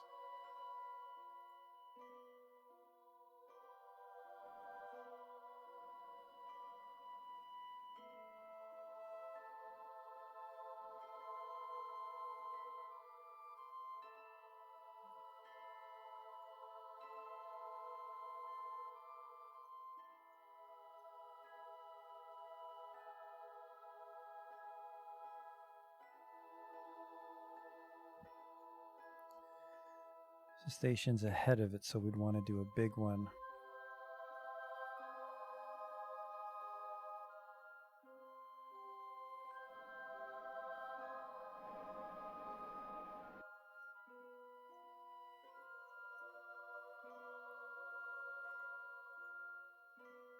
Whoops, I want orbit, not target. And then we're never going back to Minmus, so we can dump all this fuel right back in the... No, never mind. We're never docking with that ship again. We can't give this fuel back to Pepper's Folly. That's why it's called Folly.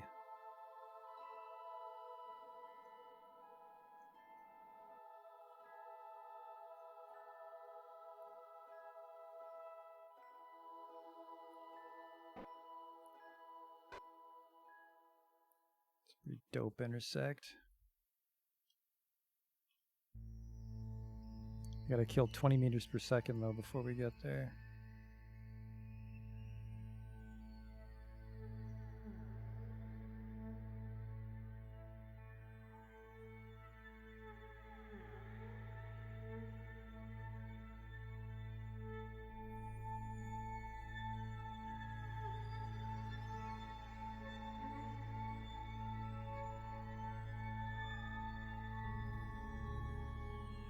Am I too low here? Is this gonna kill me? No, I think Minmish you can do 5 kilometers. Hey there.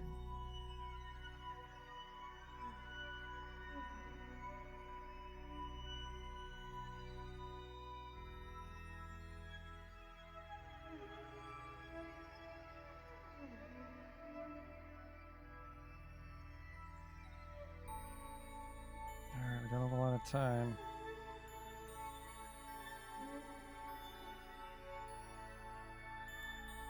Battery's dead.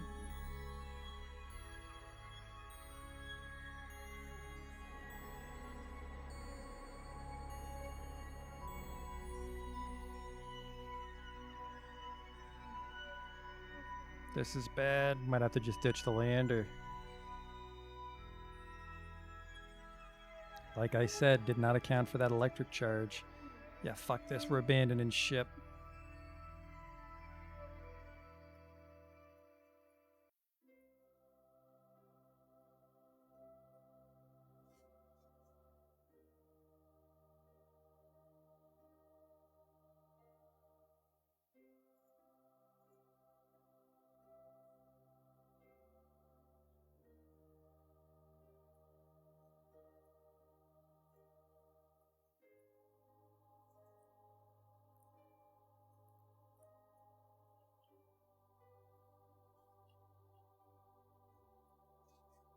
Come back!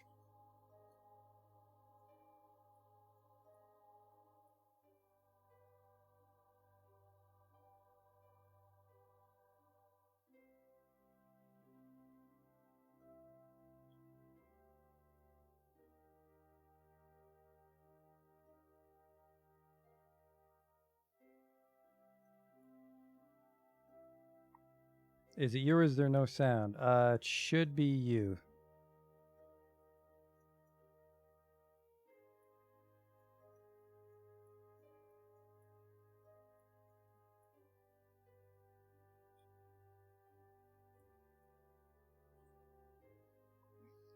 Alright, we had to abandon our Minmus lander, which was partially the reason we went. So we control from... No, sorry, we want to control from the... No, we don't care about the docking port right now. But yeah, we're never really going back to Minmus, so I guess it's okay that that lander's defunct. There's the cargo lander. Where the fuck is Pepper's Folly?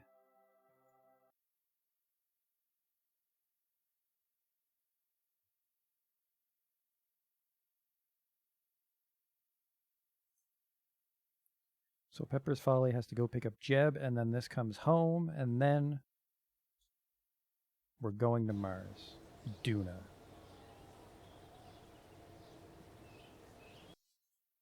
Pepper's Folly did a great test run there, dropping that satellite off, but the Delta V calculation with those radial tanks is very concerning. Pepper's Folly is considered a plane.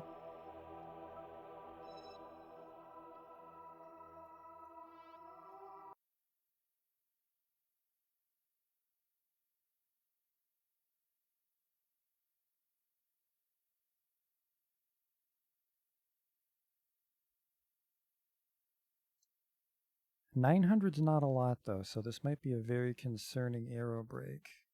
We might just have to sacrifice all this shit strapped on. Alright, your target is New Gosling. Okay.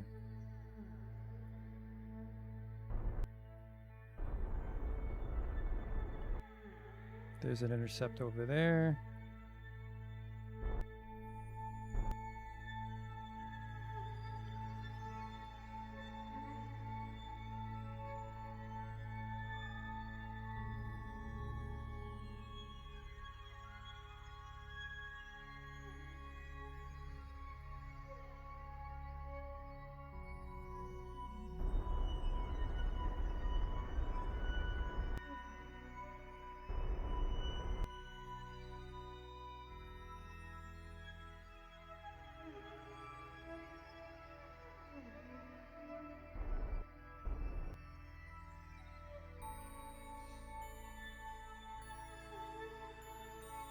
There's our intercept. We can go pick up Jeb, get home.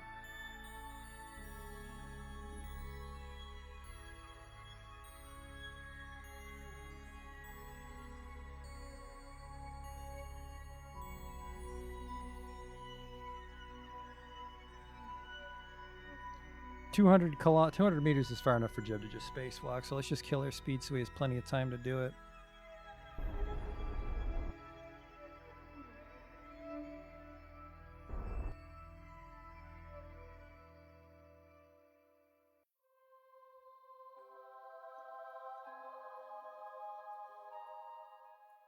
Well, I know you're here somewhere. Where's the ship?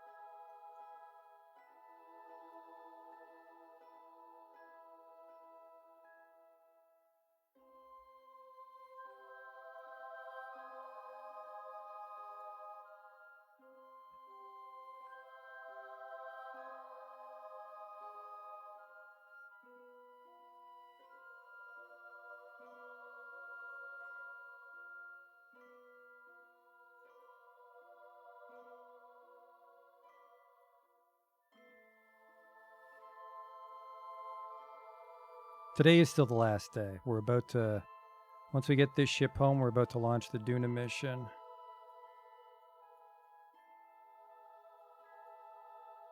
The culmination of our entire space program.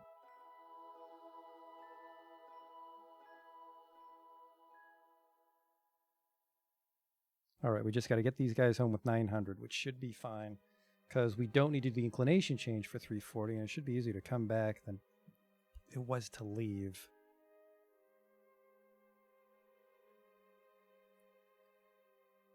So I want to fall out, which is this way.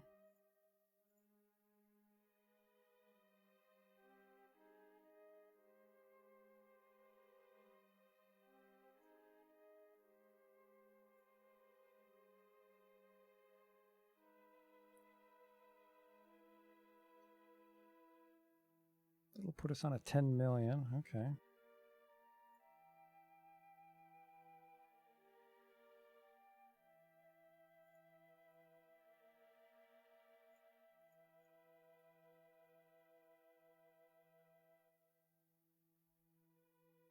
I'm Canadian, yes.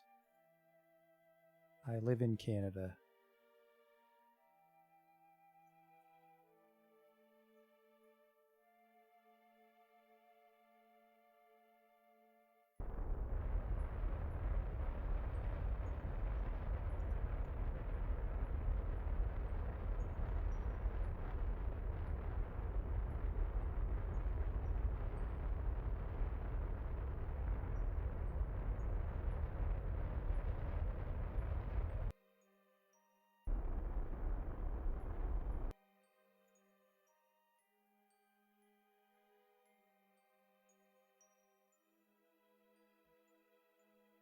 And then I want my periapts to not be 47 million, although I guess we could.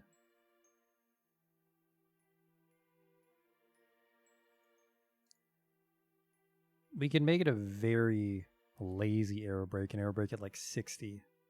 And even that'll bring this down super fast.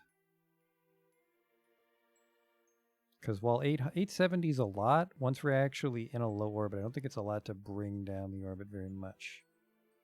So we might just do some very greedy.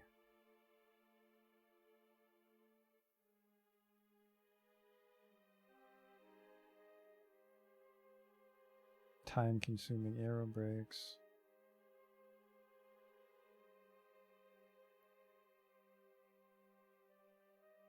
All right, let's lower this to, yeah, 60.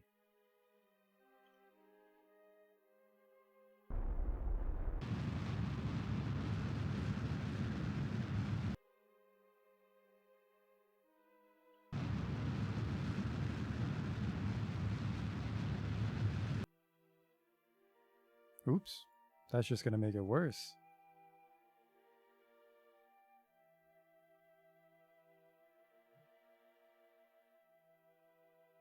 Did I remember to deploy the dish? Yes.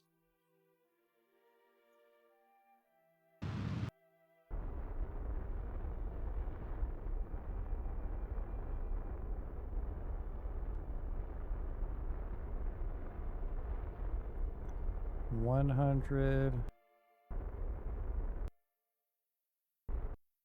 63. We're actually going to get caught by the moon doing this. And then it actually kills our orbit a bunch too. I'll take it.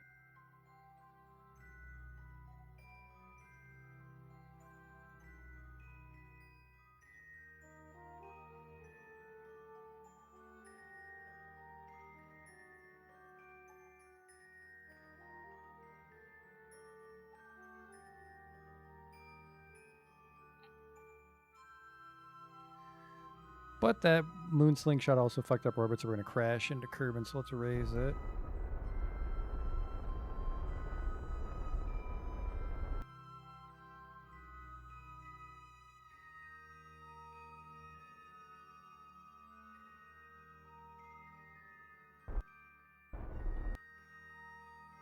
That might be too much. 59 might make it too thick, and we'll just explode as we skip along the atmosphere like a fucking stone. There.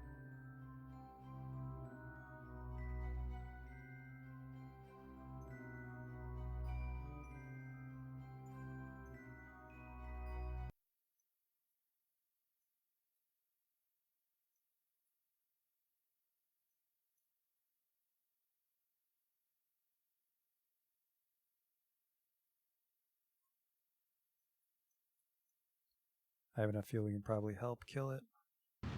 Whoop, not with that button though. Yeah, look at that. She's coming down. Bring it down to like 500,000. We can probably aerobrake the rest. Try to come down near KSC maybe. Because that would be a very stylish maneuver to come back from Duna and land right near the KSC.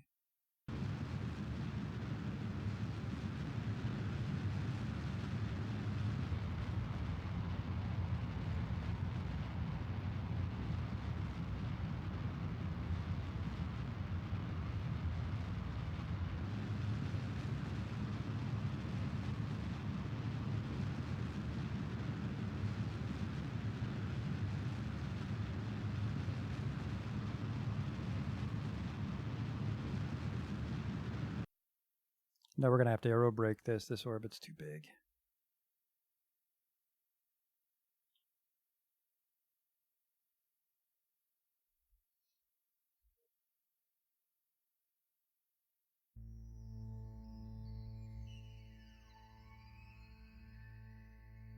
These poor bastards have been out there for 48 days while I was fiddling with orbits. But I mean, it's going to take like 2 years to go to Duna, so get comfy. Make sure those adult diapers last as long as they're supposed to.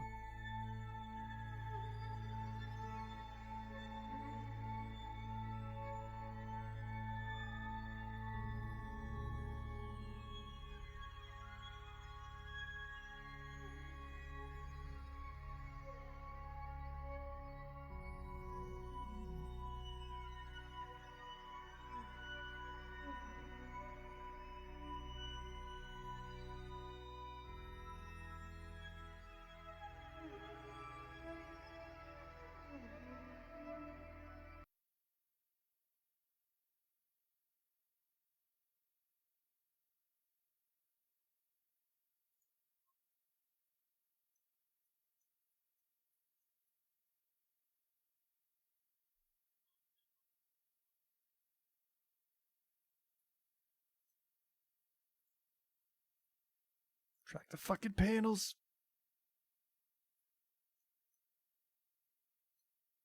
That's also gonna fucking explode.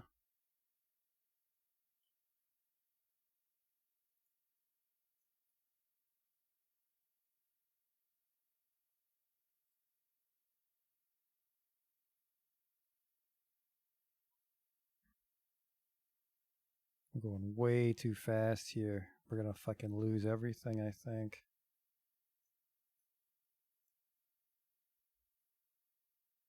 I guess we really were practicing our landings in ideal conditions, though, weren't we?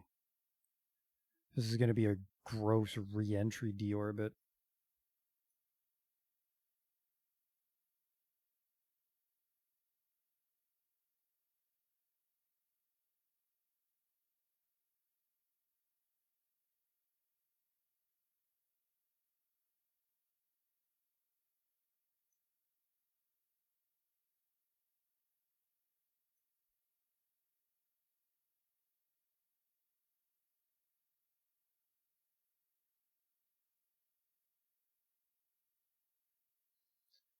Let's make a hard save here. Speed this part up, because I mean, we've done deorbits before. We're just trying to get these guys home in one piece for the Duna mission.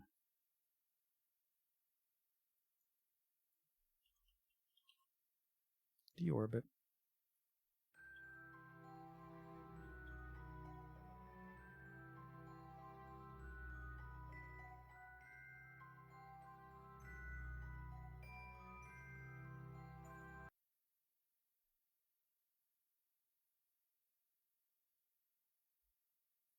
We tested this chute earlier. This chute's powerful enough with the air brakes.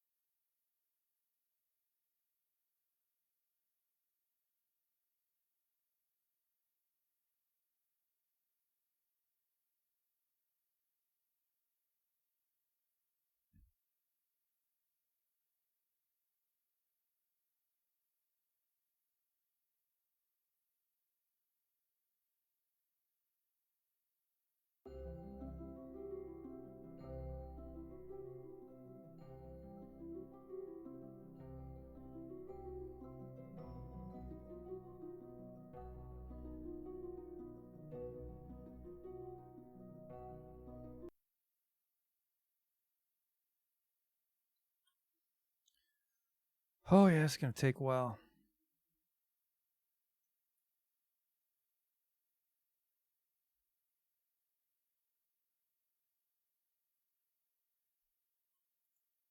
I think I'm actually just gonna do the burn right now.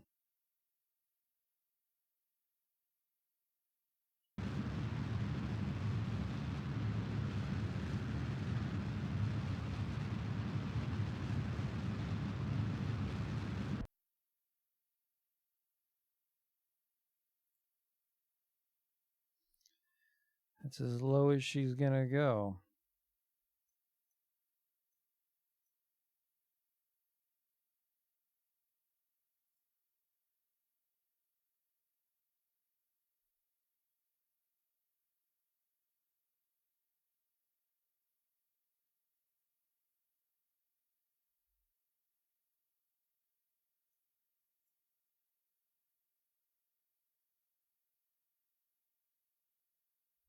The next one's going to be the spicy one because we're going to be low enough to burn up, and it's going to be the one dragging down our apoaps the whole time.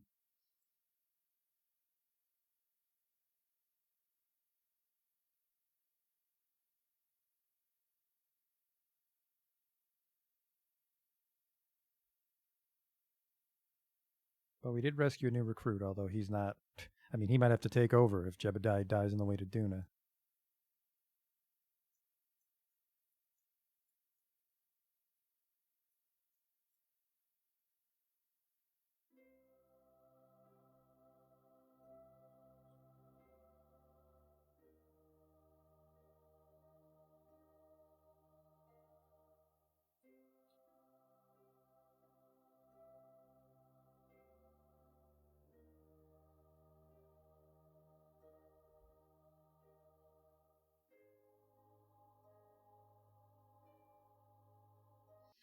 All right, this is the final one.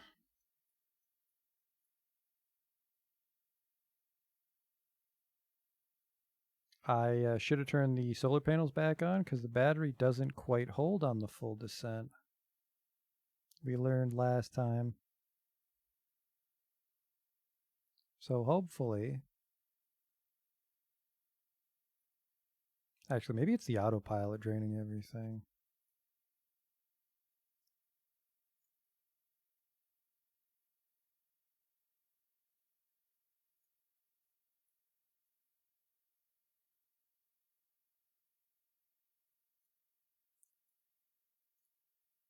Turn off that remote guidance unit. Jebediah can steer it in.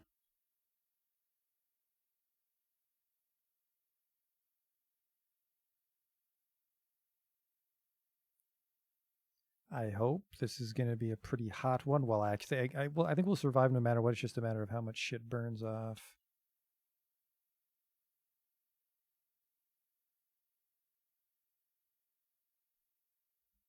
Soon as we start to heat up, we're going to cut the time warp. There we go.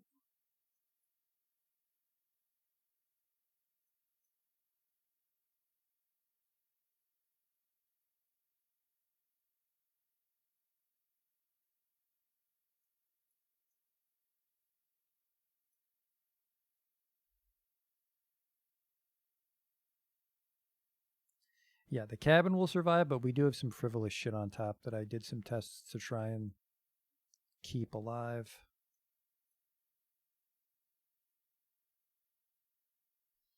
Where are we coming down if we don't explode? We came in at a really fucking dopey angle, so not near anything. We just actually overshot the Kerbal Space Center.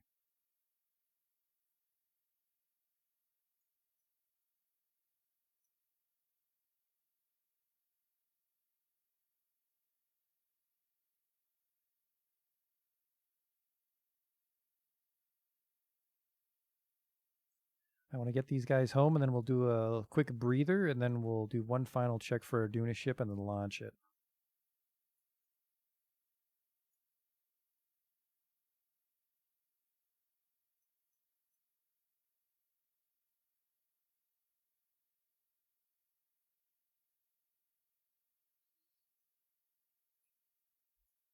Getting very hot. I need that speed to come down fast.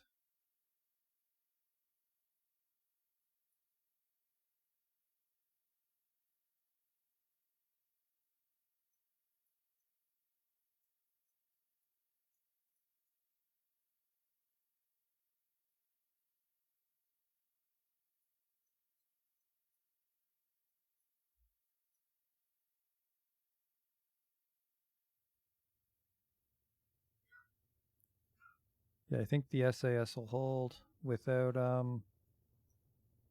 the guidance draining that much more.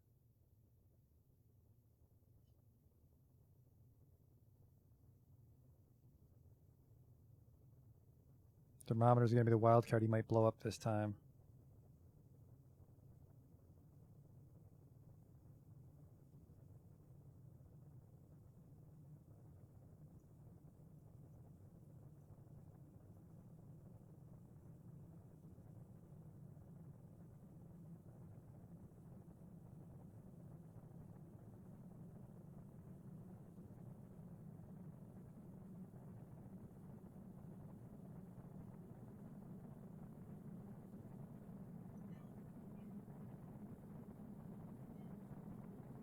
Thermometers get too hot.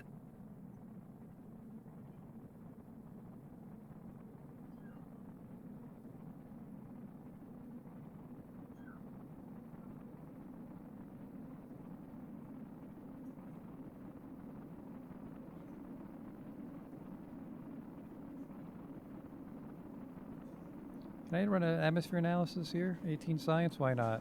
There's very little atmosphere up here. Tell that to the fucking heat.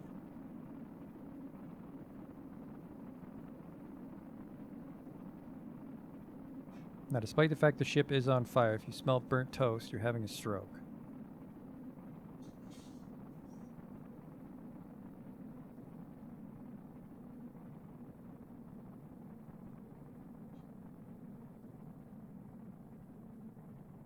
I think we're out of the woods here. Hit the air brakes. Hit the air brakes at 900, I'll say.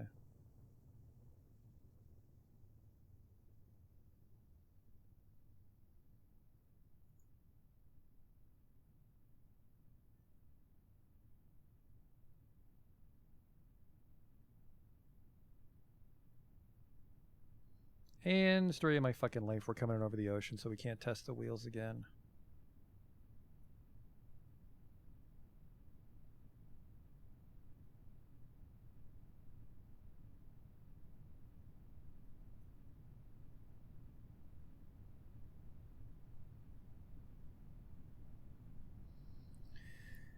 We do have some wheels for some extra impact tolerance when we come down with the parachute, because every time we ran the test, the terriers snapped off from the force. Rest of the ship survives. And the terriers, I think, $900 total pretty much, so I'm not too choked about losing the engines when we land back on Kerbal.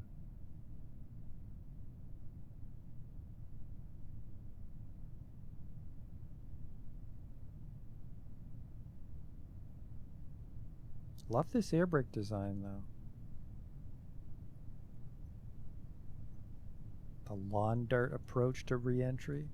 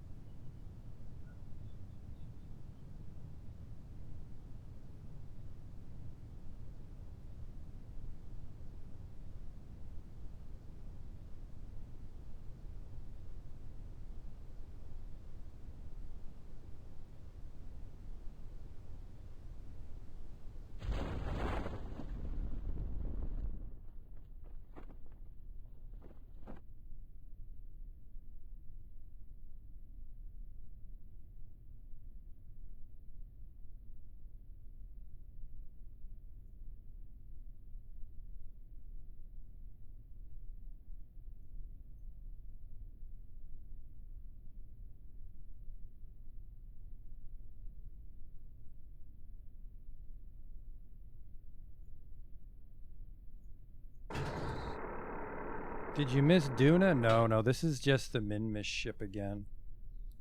This might explode, actually.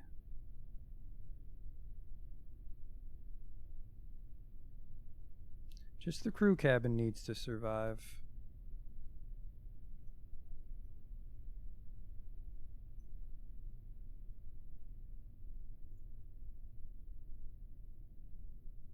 Just fucking nose up with SAS. Come on, girl.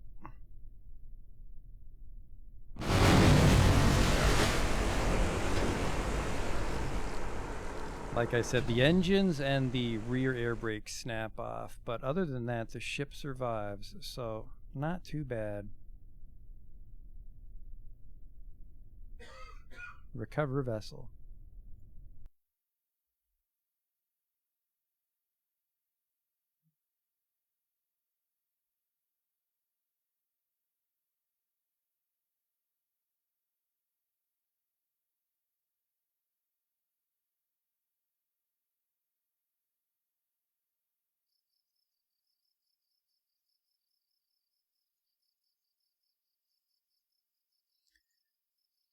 Parts, no XP. Oh, never mind. This was the guy we just rescued. He got some XP. And there's one. Explore the moon. No. Science data from the surface of Minmus and science data from the surface of the moon. We can grab that from the rovers.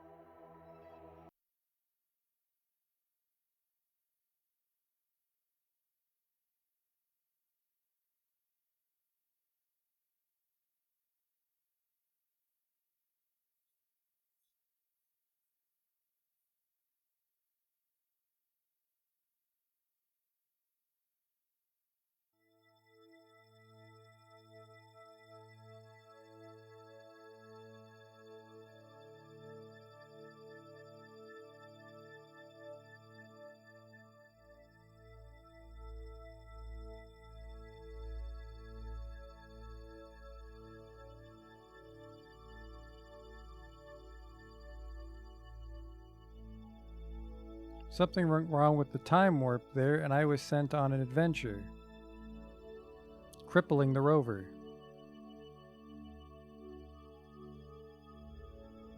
Did it send the data? It did. Don't physics warp on a planetary body, apparently.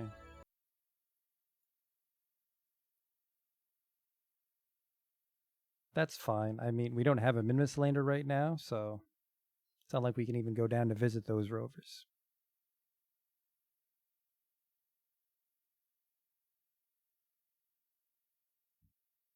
And then we just do the same thing with our moon rover, and then we can go to Duna.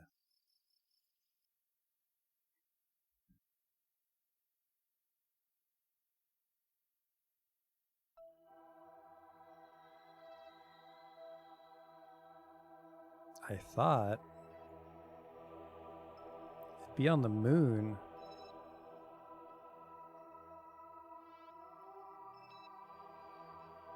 Is your rover so shitty I can't communicate with it, or what?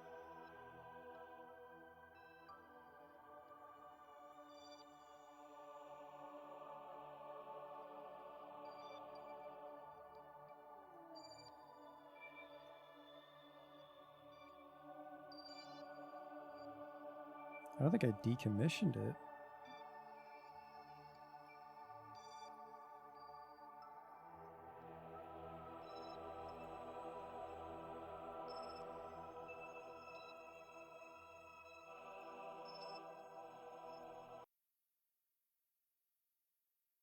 I don't think this is rover. I think this is the little landing pod.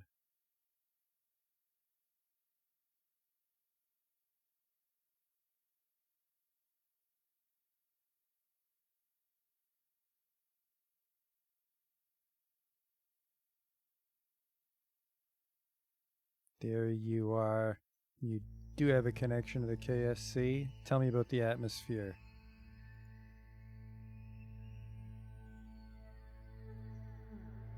Actually, this moon data is pretty valuable.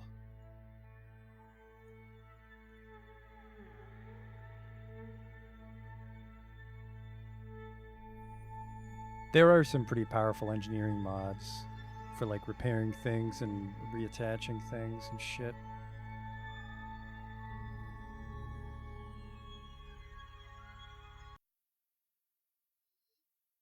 Alright, there shouldn't be any contracts related to Duna, because it wants us to go to Eve right now.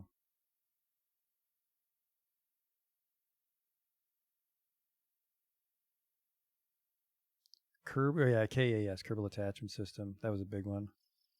Maybe it's still big. I'm not sure what the modding scene is now. Alright, not that we're going to do any contracts, but what do they have? Expand New Gosling. I just fucking built it. It needs to hold 14 people. How dare you?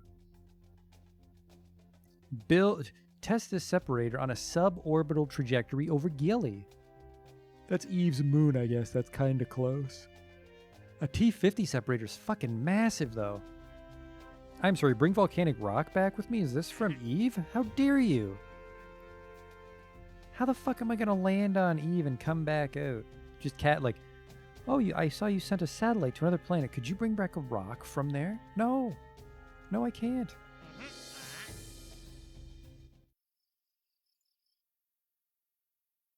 It's time to go to Duna after a short break.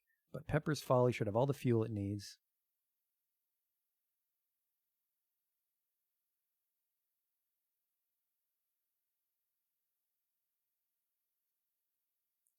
Then we can launch off.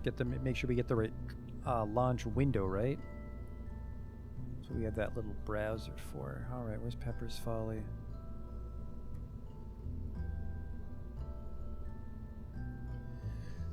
So there's Pepper's Folly. Oh nope, this is the old Pepper's Folly. We want a Pepper's Folly cargo.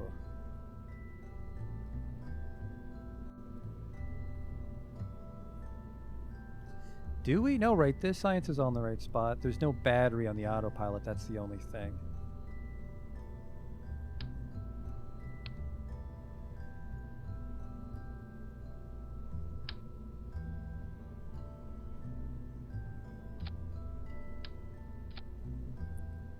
Okay. And yeah, the fucking calculate my goddamn delta V. This is draining. This is draining. Why is it not showing it? Just remove the engines and reattach them. Nope. What the fuck?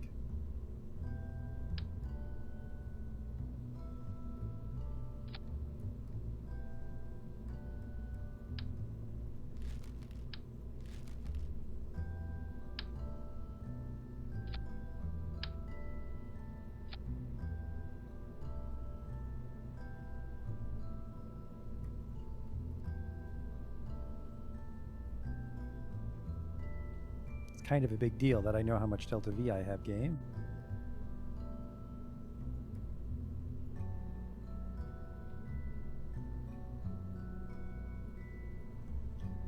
Well, minus this one little hiccup with the fact that the hangar won't tell us how much fuel we have. Is it all empty?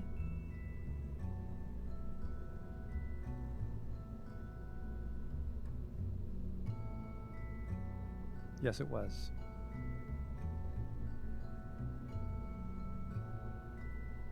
So if we do our transfers properly, this should be enough to get us there. And then this is enough to refill what's in it.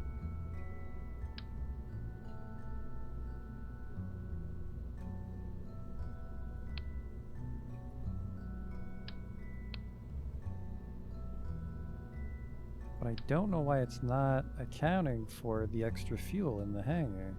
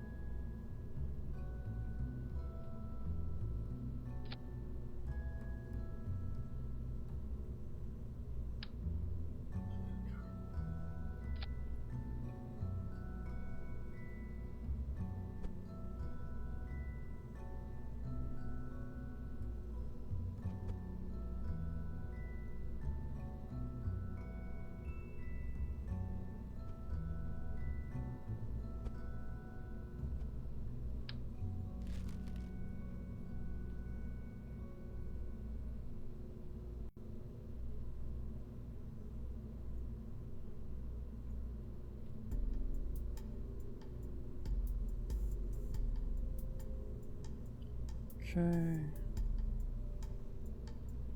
So yeah, it should be 2575, and then once we transfer all the fuel, we jettison the extras, and then it's another 2500. No, that's not right. I mean, it's very important that this is calculated properly, because if we only have 2500, then we only have enough to get there perfectly, which is kind of a big deal. They'll be trapped.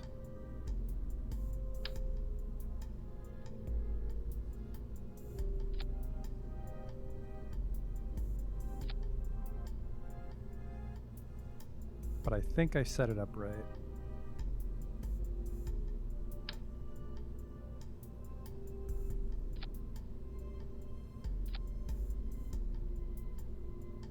Alright, I'll be right back.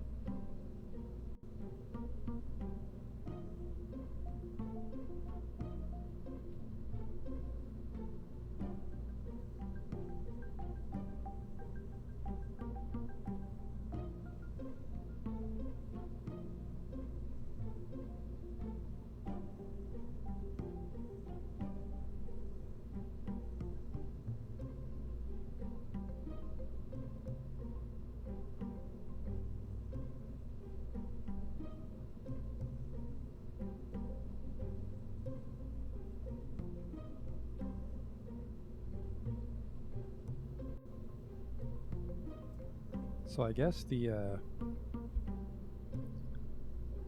the best way to double check that this fuel's working properly is we just place it without the decouplers.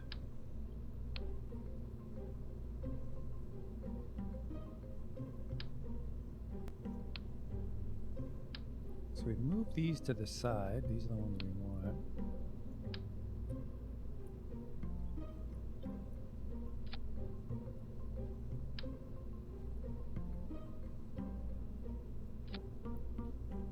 So our Duna ship in theory should have 4434, which would go up to if we drain into this on purpose and then jettison. So it is working.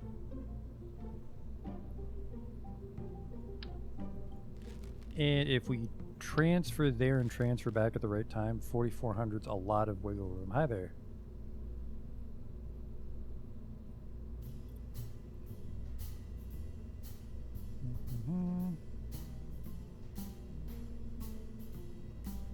Oh, this is looking good. Now we just got to get this thing into orbit. Ideally, use the mainsail to transfer to Dune as well. What's Duna's? 10 degrees, but well, not 10 degrees, but 10 D delta. And let me tell you, we want to make sure we're on the right plane, because that's probably going to get really bad at the margins of error we're dealing with on an interplanetary burn. All right, let's get a...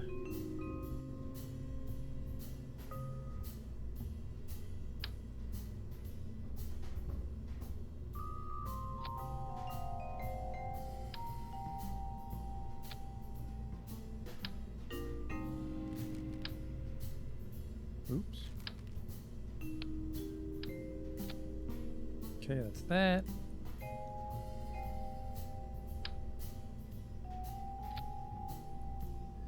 That's that.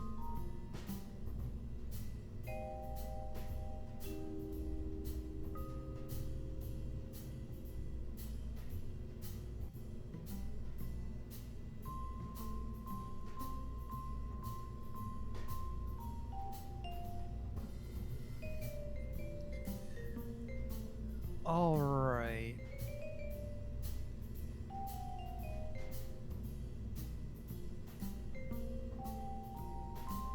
Make this the fairing, I guess.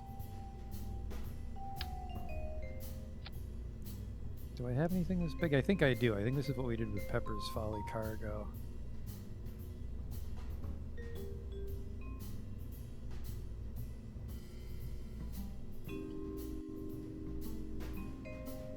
That guy's probably going to Duna. We can hope.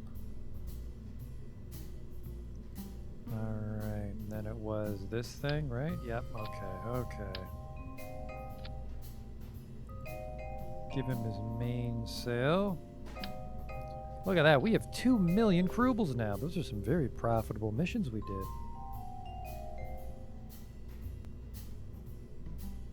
That was almost 1 million Kerbals total tonight we've made.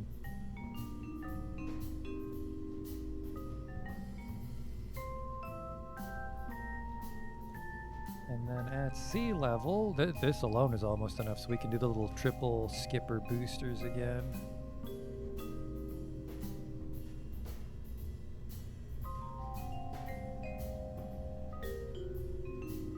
Let's splurge on the larger ones,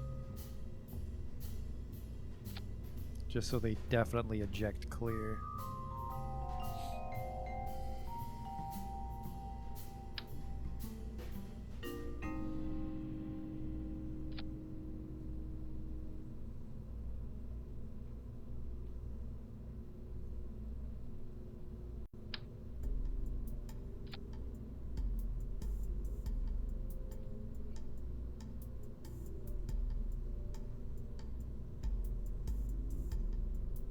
That's enough thrust, and then when we jettison you, that's still enough thrust. 77.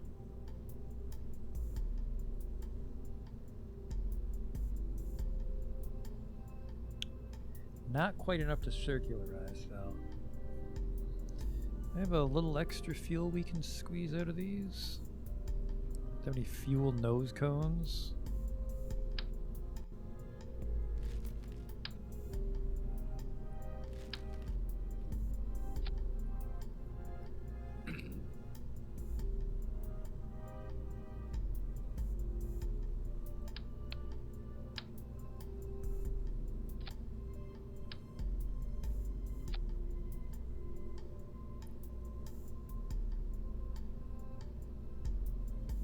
I feel that might be way too much now. I mean, yeah, it's 30 just on the... Actually, probably 3,200 at sea level. That's probably a safe amount to launch with.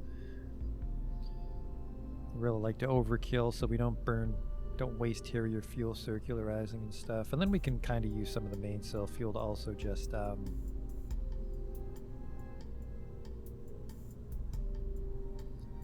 change our inclination and start our interplanetary burn.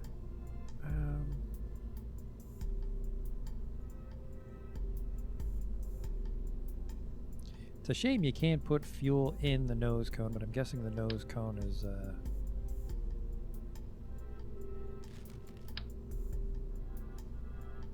rigid. That's how it conveys its aerodynamics.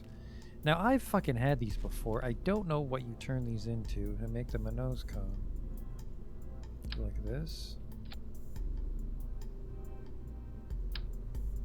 Yes.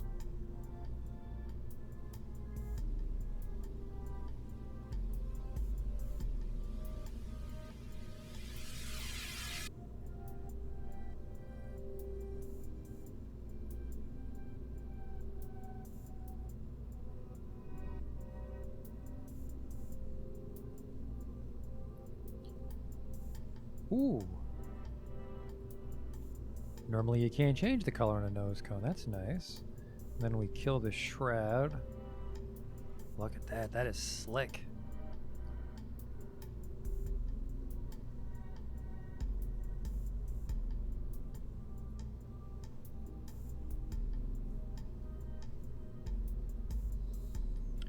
You know what? Let's just over-engineer it a little bit more.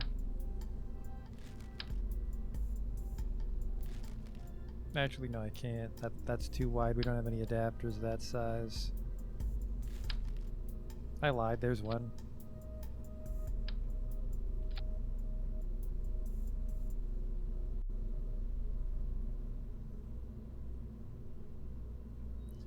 Yeah, that might be a little too much. Oh, there's the problem.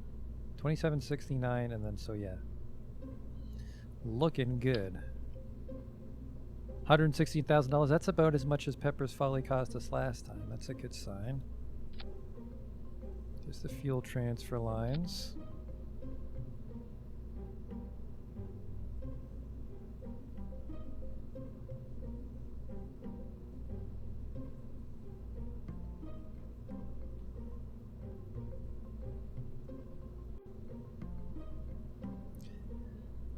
Looks rather sharp. Let's give it some wings, though. We learned last time. Actually, that was Pepper's Folly cargo that needed the wings, wasn't it? But Pepper's Folly probably still needs some aerodynamics to get off the fucking ground safely.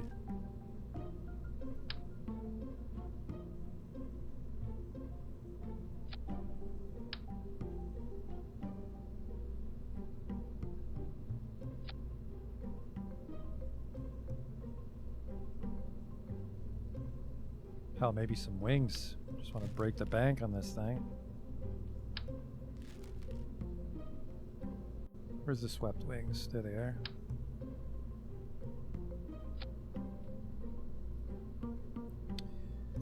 Definitely looks like something that you'd shoot out of a Nerf gun.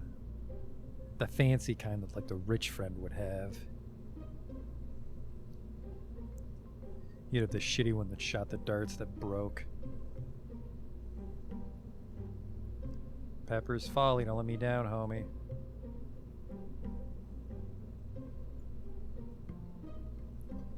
But we're looking for a great launch window, so let's just go to the tracking center and speed up time.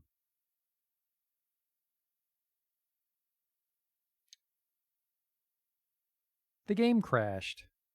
I have no idea how much progress we just lost.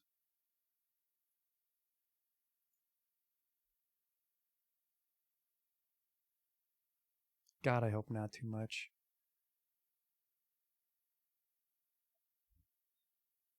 I guess it doesn't matter, right? Because we're just going to Duna to end it. So as long as Jebediah is on Kerbin, we can just launch. So yeah, 950 to get us into an elliptical orbit.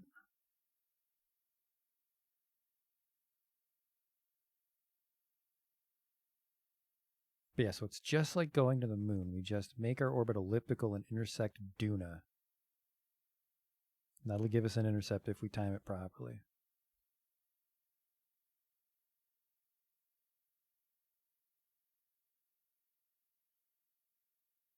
Yeah, I'm going from Kerbin to Duna. So there's me. That's where Duna needs to be for a good intercept.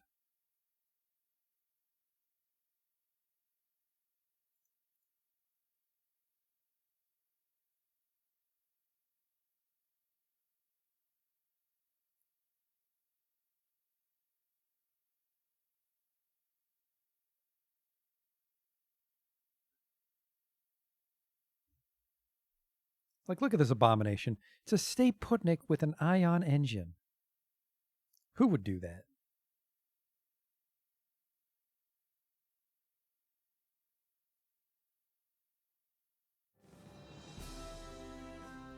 All right, the final flight of the Crescent Federation.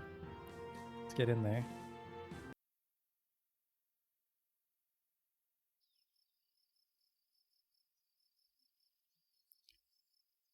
$2.2 million. I think it just crashed after the rovers.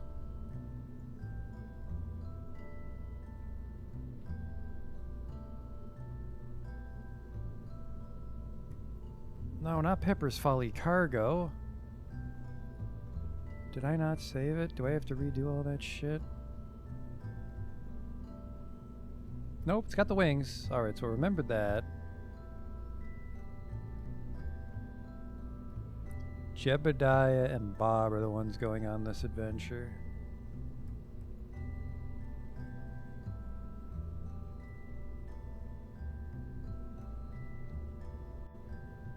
$11.95. What the hell happened to my calculation?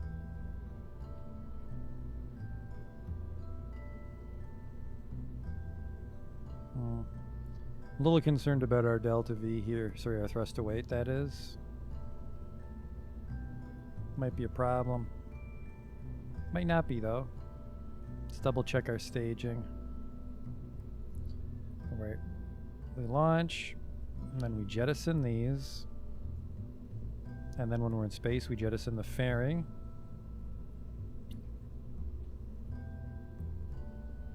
And then we decouple and fire up the terriers.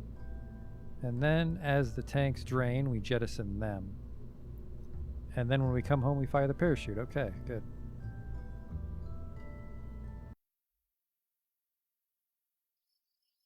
This time we'll quick save 22 here.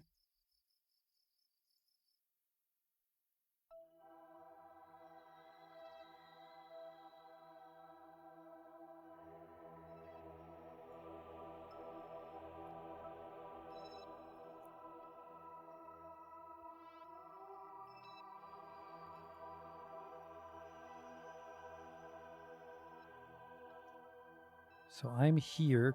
Duna needs to be there. So I'm here. That's pretty close. I either just missed it.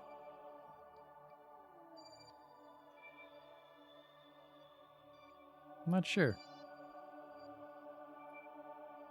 Well, we can do...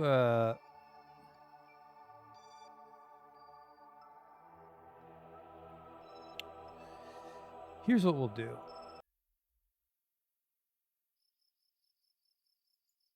We'll use that debug menu to just dump ourselves into orbit and see if we can set up the maneuver node. If we can set up the maneuver node, then we'll actually launch.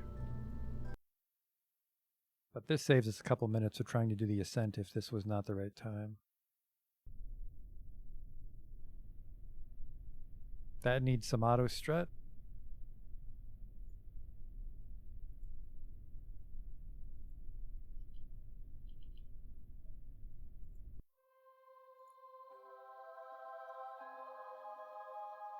Okay.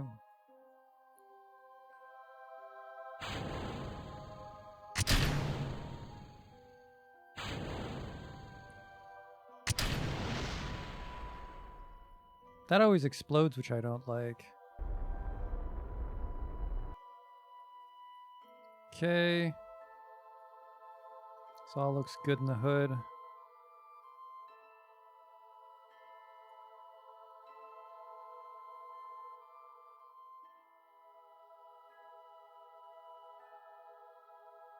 And then there's Duna, which is ahead of us.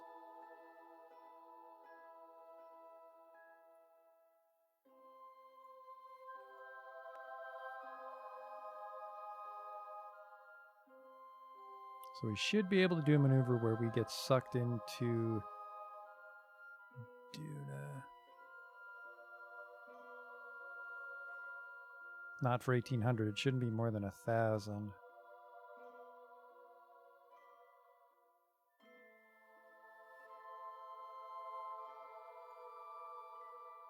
Check inclination.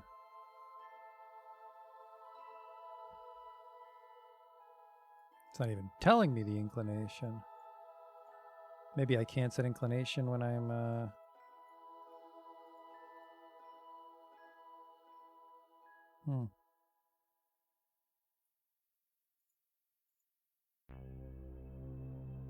Oh, it is there?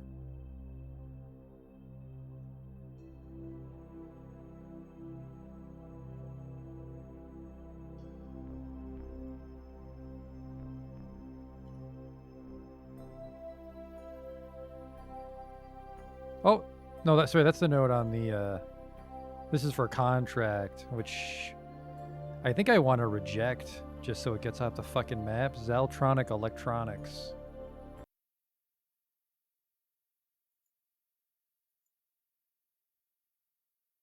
Revert, remember, we're just doing a little bit of cheating there to make sure we can plan the node. Kill that Zaltronics contract.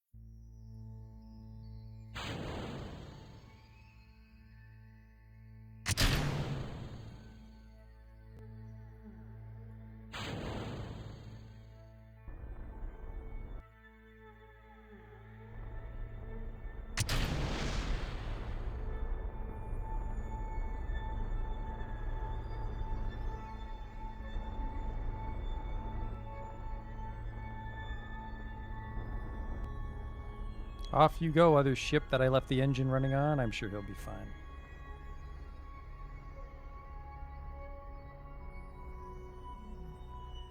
Alright, target Duna.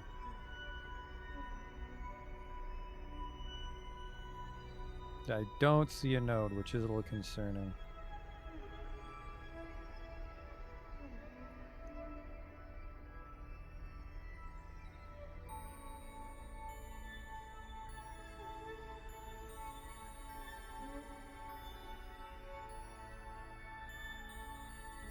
Oh, there it is. We're only off by 0.1, which is fucking a lot out there, but...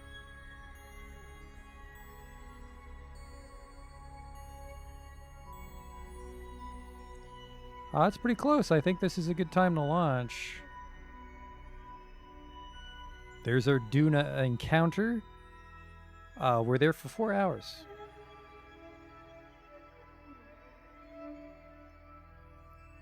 Okay. Revert flight. I mean, we know how to get ships into orbit, but no reason to cut corners after all this time. Let's launch it legit. Stout little fella. I think he'll be just fine.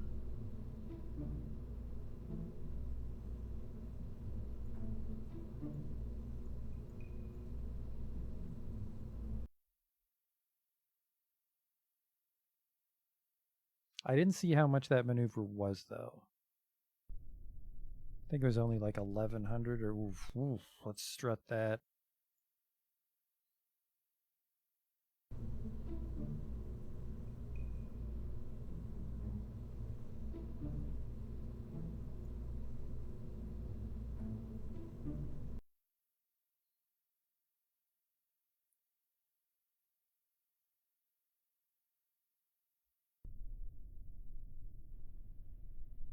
There we go. Just needed some auto strut.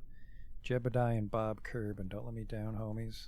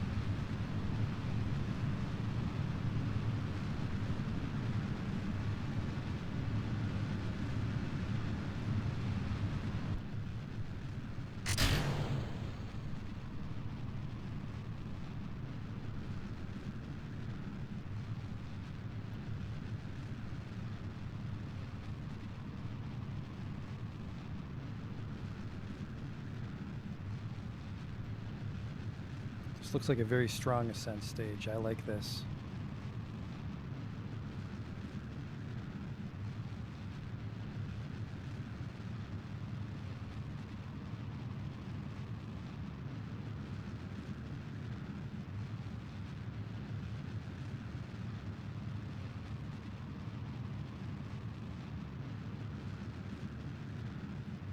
This looks like a really good ascent, I think. We're low enough that we're not going to hit... Well, actually, we're going to start to heat up, but not as low as we sometimes are.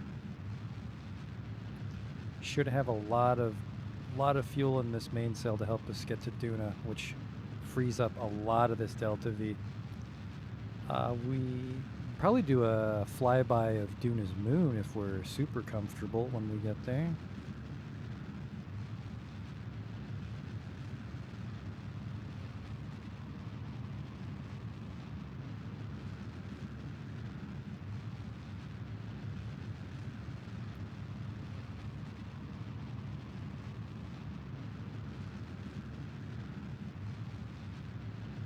Apwaps isn't even moving. That's the perfect amount of thrust, right?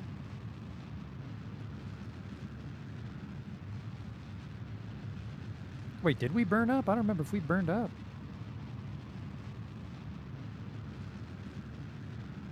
There it is.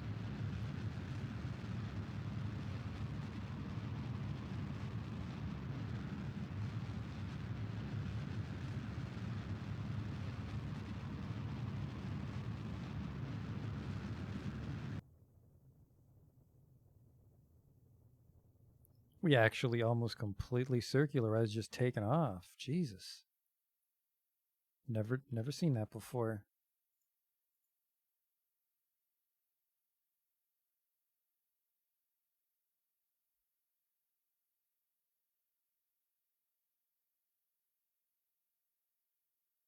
The ship still has 6,000 Delta V total in it. We're off to a great start here.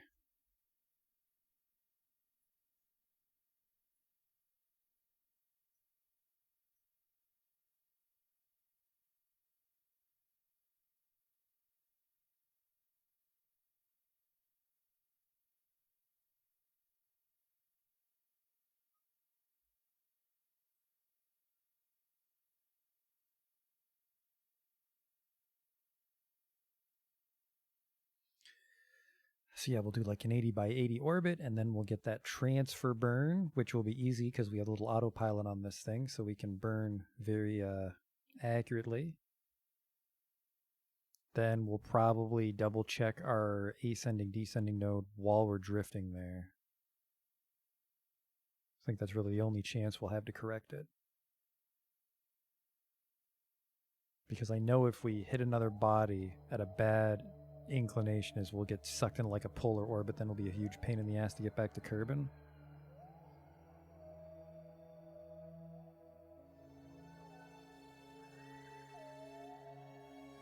This thing has 1,000 delta left in it. That's a huge chunk of our burn. That's actually most of our burn to Duna if we're careful. Just doing a flyby, we're going to actually orbit Duna because I think we have the fuel for it, and I want to try to do a flyby of Ike.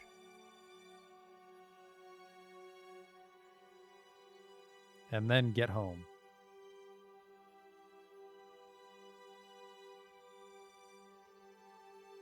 So it took a little too long to learn how to do this. So we don't have time to land on Duna or send probes or rovers or rescue people from the surface of Duna, but even just getting to Duna, I'm pretty satisfied.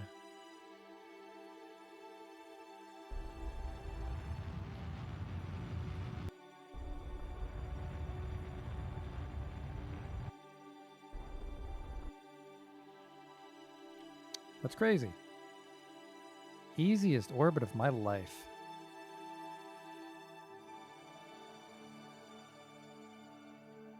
We have 900. Yeah, that's the entire burn to the sun if we're careful. We do have to be a little bit careful though, because, quick save again, something likes to explode when we decouple the Terriers. I think it's one of the shrouds gets nicked.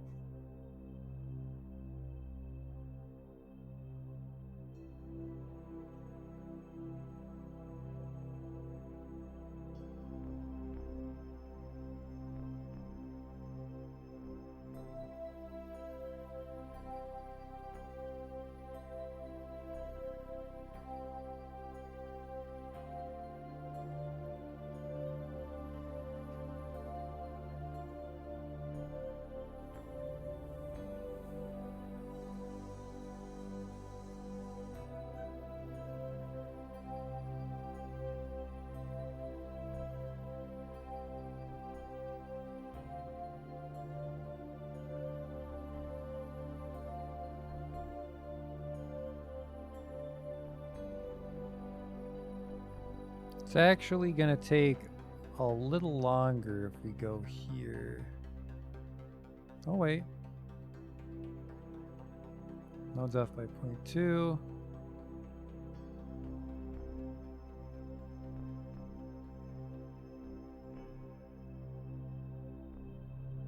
Maybe I can just spin it there. I think I can do my inclination here.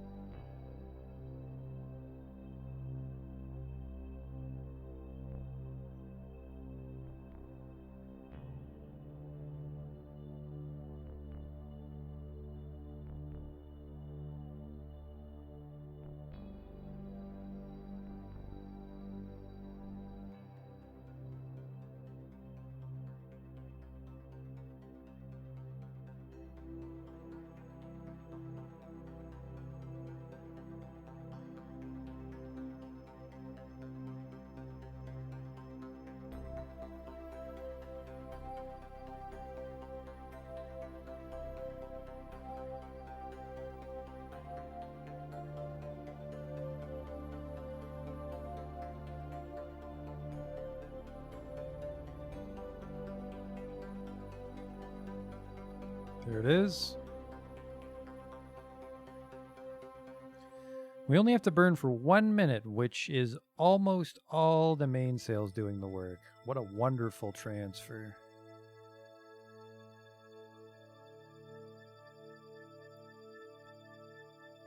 So yep, we go, and then before the sun grabs us, we bump into Duna.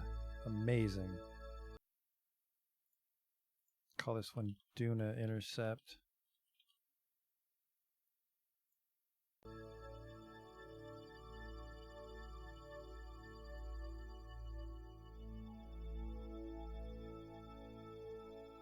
See, my problem was I thought you had to go into the sun sphere of influence first. I didn't realize you could just slingshot from your starter planet. So that's why I kept getting stuck, and that's why I could never get to another planet.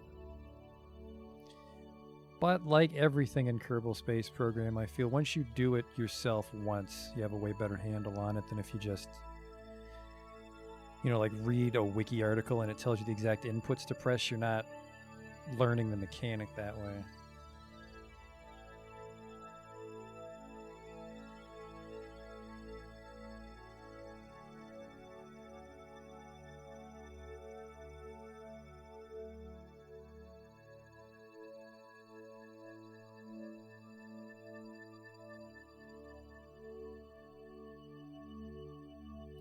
I'm going to blow the fairing because I don't want anything weird to happen while we're committing the burn.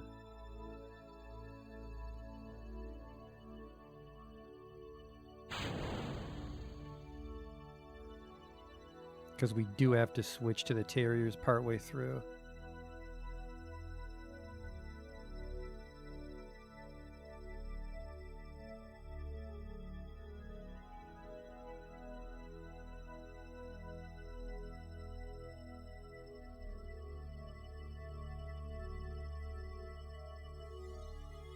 Get these out too. Don't want the fucking automatic toilet flusher to break while we're in transit for a year.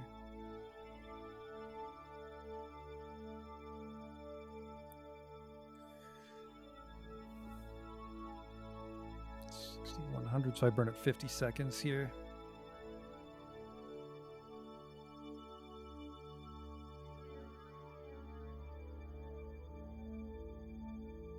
Yeah, these are going to just be filled up with poopy, and we'll just jettison those when they're full. There we go. The moment of truth, although I suppose it's not the best margin for error, but looks like most of this burn's actually made once we ditch the mainsail. If there's a problem with the burn, I'm guessing we can make corrections right at the end of it. Whoops, get that dish out.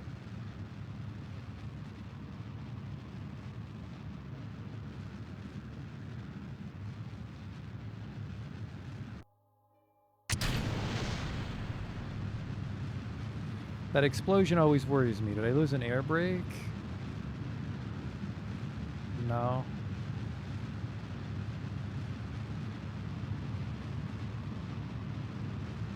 It must just be one of the shrouds gets caught.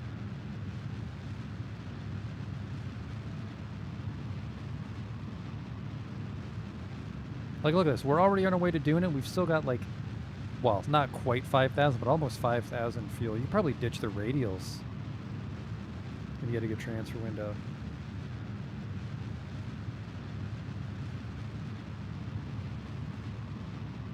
What's F3 do?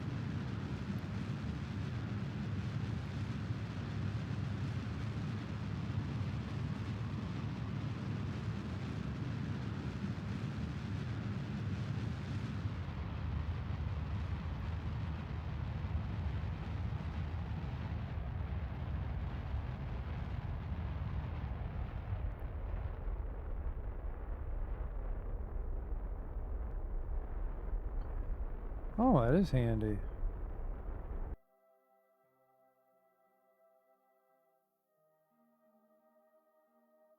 All right, let's see where we're going.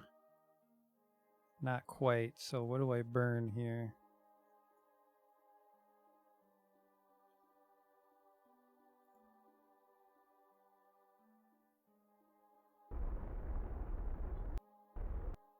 Retro.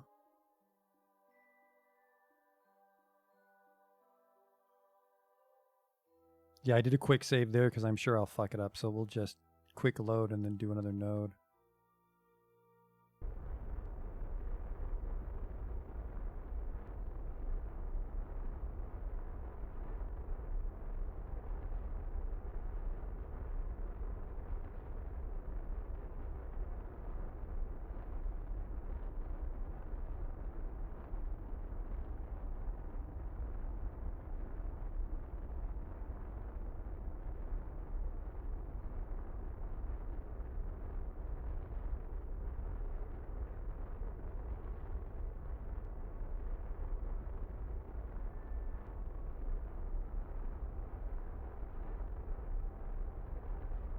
This correction seems cheap though. It's like a 5 meters per second burn to fix it.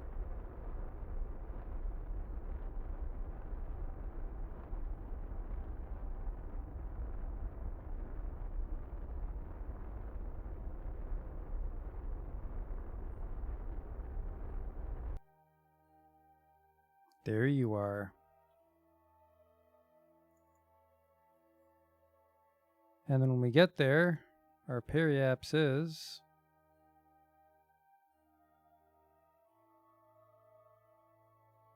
pretty big. Our angle's the problem. Yeah, I gotta Now where do I do that though? When would I burn my angle?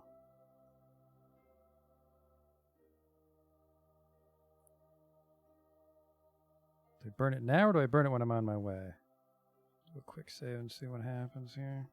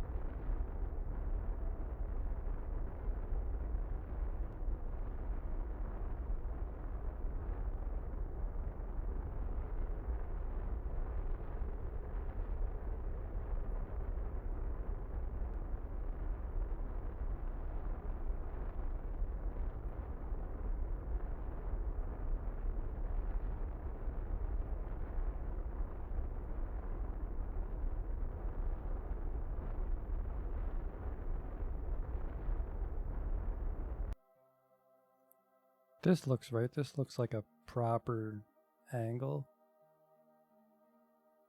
This is still 0.1 though, but we'll risk it, I think. Because it looks like I maybe... No, never mind. I still hit it.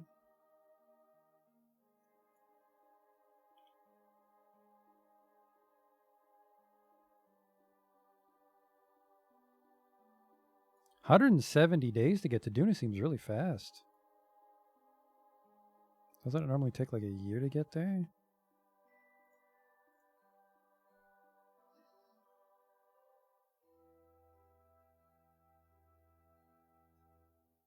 See, it did it again. Now it won't tell me the delta V because of the radials.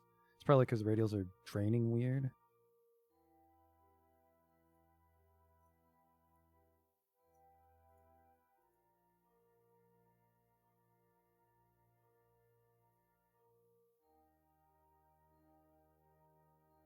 Oh yeah, maybe time warp.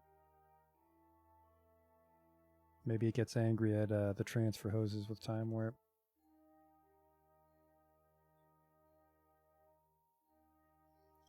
All right, we're here.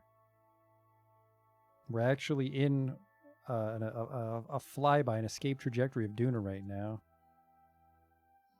Let's see how much further we can push this ship, though.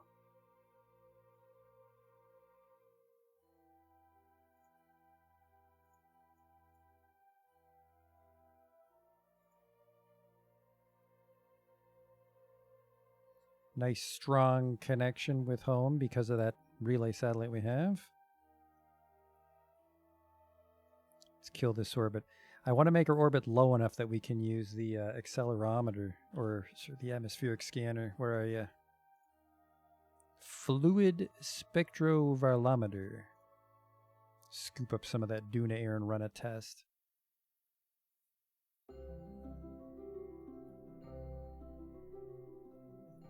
Is this high in space over the Duna? High in space over Duna. Measuring the temperature of space appears to be quite impossible. How much more until I hit that periapse? I have 15 minutes to run some tests. 50 kilometers is atmosphere? Okay.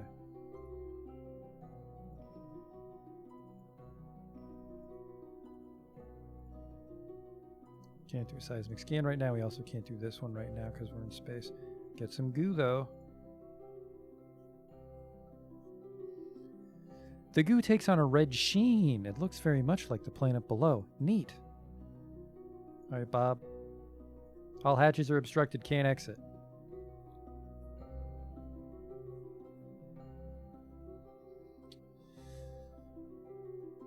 Bit of a flaw with the ship here because we have so much fucking fuel. But I think this guy can, yep. The little R2-D2 on the roof can grab all the data.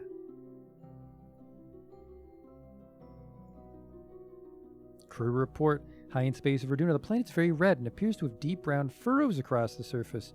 There does appear to be some kind of ice at both poles, though. Yeah, these little nose cones are blocking my hatch. Oops, the panels are clipping.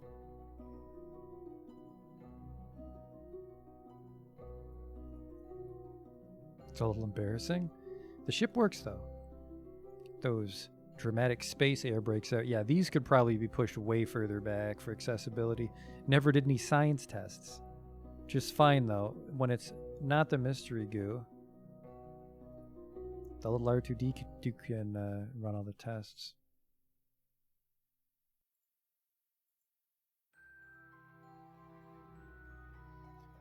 Not a bad ship at all. Probably over-designed for Duna, but the excess fuel made it a very comfortable trip. That and understanding the mechanics of orbital transfers.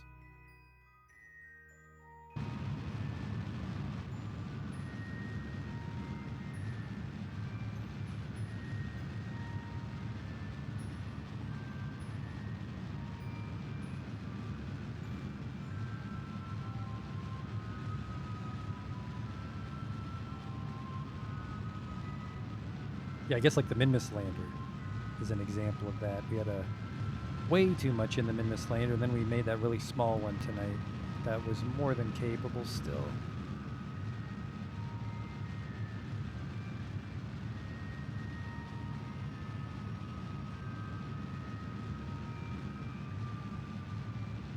We can probably jettison these top ones. If we send all this fuel to the bottom ones, so it looks like some sort of seaplane.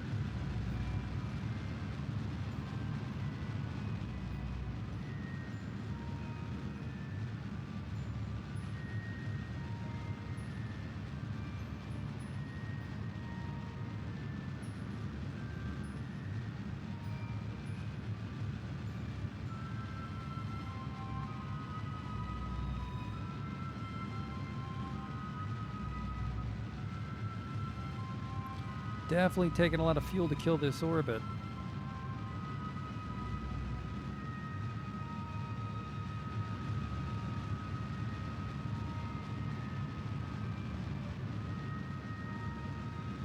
It's actually taking an uncomfortable amount of fuel to kill this orbit.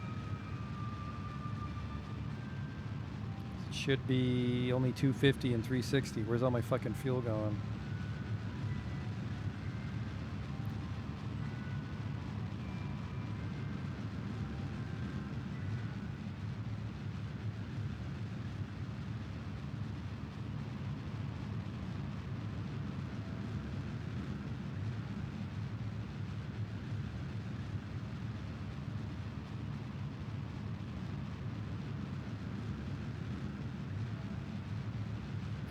Maybe I shouldn't have came in so high or so low.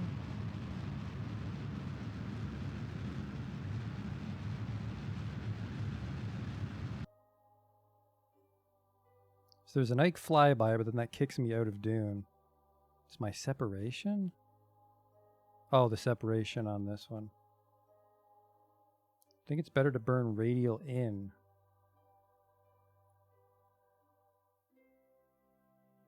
You might be right. These are almost empty. These are still full, though.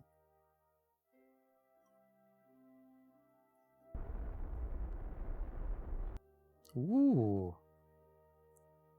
We get an Ike flyby, and then we get... ooh, no, we get dumped in at a dopey angle. That's a nutty no-no. Well, now you're in the goddamn way, so I can't go there. Thanks a lot, Ike.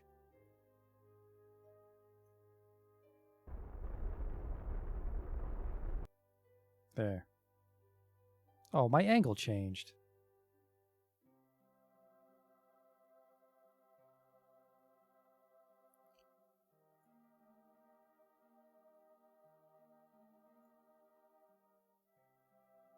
You said 50 kilometers for atmosphere.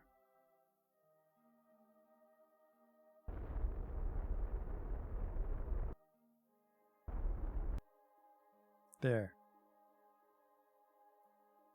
Sub 50, that puts me in just long enough to do a scoop. And then that gives us, I think, 2,500 Delta V to go home. So jettison the bonus fuel.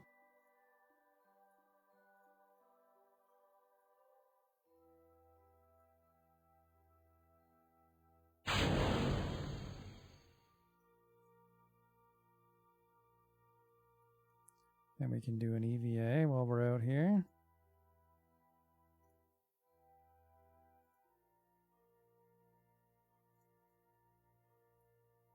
You can reset this. Back in you go. 2,400 Delta V to... You know what? I don't want to doom these guys, so once we do our little flyby and grab the low orbit stuff, we're just going to go home.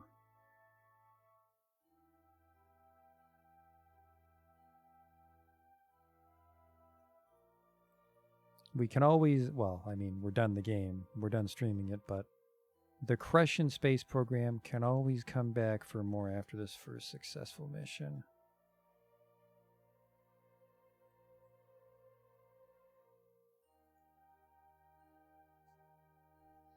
I'm mostly concerned about my angle here getting back to Kerbal.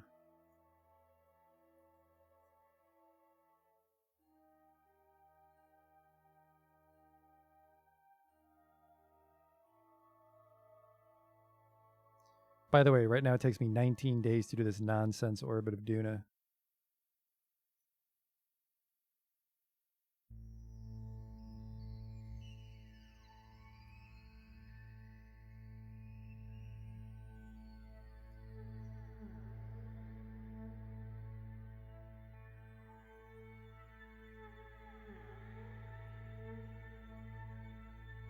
In space near Duna.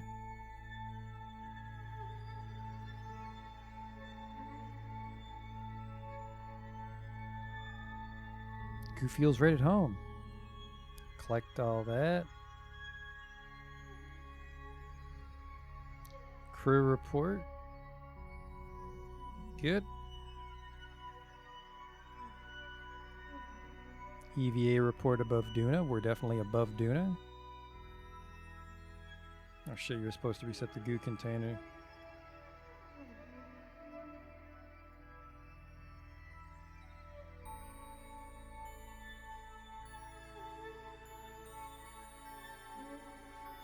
It's gonna be a lot of science if we get home.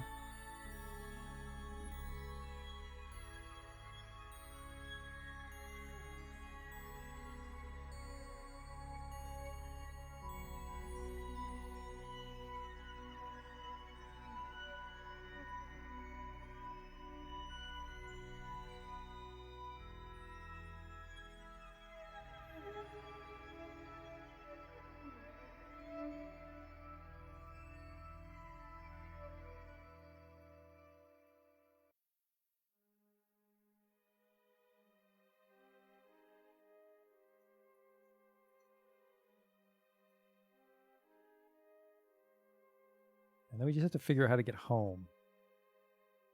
That transfer window is going to be a little wacky because we're already out here.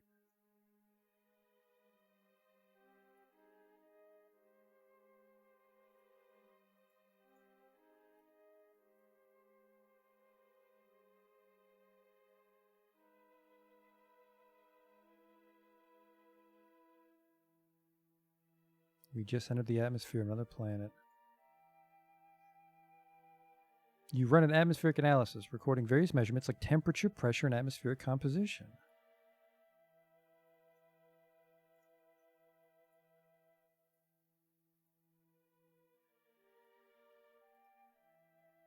Guess it never occurred to me I needed to be landed for the seismometer.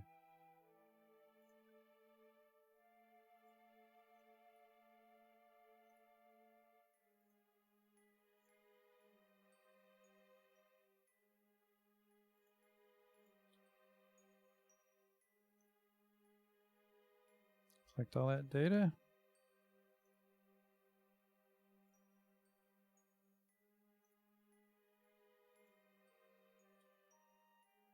Okay. Then we just zip back out into space and try to get home. Yeah, we could do an Ike flyby. Grab a bunch of Ike data, but I want to save every drop of fuel to get home.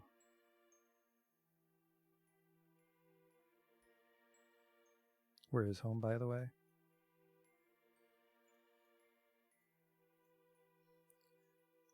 So if I'm going from Duna to Kerbin, do the math.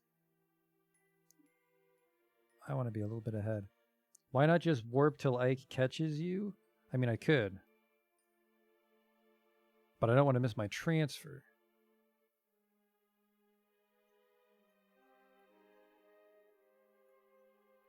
Which I have plenty of time for. Kerbin needs to do like an entire orbit.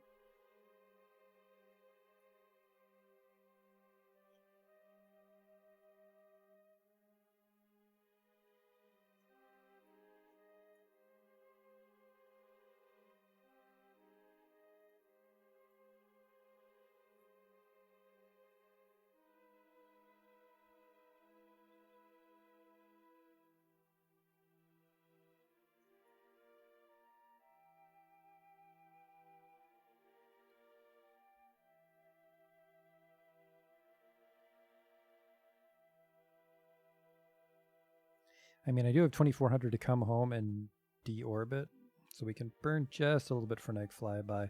I mostly don't want him to grab me and throw me off at a fucking polar angle.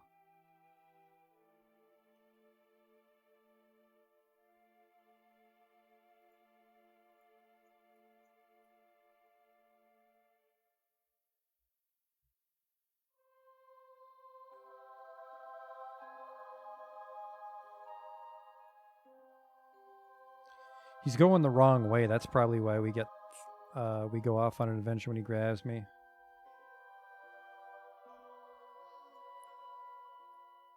Yeah, let's not do Ike just because he's spinning the other direction, which is going to mess up my inclination. So I want my Kerbin inclination.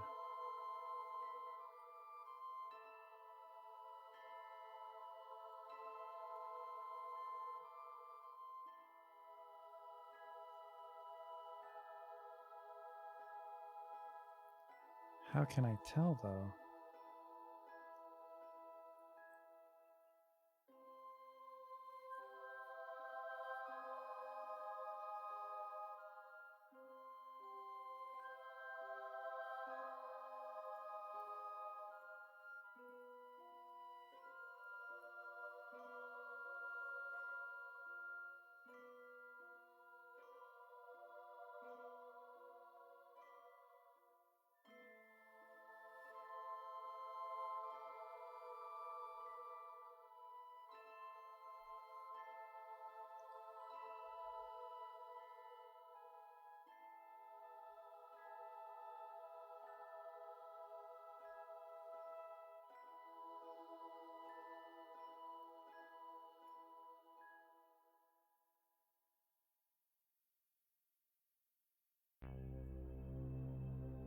Says I'm only off by 0.2.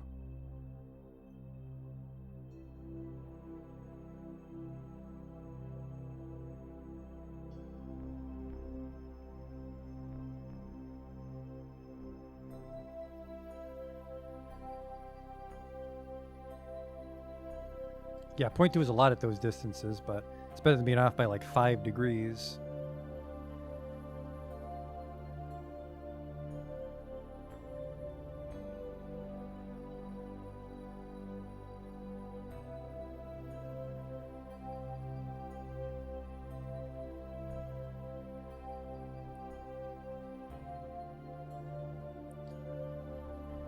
Looks like it's pretty cheap to come back if I can get the timing right. It's just 300 to get scooped up by Kerbin right at that point.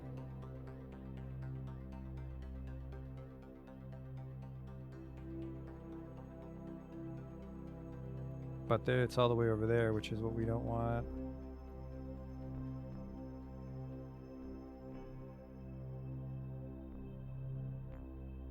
So let's wait a little bit here. Quick save. Because our proper transfer will be when Kerbin's around the spot of Signy's derelict.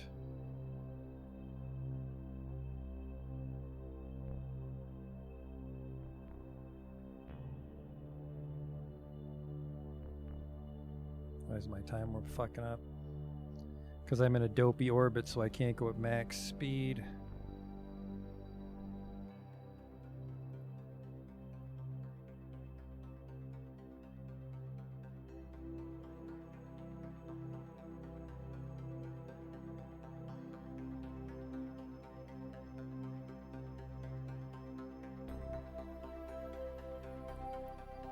Yeah.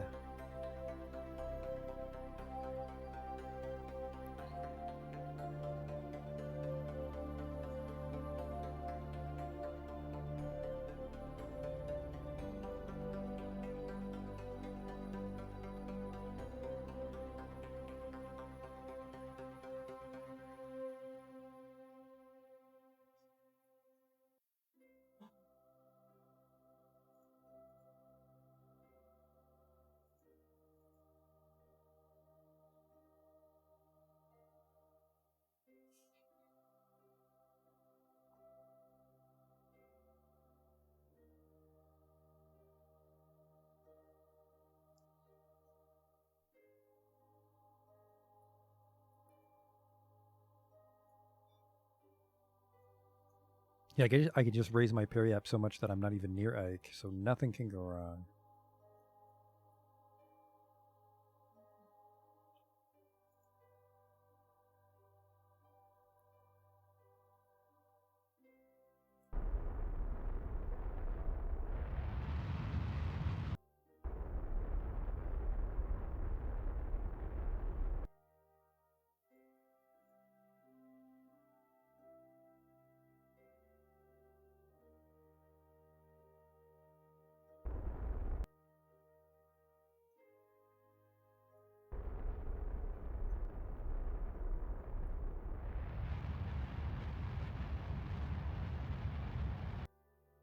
All right, no more Ike to worry about.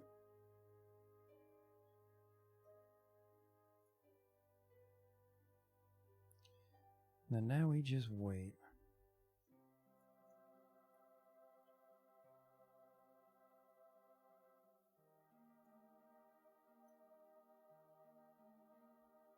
Well, we can account for the inclination and the burn.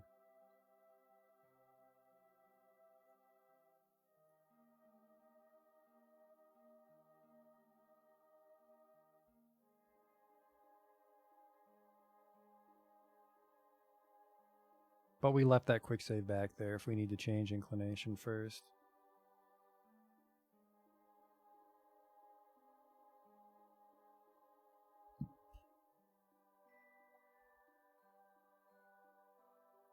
I am returning to Kerbin, yes.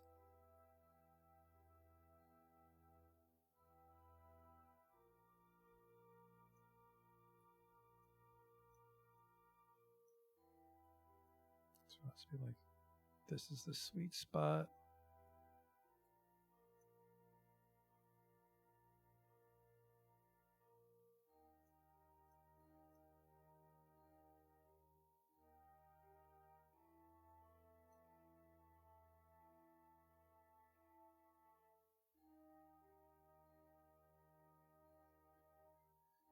We're spending more time on Duna than we did going to Duna.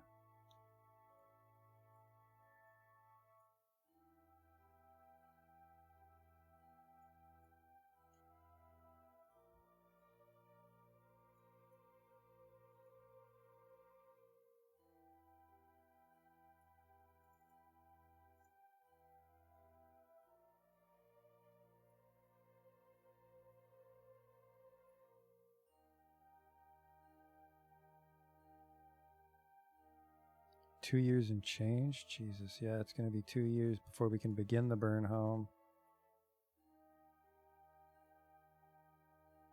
Almost there.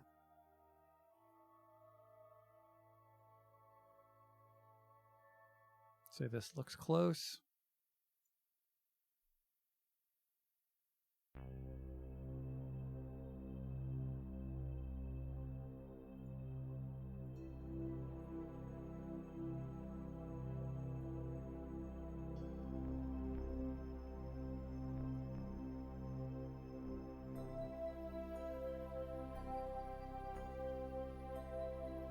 I saw close.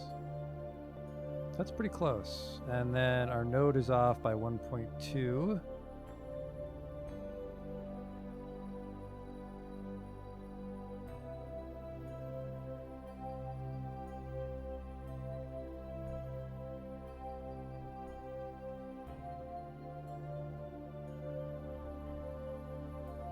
I've seen people that send like 10 ships to a planet at once and then they assemble it when they get there. That's way too much for me. I'm a one ship at a time kind of guy.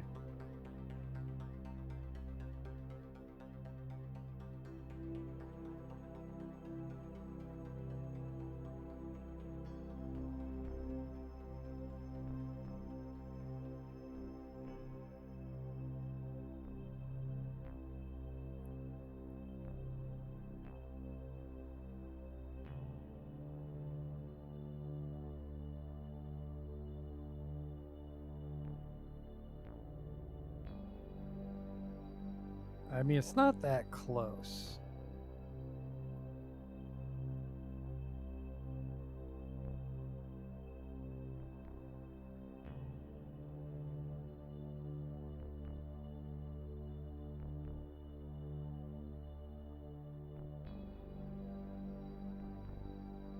I don't think radial's a smart play here.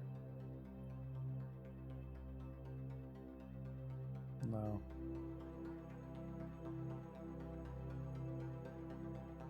Maybe you just need to wait a little bit longer. Or I can go home right now. 900 delta V. That leaves like well over 1,000 to deorbit safely. Call this one going home. Save.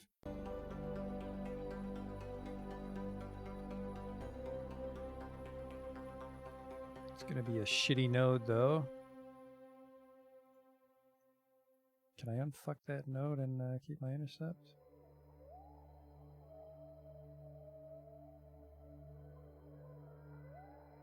Seems the answer is yes.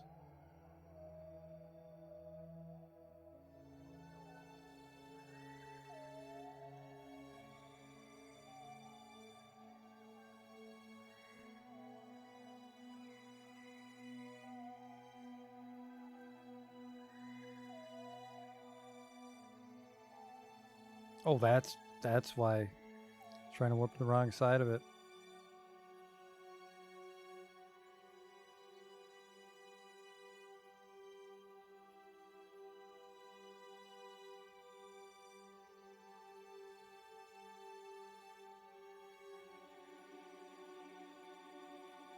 You know, I'm trying to make the damn planet my target. Why won't you let me?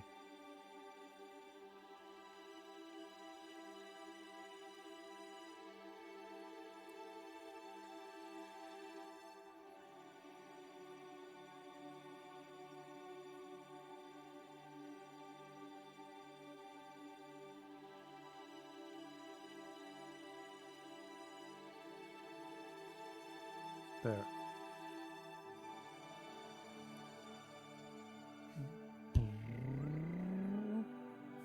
So 1 minute burn because we got the double terrier. Instead of, well, I guess 2 nerves might have made the ship way too heavy, but 2 nerves wouldn't be terrible burns, I think.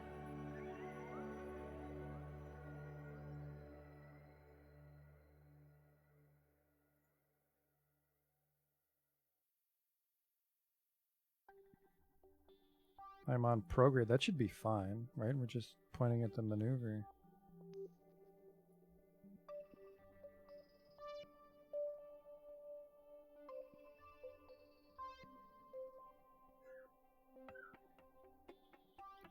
Jesus Christ. I always forget how it's hard to slow down when you're going super fast. The time warp.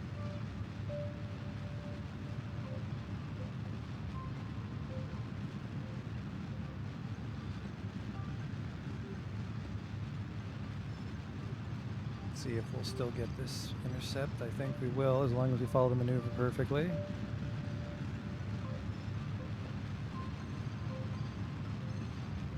$53 million periapts. That's going to take a lot to circularize, I think.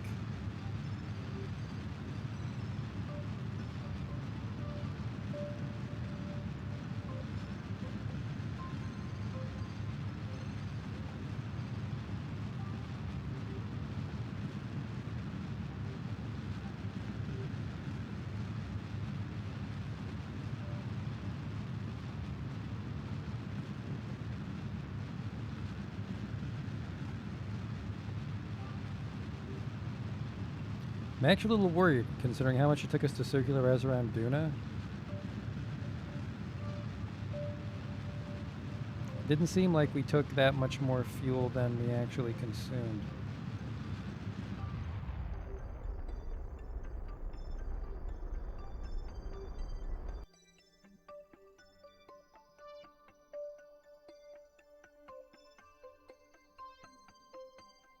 Okay, it looked like we did it.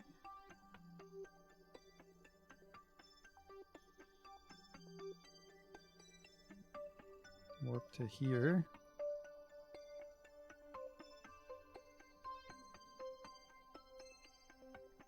Looks like I might not make it.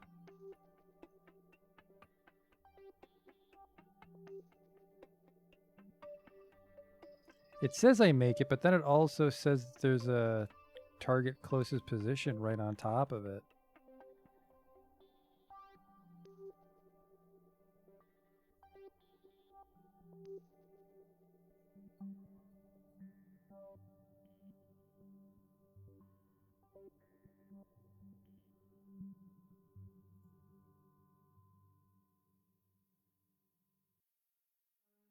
I have a hard save right before the burn. I think I'm burning the wrong way there.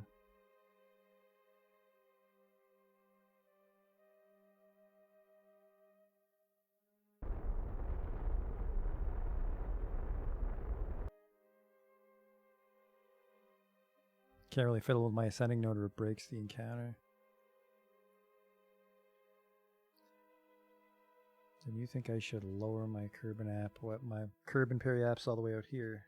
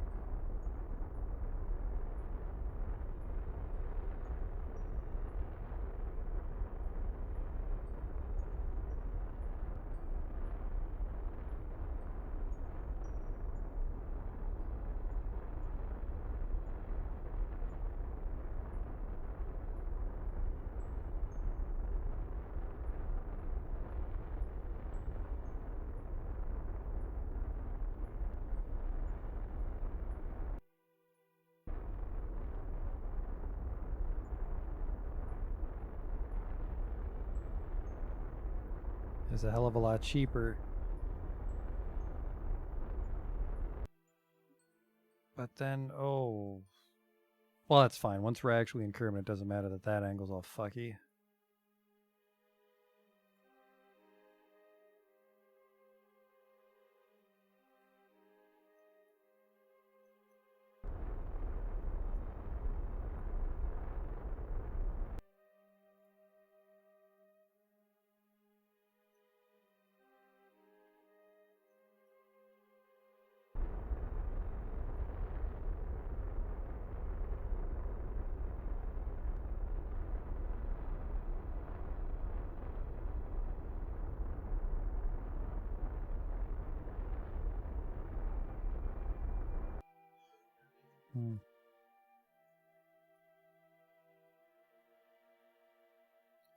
Let's just focus on the height. We can come down at whatever dopey angle it wants to grab us at.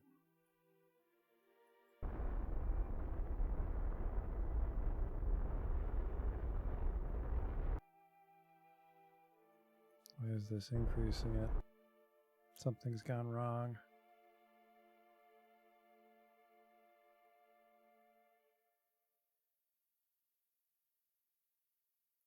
What if I speed up? Am I over the halfway point or something? Is that what's going on here?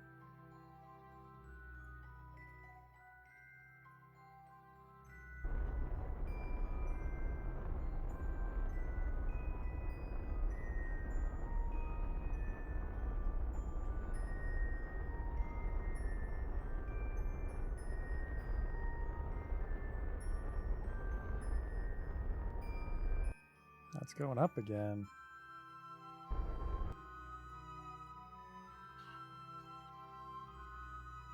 Let's just go there. Try to kill it at Kerbal. If we don't have enough fuel, we have that hard save back before we even did the Duna transfer.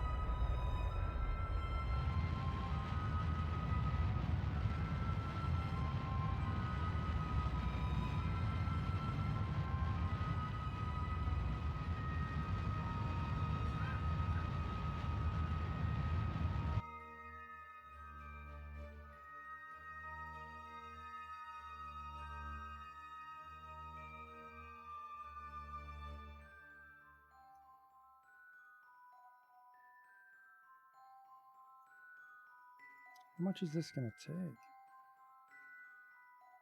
Oh no, what the fuck? I did something wrong. Shouldn't take 11:59 to circularize once they grab us.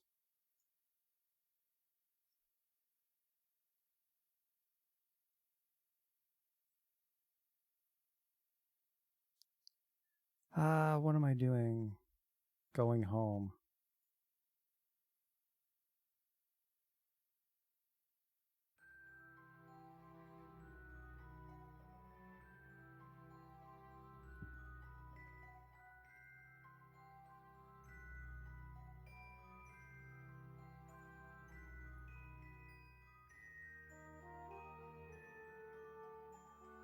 Is that Periap 79?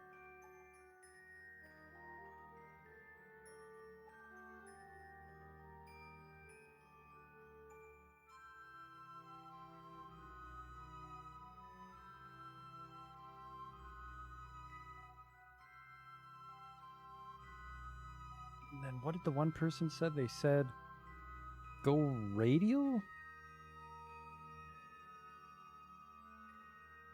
That might be cheaper than going retrograde.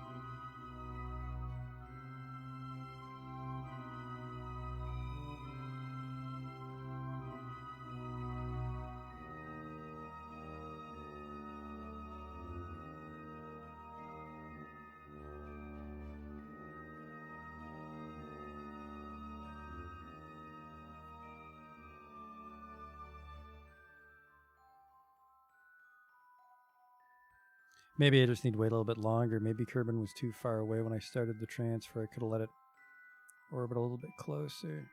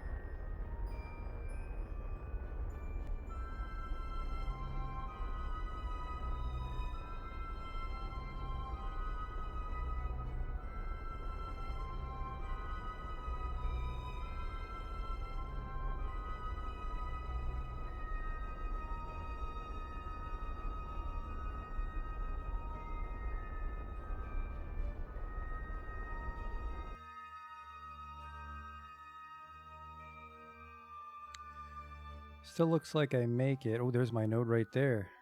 Can burn on my way out.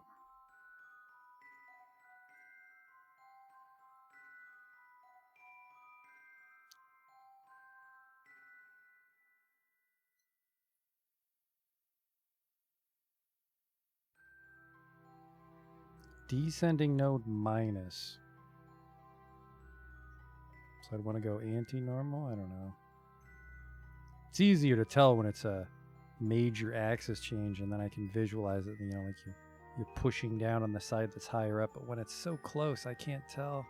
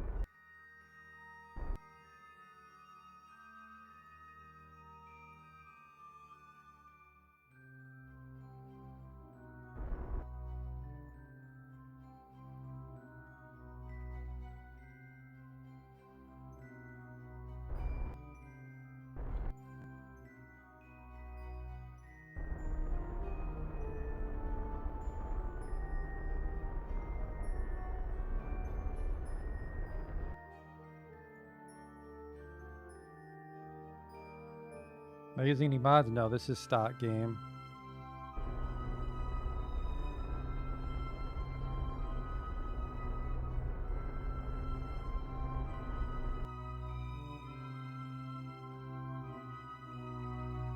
It's fucking... I can lose my encounter trying to just change the angle.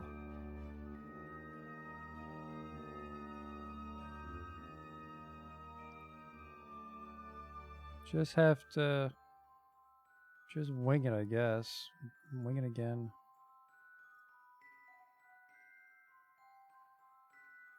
I barely spend any time in the influence there.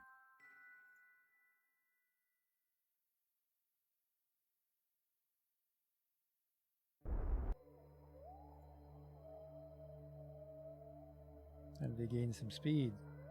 Fast.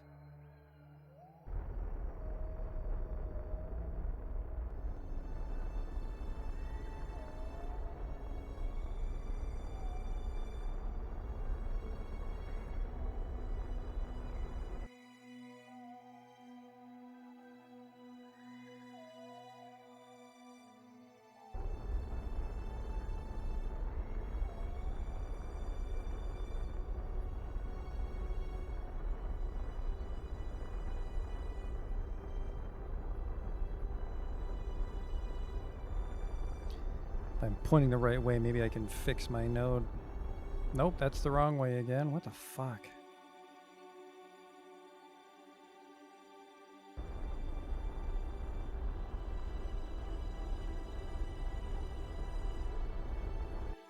Yeah, I can't get the periapse very close because of the stupid angle. Speed up, so I want the periapse to be super close so it's easier to kill the orbit. Yeah, now it's going up, yeah, because it's just a stupid polar sweet spot bullshit.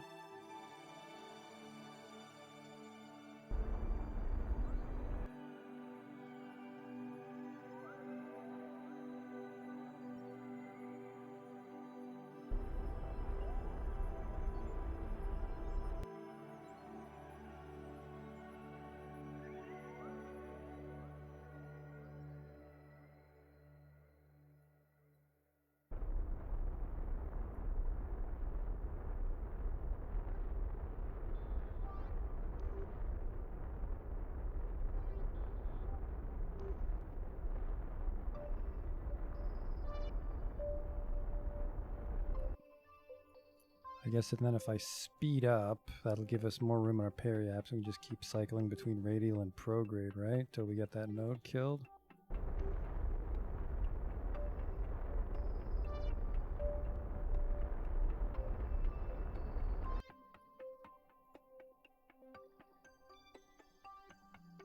Or are they just canceling each other out?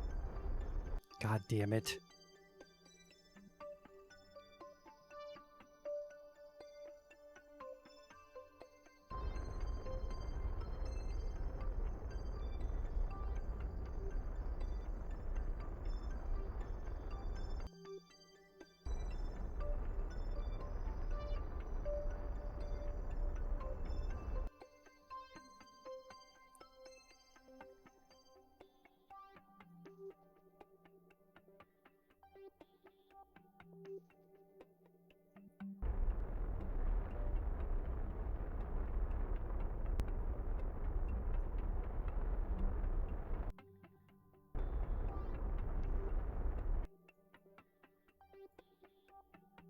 Yeah, I think they're just canceling each other out.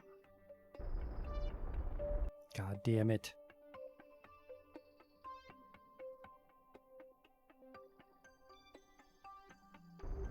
No, maybe not. It's getting lower and lower to chime, isn't it?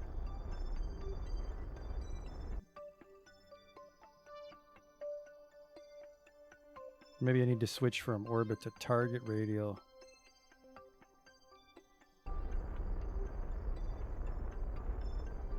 Yeah, it's just going back up.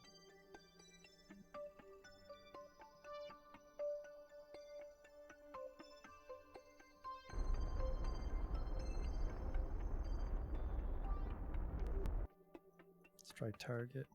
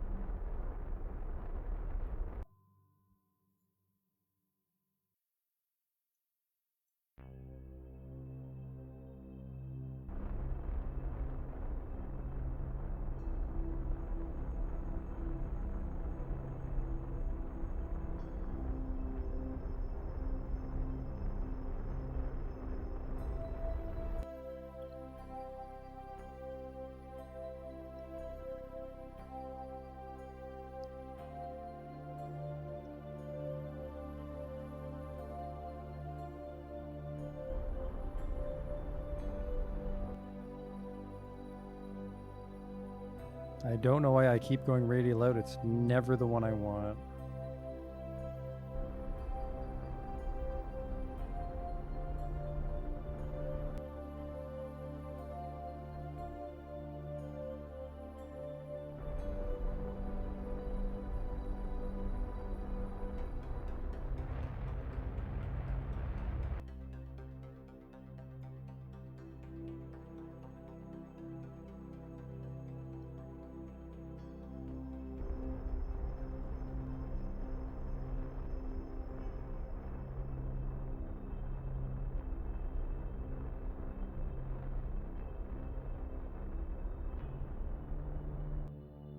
it's just making I cannot.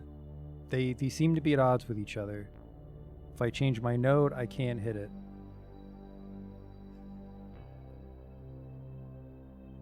Yeah, I do need to just make a node. Where the hell is my ship?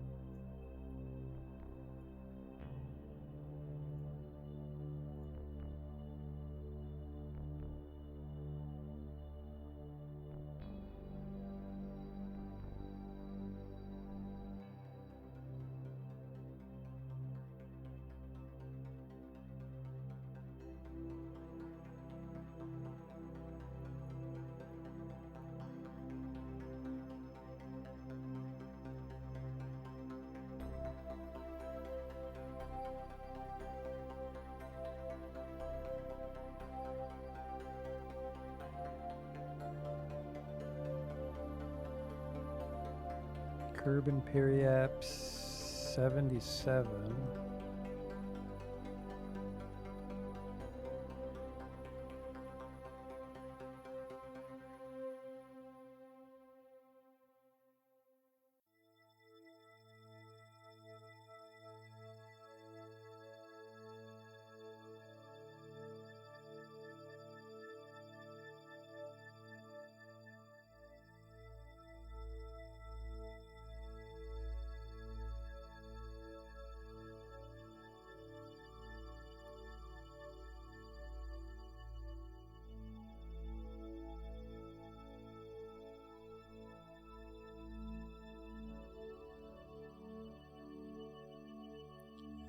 So that gives me 41 million with 0.1 difference.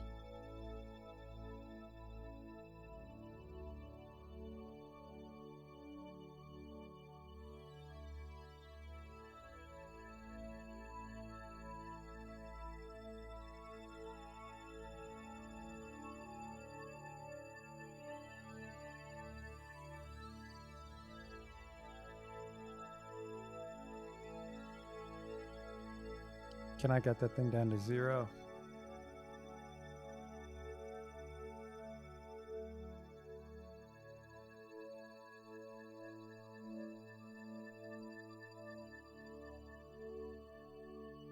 Kerbal Periaps is 61.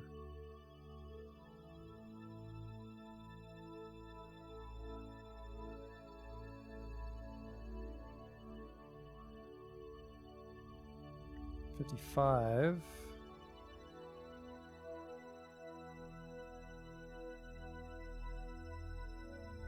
I gotta correct.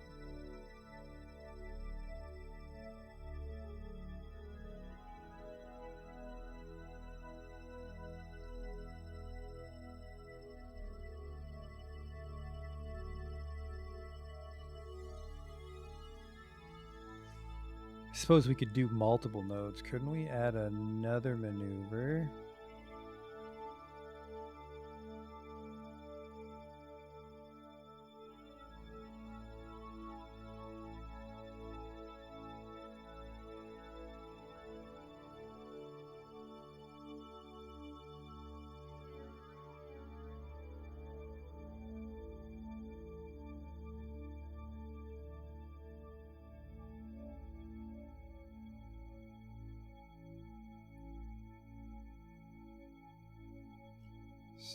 Jesus Christ, I can't even read the numbers.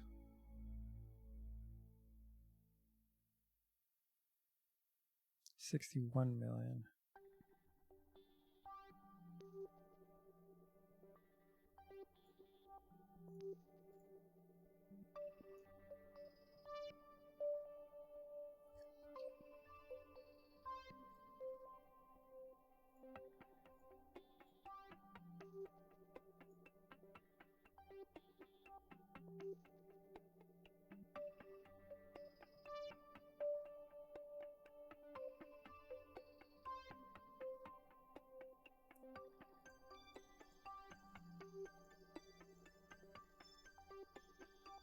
$61.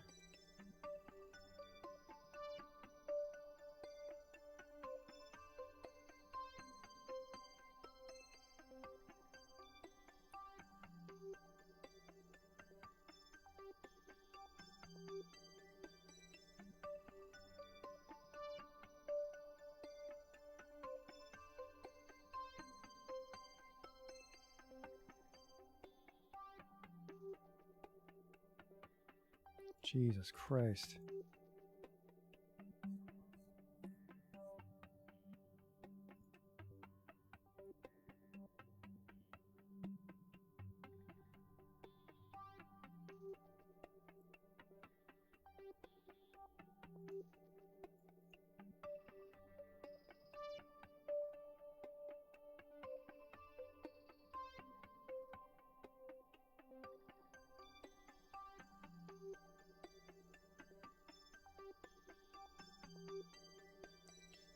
It's my first time going to another well, we went to Eve yesterday, but we couldn't get back. So this is the first time getting back. I was expecting the getting back to be easier, honestly.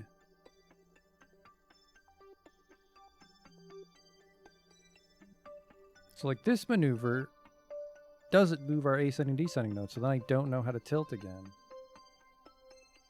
Because like it's a fucking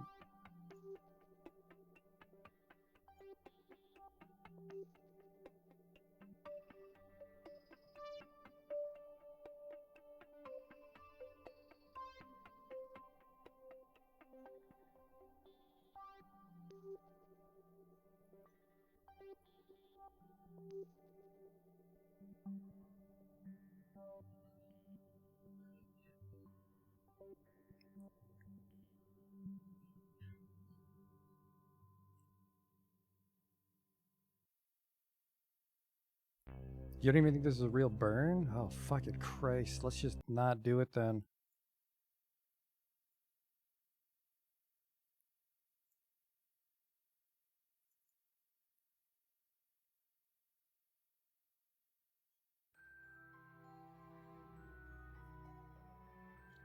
Like, I mean, it sends us to Kerbal, I just don't know if I have enough velocity to kill it.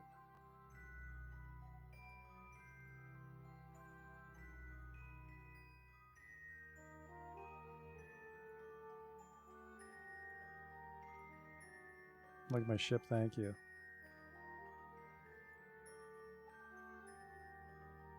What does the phase angle look like?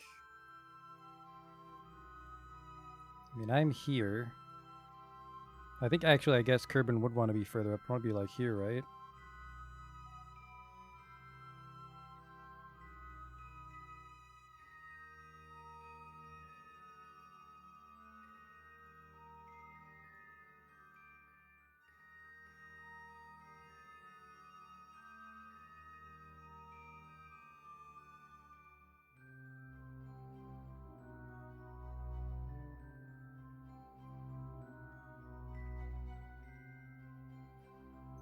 Something like that, yeah.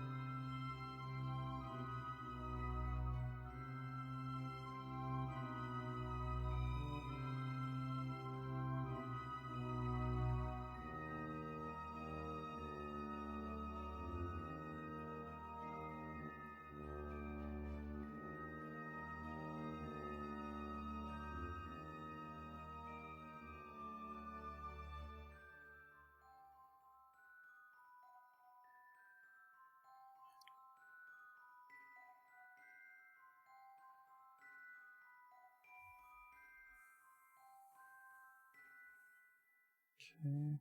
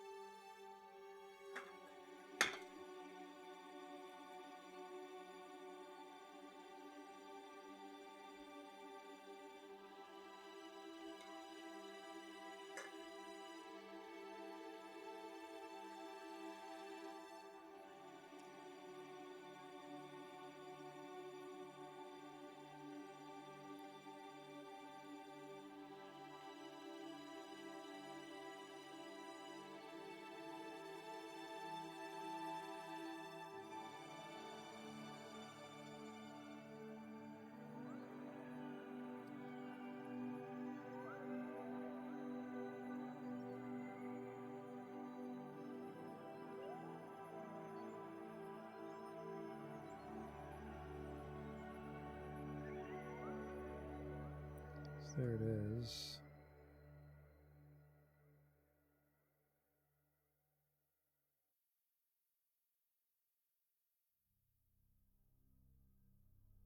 It's fucking way too much with the radial. Christ, now I'm too far ahead.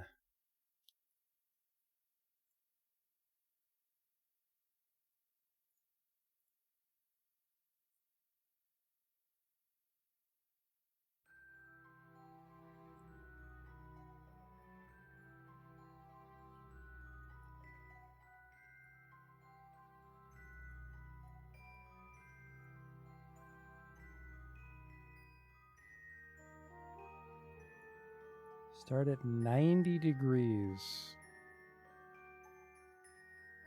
What?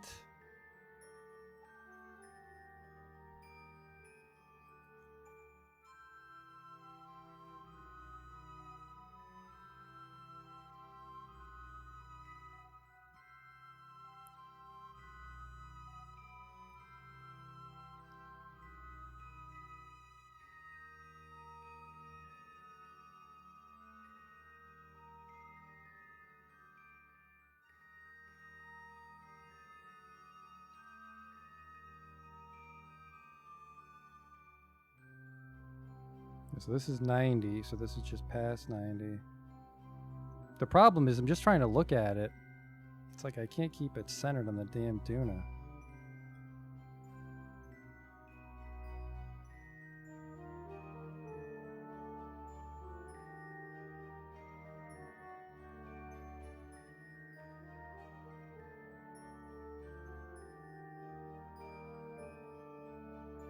So that's just past 90.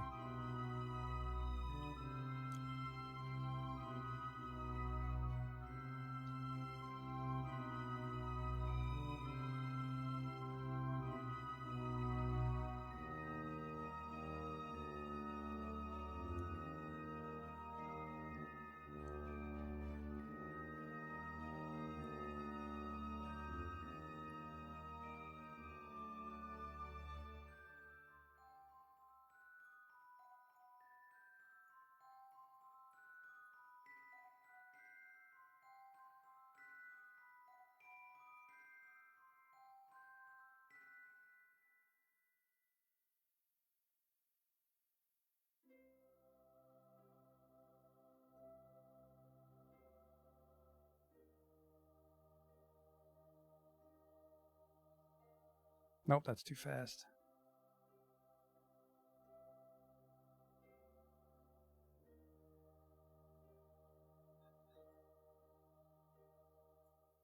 Why is this so fucking expensive?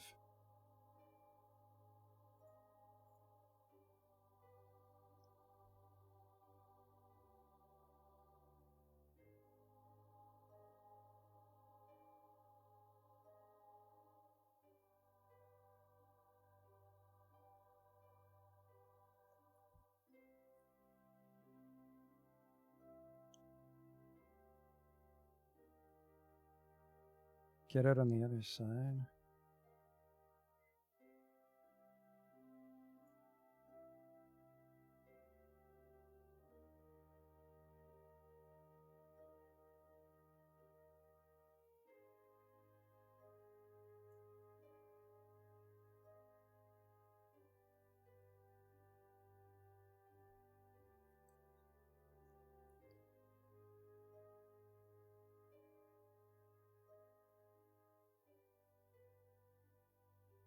That's it. That didn't do anything.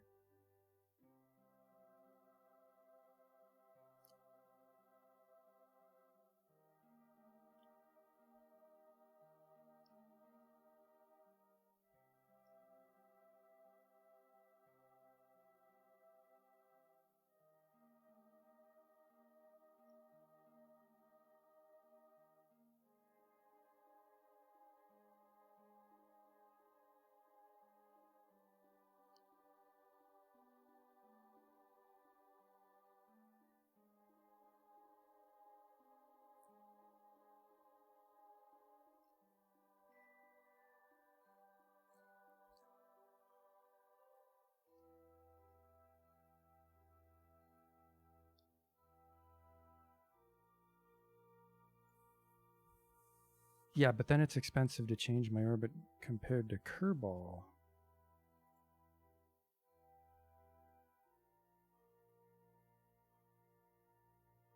All right.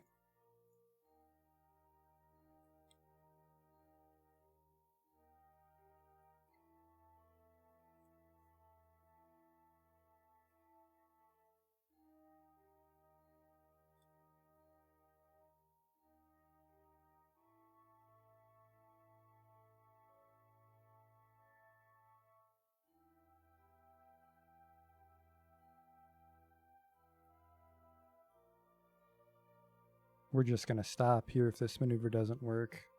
This is why we have to stop playing Kerbal Space Program. It's 7 hours to do one thing.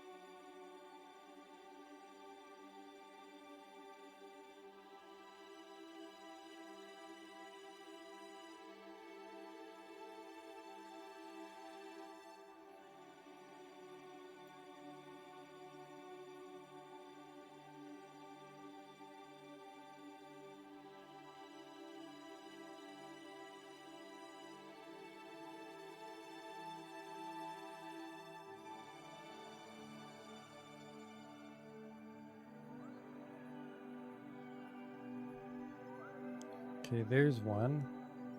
And then I hit a node so I can descend on the way. So this should work.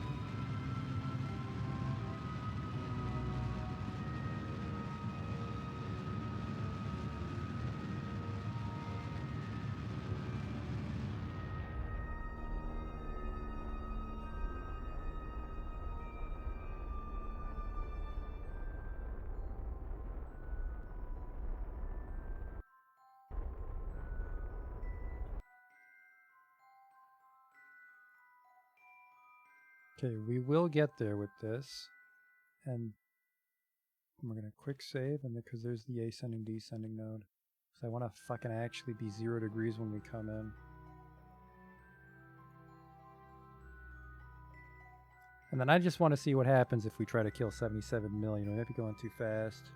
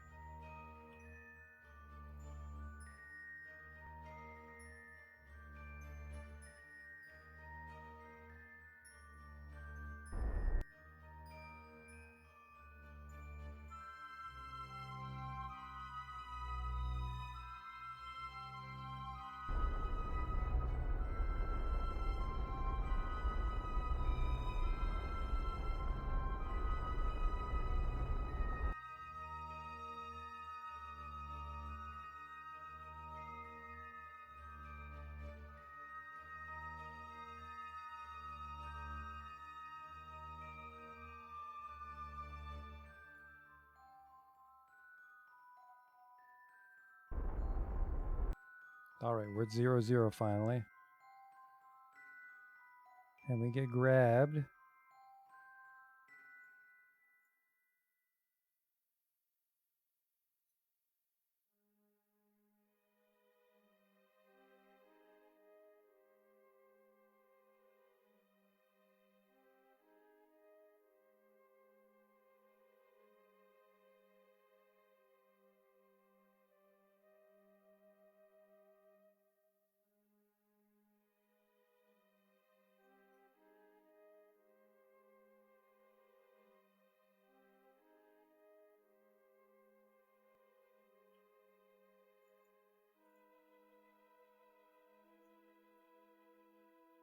How much is this going to take?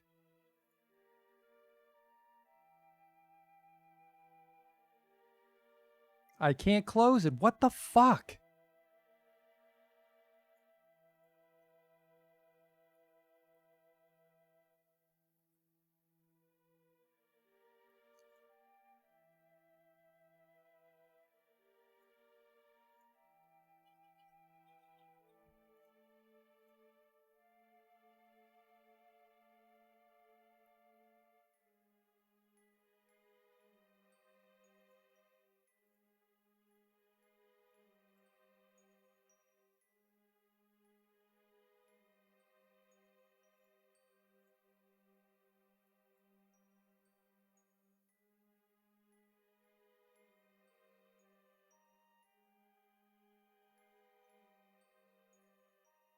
Still 8 million.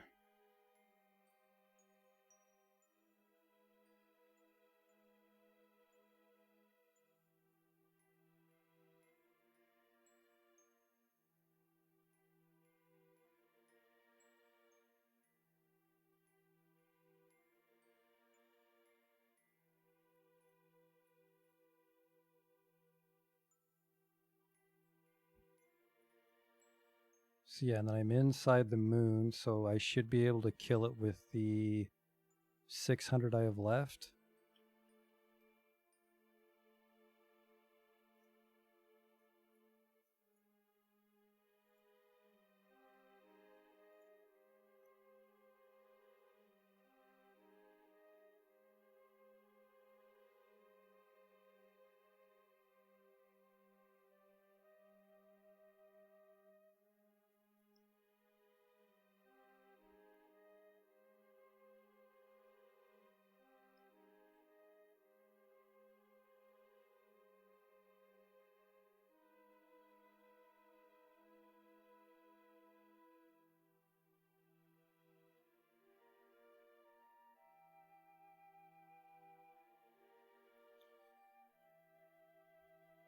Think it's safe to aero brake with this fucking monstrosity?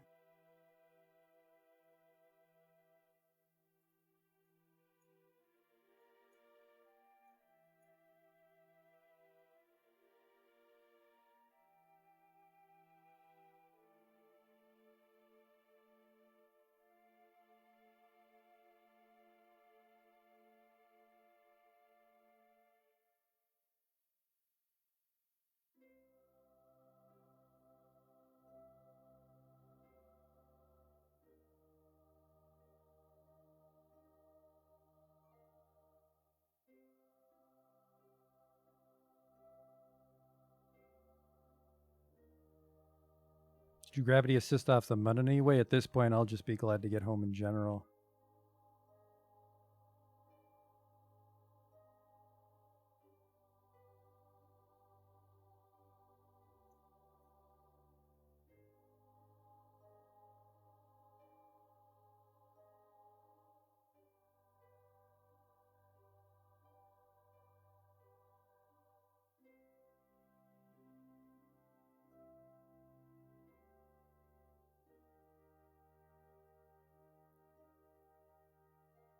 $121, that's too much.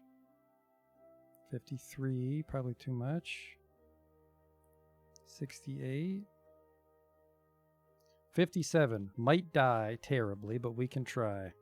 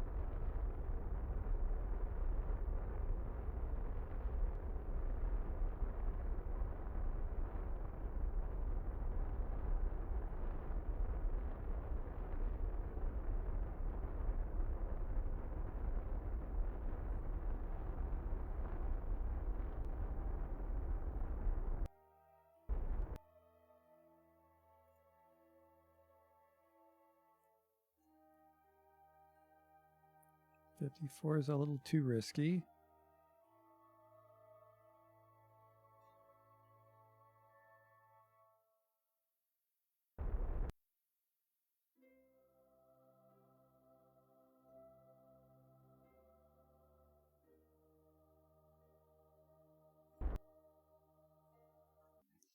Okay, we'll call this save Hot Pocket because that's what we might become in a moment.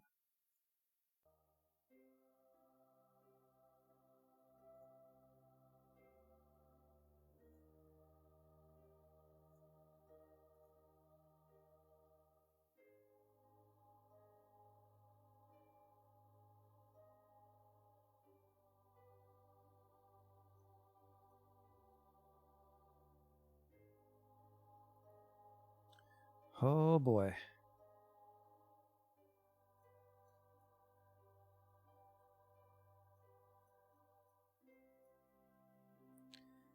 And then we got to put the solar panels away every time we skid along.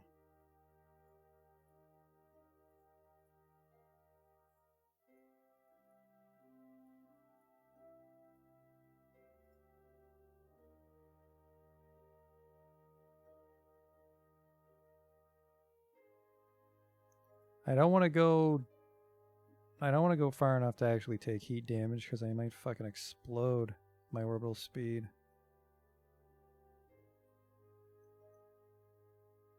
Period apps is 66.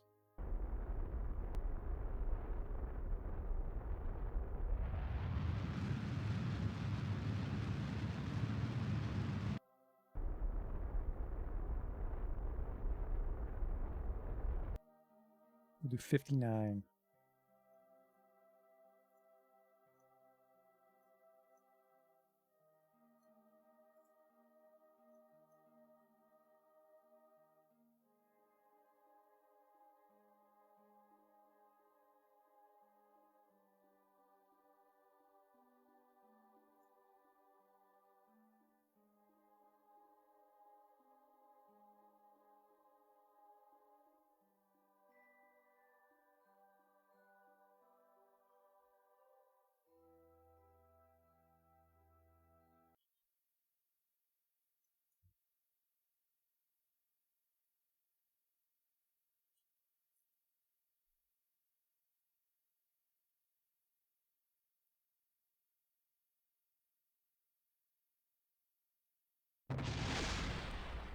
All right, we just lost something.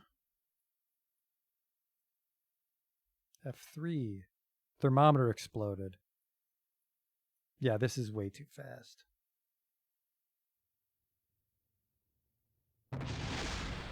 This is way too fast. You can't go that. We can't go under 60 yet.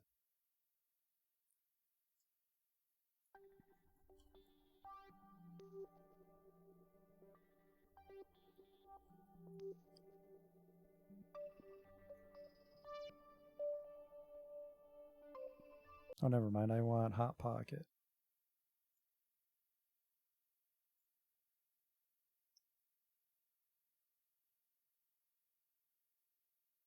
Where's Hot Pocket?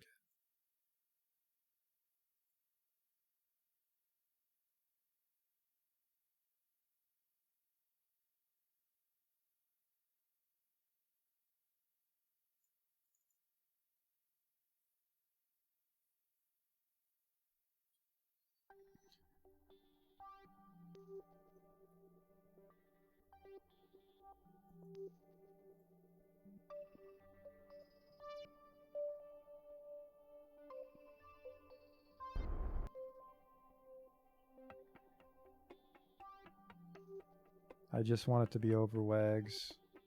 I just want it to be fucking over.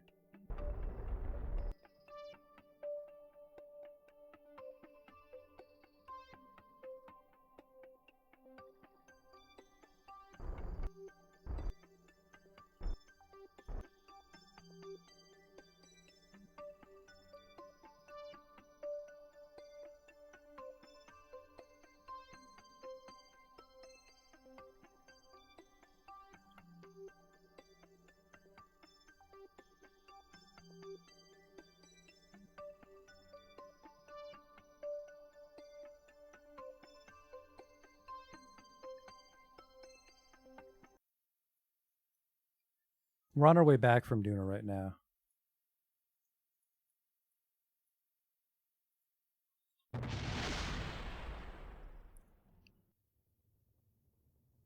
Is everything still fucking exploding at this speed? Jesus, okay. Nope. I'm not fucking gonna sit here and play Math Blaster all night with these fucking maneuver nodes.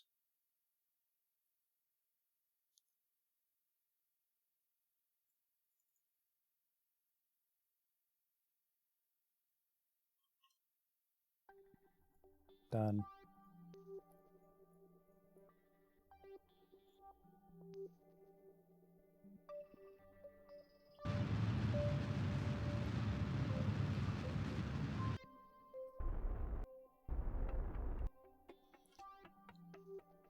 Alright, now we can just jettison everything.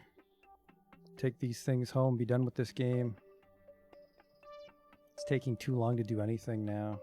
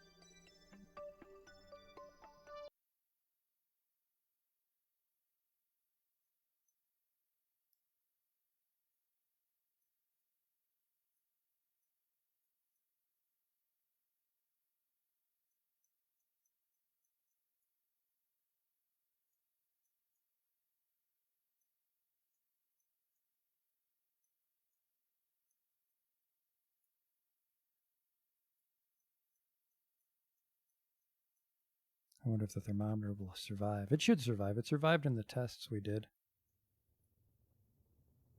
Almost 3 years to get back. Yeah, I mean,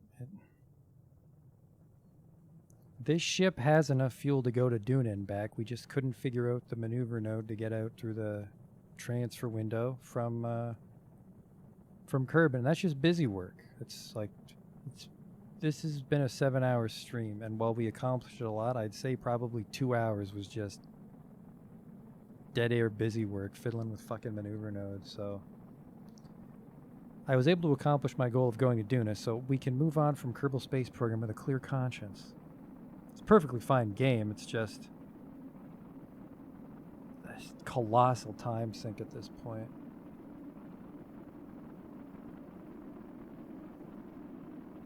I've had my fun with it. It's time to move on.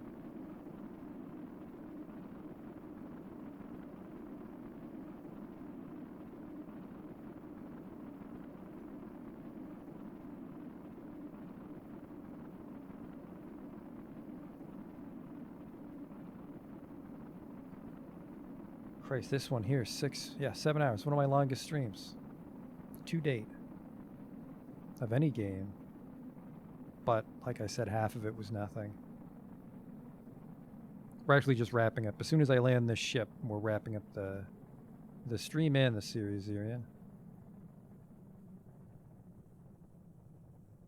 Nothing burned up. Perfect.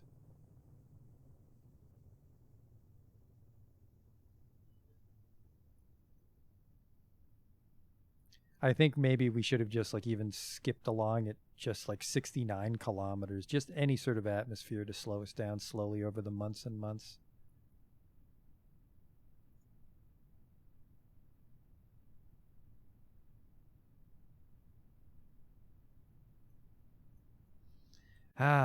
Once again, over the water, won't get to see those landers.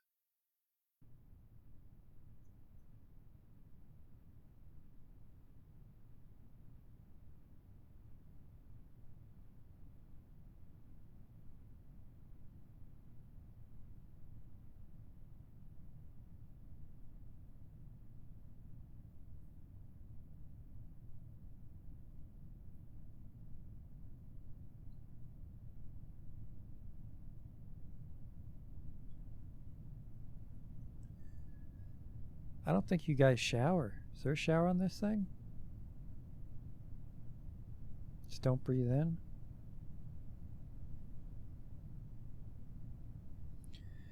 Am I going to get back to the regular streaming? Yeah, we're probably going to just try to go back to the normal streaming schedule. This was too much. What's going to replace Kerbal Space Program? The next game is Knights of the Old Republic. A simulation game that won't take 90 hours to achieve a middling goal.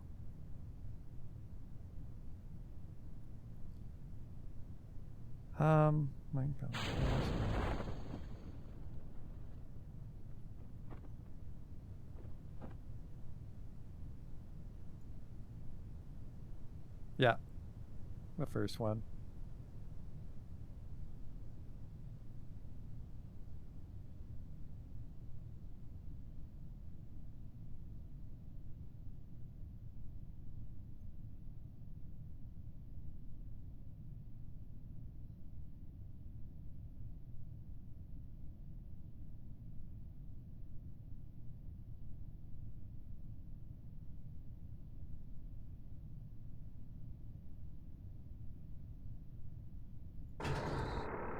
Then we'll deploy the legs just to give us that extra bit of security when we hit the water.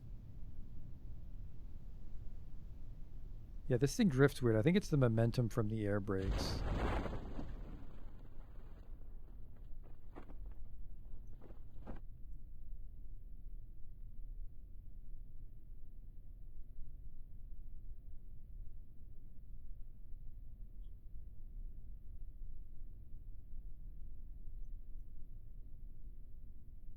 Yeah, I thought I had the center of mass measured properly, but it always dips down.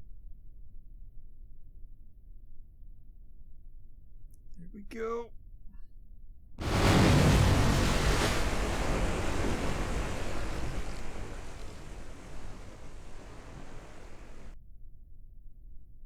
And we did all this Duna science, so that should be a lot.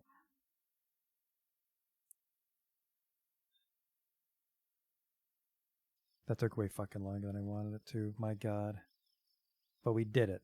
866 science, just casually going all the way to Dune and back. And they didn't level up. Really?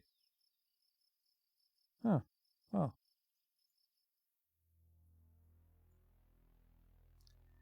That marks the end of Kerbal Space Program. I'm sure the Crushins will go on into other greater things, like other planets, but that's it for me. So I hope you enjoyed it. If you're interested in Kerbal Space Program, you can play it yourself, obviously. And thanks for watching. I'll see you next time.